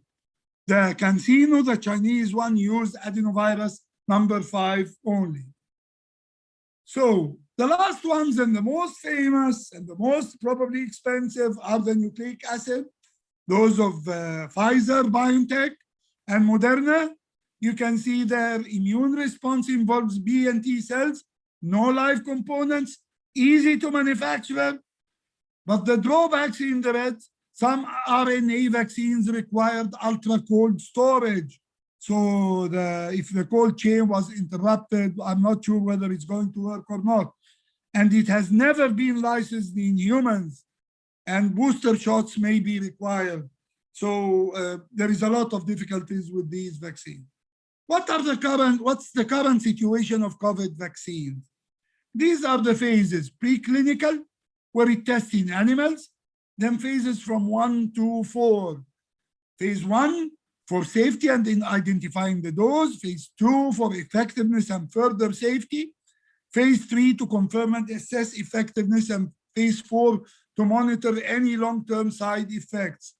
And you can see the different types of the vaccines. The yellow ones are the nucleic acid, the dark blue are the viral vector. A lot of vaccines, but 5 vaccines only reached phase 4, which is the post-marketing phase. Post-marketing, they want to see if there is further side effects. You can see that in phase 1, you just need less than 100 participants.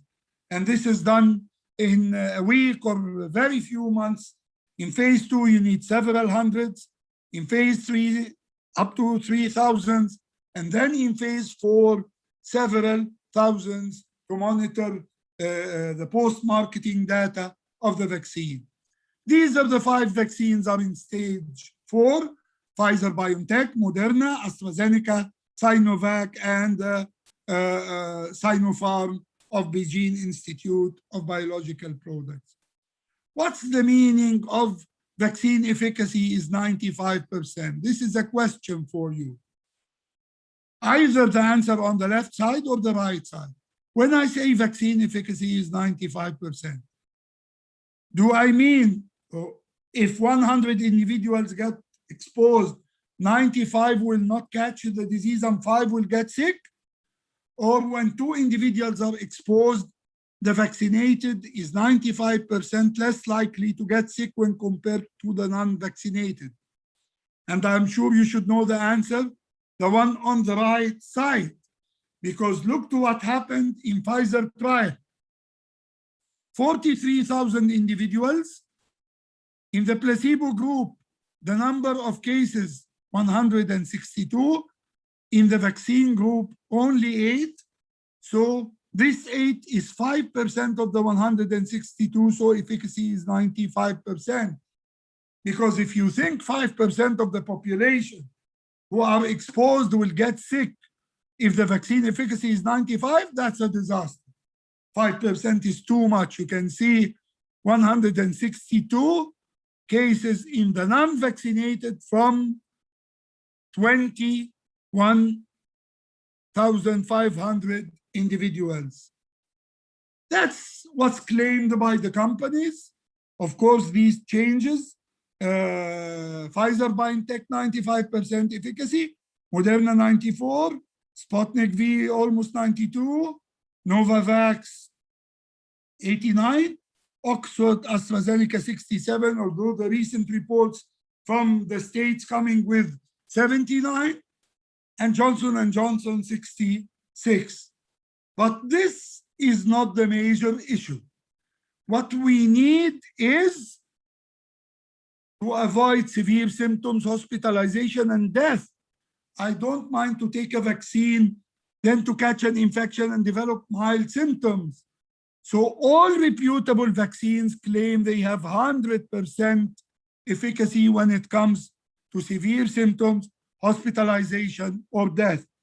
That's why the best vaccine for you is the one is offered to you. It's not Moderna that's 66 or Pfizer that's 95. No. Moderna is 94, or Pfizer, or even Johnson & Johnson is 66. All of them have 100% regarding severe and hospitalization and death. Remember that we don't have too much data and have too much attacks between the West, the States and the European Union versus China and Russia. The competition is not only a medical issue, it's about money and it's about dignity. So the West says our vaccines are the best. The Russian says the same. If you go to the efficacy that have been mentioned for the CoronaVac of Sinovac on your left side, from Turkey data, Turkish data 91%, Indonesia 65%, Brazil said at the beginning 78%, then they said later on 50%. But the Sinopharm in China, it's 79%, in the UAE, 86%.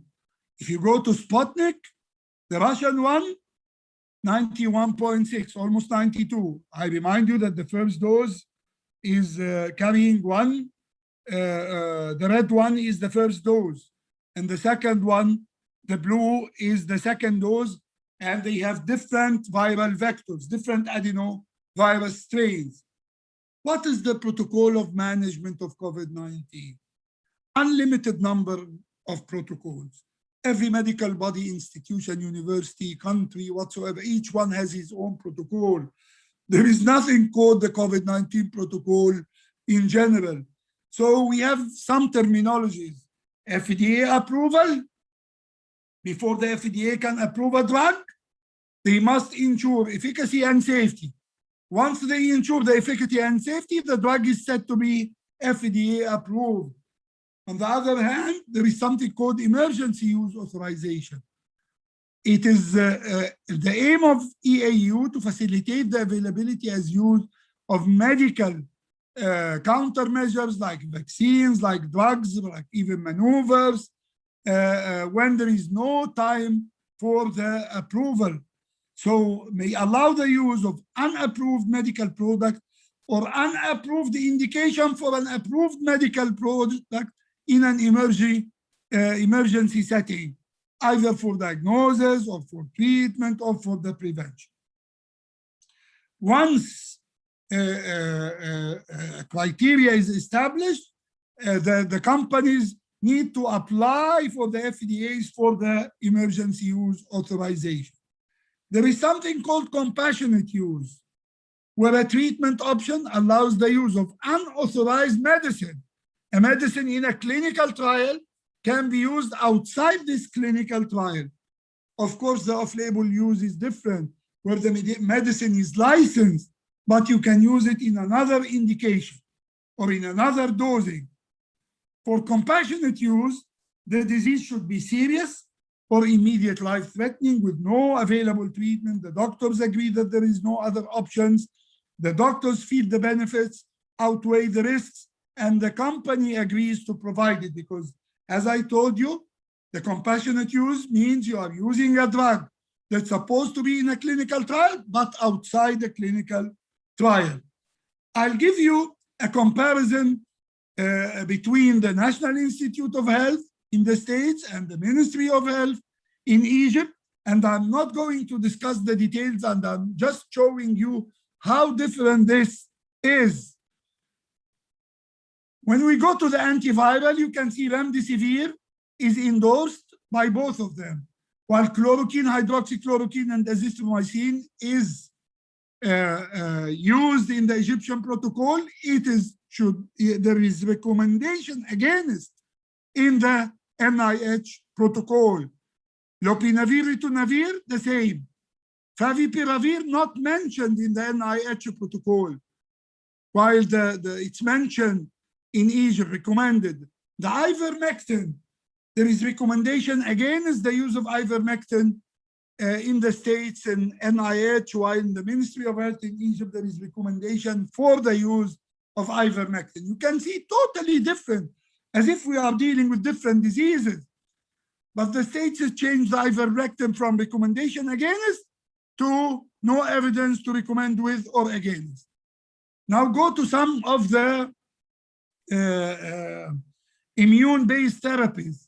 Again, you can see convalescent plasma, no recommendation with or against in the NIH, while it's possible recommendation with certain conditions in Egypt. SARS-CoV-2 immunoglobulins, that's by the way, the Casirivimab plus Imidivimab, the product of Regeneron that have been used by President Trump. There is no recommendation with or against in the States. It's not mentioned in the Egyptian guidelines because it doesn't exist. Of course, corticosteroids mentioned in both. You can see also another medications, the interleukin-1 inhibitor not mentioned in the Egyptian, while in the National Institute of Health, it's no with nor against. You'll be surprised, Actemra, the anti-interleukin-6 receptor monoclonal antibodies, the tocilizumab, there is recommendation against its use in the NIH, while in the Egyptian Ministry of Health, there is recommendation to use it when the interleukin-6 exceeds 40 picograms. So you can see a lot of differences, When we go to the vitamin C, vitamin D, and zinc, the Egyptian protocol contained them, and the lactoferrin, and acetylcysteine. Acetylcysteine and lactoferrin was not mentioned in the NIH. The zinc in usual daily doses, no recommendation with or against. In high doses, there is recommendation against in the National Institute of Health. But look to another medical body, the Frontline COVID Critical Care Alliance. They have the eye mask where you can find, they put the ivermectin, they put the vitamin C, they put the zinc, they put the vitamin D, and that's for the prophylaxis. And look to the treatment in the outpatient. Again, they put this. Again is the NIH. As you can see, the NIH did not recommend, but these people do recommend. What about the antibiotic use and abuse amid COVID? We all know that COVID is a virus, and antibiotics do not treat viral infections. And bacterial superinfections can happen. It's not uncommon, particularly in the hospitalized nosocomial infections. Unfortunately, we don't have definitive diagnostic tools for bacterial infections. And in spite of the recommendations, most of us write empirical broad spectrum antibiotics for patients with pneumonia or sepsis. But yes, we all know this. It sounds silly that the CDCs keep spreading all this and mentioning not to use the antibiotics. But look to the azithromycin use in COVID-19 crisis in Spain. In 1 month, it increased by 400% from February to March. So it's everywhere they are doing, and that's why it has been mentioned that just as Achilles' heel was unguarded weakness that brought down the hero of Greek mythology, the COVID pandemic has shown to be the Achilles' heel of the fight against antimicrobial resistance, because doctors do write antibiotics. There is an increase in antibiotic use, and I want you to read this publication almost in the end of 2020, when faced with patients who are critically ill and hospitalized, and diagnosis of potential bacterial superinfection is uncertain, healthcare providers will and should take the side of their patients and treat them with broad-spectrum antibiotics and even empirical therapy. Antibiotics have probably saved thousands of lives among severely ill COVID patients, a therapy that was not available during the H1N1 influenza epidemic that killed millions of people, probably because of secondary bacterial infections. I'm almost done. Who can we trust? Nobody. It's a novel virus. No experience with pandemic, no epidemiological knowledge, no extrapolation from other infections, no expert, and at the same time, everybody claims he's an expert. No effective drugs, no enough resources, and no equality in anything. And our knowledge changed by the day. Can you spot the difference between the expert and the not expert? We now turn to an expert about the subject who doesn't actually know any more than we do. But he looks sincere, sounds convincing, and has a DR in front of his name. And that's what we see every day. But actually, there are no experts. The take-home message: some people still claim there is nothing called COVID. It's a conspiracy. It's less severe than the seasonal flu. They made this fiasco so that they can give us the vaccines. They want to implant 5G microchip in our bodies. That's really stupid to think any of these. That's really stupid. We are in a unprecedented situation, a new virus spreading rapidly, very highly infectious, killed approaching 3 million individuals, spread by droplets and by airborne, and the whole world is in total chaos. No one can control it. And in many parts of the world, the numbers are rising. We will see this, and so this. No one could solve the puzzle. And we are losing the frontline warriors. Everyone is worried and fearful, and this is justified, by the way. Life will not be the same for long periods. Try to avoid infection as much as you can. The virus is everywhere. The personal hygiene, the respiratory hygiene, the physical distance, and stay home when asked for by the authorities. And the different protocols says that we are following this statement. We are giving the benefit of doubt until somebody gives us reason enough to doubt the benefit. And that's the essence of the emergency use authorization. So far, only one drug approved, which is the remdesivir, with very modest results. But other drugs are used compassionate, off-label, emergency use, authorization, and everyone has his own protocol. And if you look to the milestones of hydroxychloroquine, you know the total chaos that happened between using, stopping, using, increased mortality, excellent drug, retracted, and so on. I hate to tell you that we are already back to the time when infections were regarded as a matter of life and death. This tiny creature destroyed our planet, economy, our lives, and serenity and peace of mind. I hope that these can work. هذا نذير من النذر الأولى أزفت الآزفة ليس لها من دون الله كاشفة. Thank you very much. Wallahi, you are amazing, Dr. Ahmed, and thank you for your wonderful. I could not tell you anything 5 minutes, 10 minutes. I kept silent. So if you want that we cancel the other one and continue, no. I have no problem. No problem whatsoever. No, we are with you all the time. Anyhow, we will go direct to the second one if you don't mind, or if you want to take 1 or 2 minutes rest, we are with you, as you like. No, we can start, no problem. If you want to, if you have questions. No, I still have the time. It's your time till 9, till 8 in your time. Okay. We have We have 25, 30 minutes, 35, no problem. It's your time.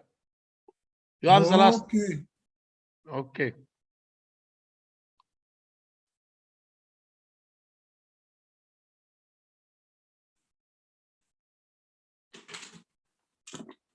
You see the screen? Yes. Everything is okay, clear. Voice is clear. So I will start immediately the second talk. Okay. About common mistakes in pediatric asthma management and why asthmatic children are usually not controlled. By the way, there is no conflict of interest. This is, I'm sure Dr. Nabil knows, this is Cairo University when we are away from it, and then we are inside, and then we are close to the main building. That's two major schools of medicine. The one on the top is the Johns Hopkins University in Baltimore, and the one on the left lower corner is my School of Medicine. And I'm very proud that my School of Medicine was founded almost 50 years before Johns Hopkins University. You can see Johns Hopkins took the same architect from our School of Medicine, which makes us very proud of this. By the way, this is the longest and the most famous corridor in Egypt. It's more than 1 kilometer in one of Cairo University hospitals. So, 4 points. Are asthmatic children well controlled? Are we doing well? If you look to this, asthma still kills. That's from the Royal College of Physicians. And if you go to the control, the CDC data, you will be surprised that in 2012, 2014, 50% of the children, of the asthmatic children had uncontrolled asthma. This number, more than the 38% between 2006 and 2010, means that we moved from bad to worse. The 10 common mistakes in asthma, number 1 is wrong diagnosis. Not every wheezing is asthma. The differential diagnosis, particularly in the young and preschool and in infants, is very wide, as you all know. Whether recurrent viral respiratory infections, gastroesophageal reflux, foreign body vascular ring, congenital heart, acute-malacia, BPD, immune deficiencies, all of them. If you see any of these within the yellow box, that would take you a little bit away from the diagnosis of asthma. There is no good reason for an asthmatic child to have heart failure, or to have focal unilateral chest signs, or recurrent fever, or cyanosis, or clubbing, or situs inversus. If the condition and the wheezing starts very early onset since birth, it's unlikely to be asthma. And failure to thrive, poor response to asthma medication also points to away from asthma. So you need to confirm diagnosis. The second mistake is giving a prescription rather than a plan of management. The asthma is a plan of management plus prescription. You may give him an excellent prescription, but without plan, and the outcome is very bad. And that's the unguided asthmatic. And the plan include medications, relievers, controllers, add-on therapy, dealing with modifiable risk factors, treatment of comorbidities, monitoring and readjusting the treatment, and management of exacerbations with a written asthma action plan. So it's not just a prescription with medications. Focusing on medications and ignoring the environment and regular exposures. If a father smokes cigarettes in the car or at home, or if the pollution outdoor is heavy, sometimes animals at home can make the condition difficult. And this lady was very clear. She got rid of her husband because the dog was allergic to him. So, number 4, ignoring the management of comorbid conditions, particularly allergic rhinitis. Concomitant allergic rhinitis is not uncommon. And if you have 2 flat tires, the car will not move unless you treat both of them. Number 5, using relievers with inadequate controllers. Relievers are needed, rescue medications, but we have controllers and we have add-on therapies like the LAMA, tiotropium, anti-interleukin 5, anti-IgE for selected individuals, only selected individuals. So if you depend on relievers and you don't use controllers, that's a big problem. Problem with adherence to medication. Adherence is not easy, by the way. We have many factors related to the medication itself, like complex regimen, multiple inhalers, cost, side effects or fear of side effects. There are unintentional factors for low compliance. Too young, too old, forget the taking the medicine, misunderstanding the directions. And there are intentional denial about the disease, perception of treatment. He doesn't know. He doesn't believe that the disease is very chronic, inappropriate expectation. Ramadan is coming, كل سنة وانتم طيبين, and will come the dilemma always whether my inhaler will make me unable to fast or whatever. So these are cause of non-compliance. General rule, lack of adherence means poor results. That's the big part of the story, mistakes with inhalation and inhalation devices. The European Respiratory Society insists that every patient should own and regularly use a spacer and meter dose inhalers to treat his asthma, whether a controller or rescue medications. And this publication in the Pediatrics in 2010, what do you think the percentage of children who completed the use of meter dose inhaler step correctly? 8%. 92% of the children did not use it in the right way. If you don't use the inhaler in the right way, don't expect good results.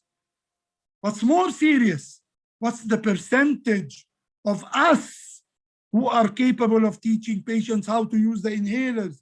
You will be surprised. Only 10%, a minority of healthcare professionals are capable of teaching patients how to use the inhalers properly. From this point, it sounds hopeless. But no, there is hope, as we will see. Of course, somebody will raise his hand, oh my God, only 2%. No, I made a study, they are 20%, they are 30%. The numbers will differ, but the concept is the same. We have a real problem. And the insanity is doing the same thing over and over again and expecting different results. Now let me show you the common mistakes with the spacers and the meter dose inhaler. If the meter dose inhaler is not shaken at least 5 times, then the medicine and the propellant may not separate and the patient may not benefit. Some spacers need priming when not used for a long time. We have 2 types of spacers, what we call electrostatic spacers. They do not conduct electricity, so they accumulate electrostatic charge on the inner surface, and these attracts the medication, and the amount of medication that reaches the patient is reduced by up to 50%, while on the other hand, the anti-static spacers do not create these electrostatic charges and do not need priming. This is one of the spacers. The electrostatic, this is the drug. It will be attracted to the walls and only less than 50% will go to the patient. Electrostatic spacers needs priming, and priming means before the first use and after each cleaning session. What do you mean by priming? Just puff, make 1 or 2 puffs inside the spacer to prime this spacer. But the meter dose inhalers also need priming. You'll be surprised. This is the patient guide to aerosol medication delivery. The Ventolin, if you buy a new Ventolin, you need to shake it and then to throw 4 puffs outside of the Ventolin evohaler. 4 puffs. Do you put them in the spacer if you want to prime the spacer, or in the air if you don't want to prime the spacer? And for each medicine, the number of puffs for priming the meter dose inhalers. So we have priming of the spacers and priming of the meter dose inhalers. You will be surprised that for the Flexotide, the Flovent, or the Advil, the Seretide, if the inhaler falls on the ground, dropped, they need to be primed from the beginning. Even with spacers, some activation and coordination is needed. The crying child may not benefit from the spacer. That's why we advise the mothers to calm the child in her chest before giving him, because if you give it to the crying child, he may not benefit from the medication. Not only this, but infants and young children need to generate enough negative pressure to open the valve. You can see the difference between these two spacers. This is called the flow valve. And you can see the best spacers have this valve. This is not the valve that needs to open. In fact, this is an index valve. The valve that needs to open is here within the spacer, at the end of the spacer, at the patient end of the spacer. But this, the flow valve, moves like this, up and down. And if it moves like this, you know that the valve in the spacer has opened and the patient created enough negative pressure to take the medicine. If this does not happen, then the patient will not benefit. Believe me, if the mother tells you he takes it directly to the mouth, that's nonsense. Children cannot take it. They can use either the face mask or the mouthpiece. And the face mask is preferred for children below 3 years of age, but also recommended above the age of 3 if the child cannot use or hold the mouthpiece between his teeth. But the face mask is not that simple. There are many points about it: the facial seal, the contour, the dead space, the flexibility, the weight, the cost. I cannot talk about all these in one talk. But one important thing is that you use the right size face mask. Otherwise, tight seal cannot be achieved and negative pressure cannot be created and the valve will not open and the patient will not benefit. So don't forget that the mask should be tightly fitted. Don't depend on the color, because different brands have different colors for the same size. Finally, short application time will reduce the value of the drug administration. The minimum is 15 seconds. And one of the common problems that the parent sometimes does not know whether it's full or empty. And believe me, the flow test is obsolete nowadays. There should be a built-in dose counter. The FDA gave guidance to the industry in this book that they will not allow to have an inhalers without a built-in dose counter or to use an external dose counting device. As you can see, if you don't have this, then you will depend on manual counting, which have different forms of manual counting. But the mother should count the inhalers, the number of puffs used, and to throw the inhaler once they are empty. Also, the spacer is not lifelong. Usually it needs to be changed every year, at least, and they need to be cleaned, by the way. 4 steps of cleaning.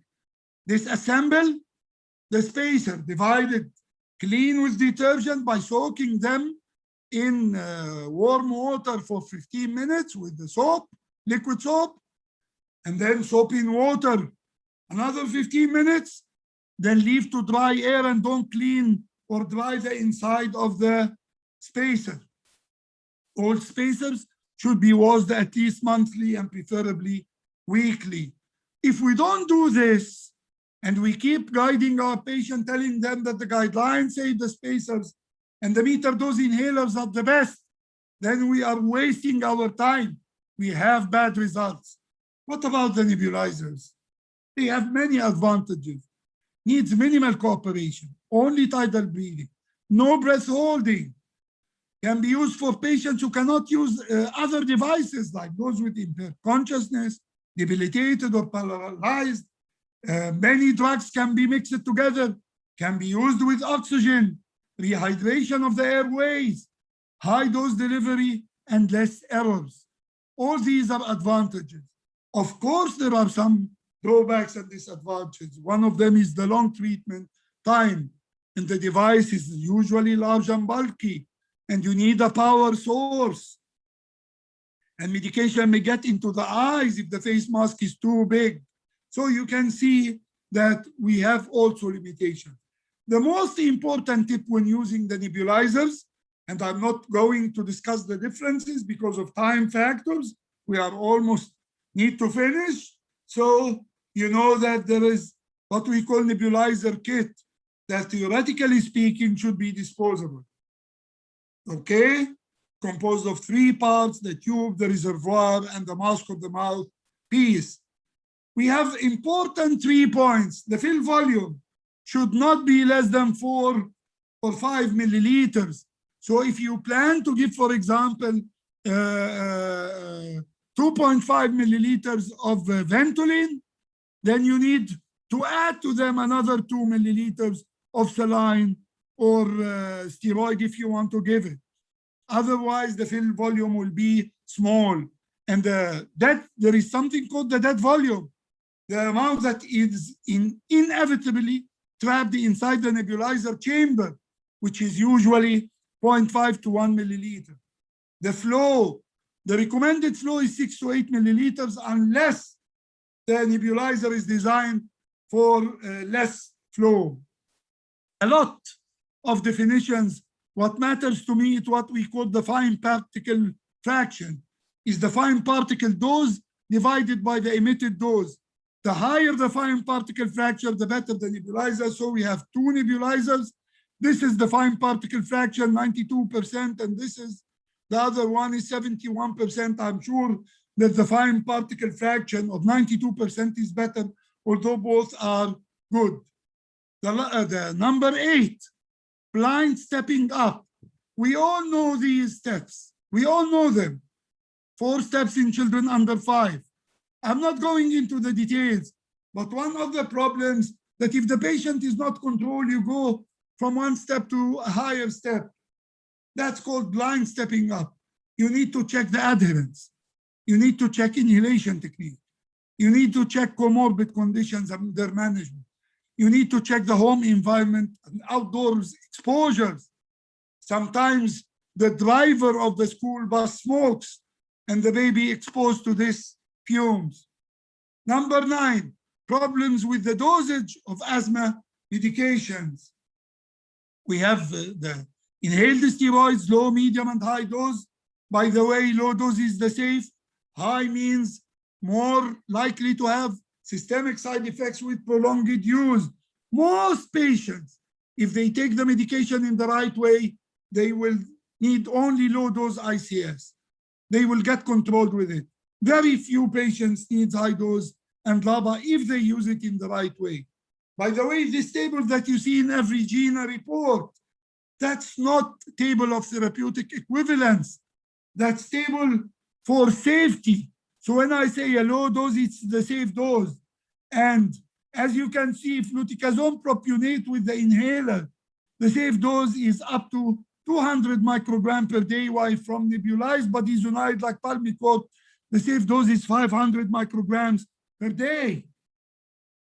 Not only this, but also the age. As you can see, the fluticasone propionate inhaler, no experience below the age of 4 years, while budesonide nebules, experience comes from 1 year and above.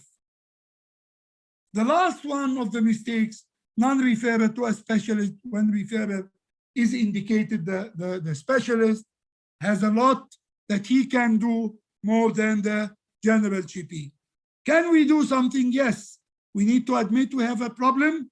We need to appreciate most patients need controllers for long term. Although guidelines suggest the meter dose inhalers and spacers are the preferred options, but we have a long list of ignored points, precautions, and mistakes. That's why probably we have bad results in asthma control. There is growing evidence that nebulized corticosteroids can be helpful and easier, with the exception of the long duration. That's why this group from different countries, I had the honor to be one of them, from USA, China, Brazil, Mexico, Russia, and Denmark, and Egypt.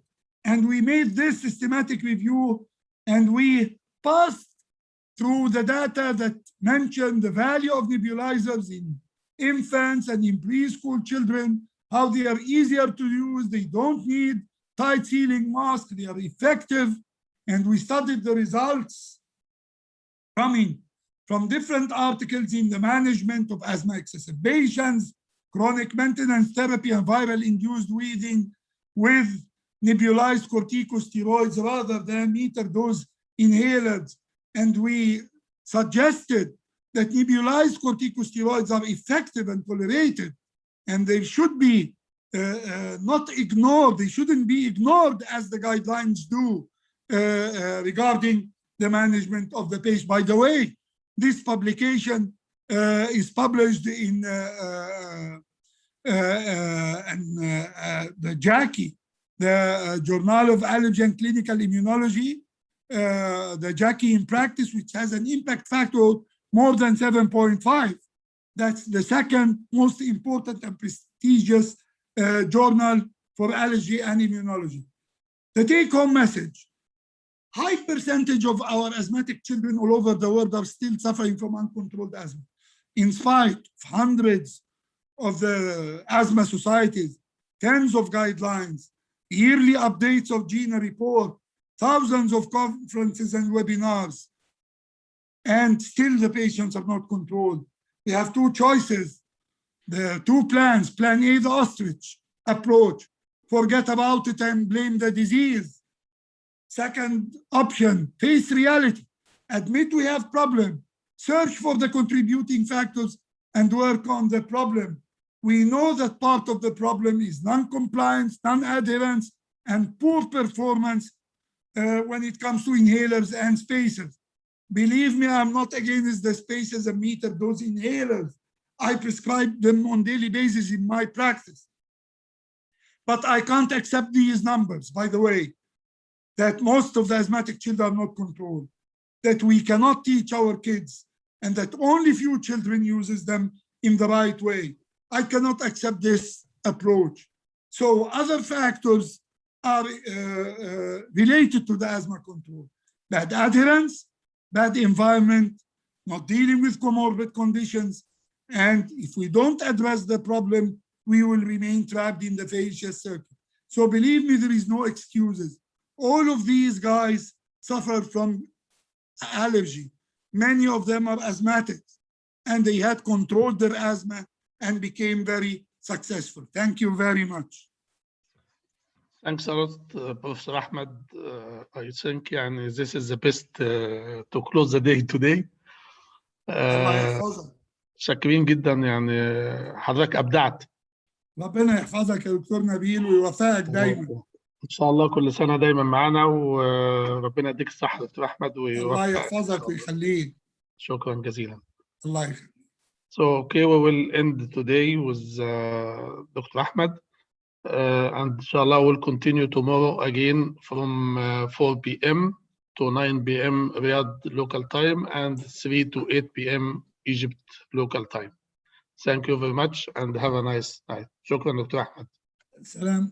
شكرا.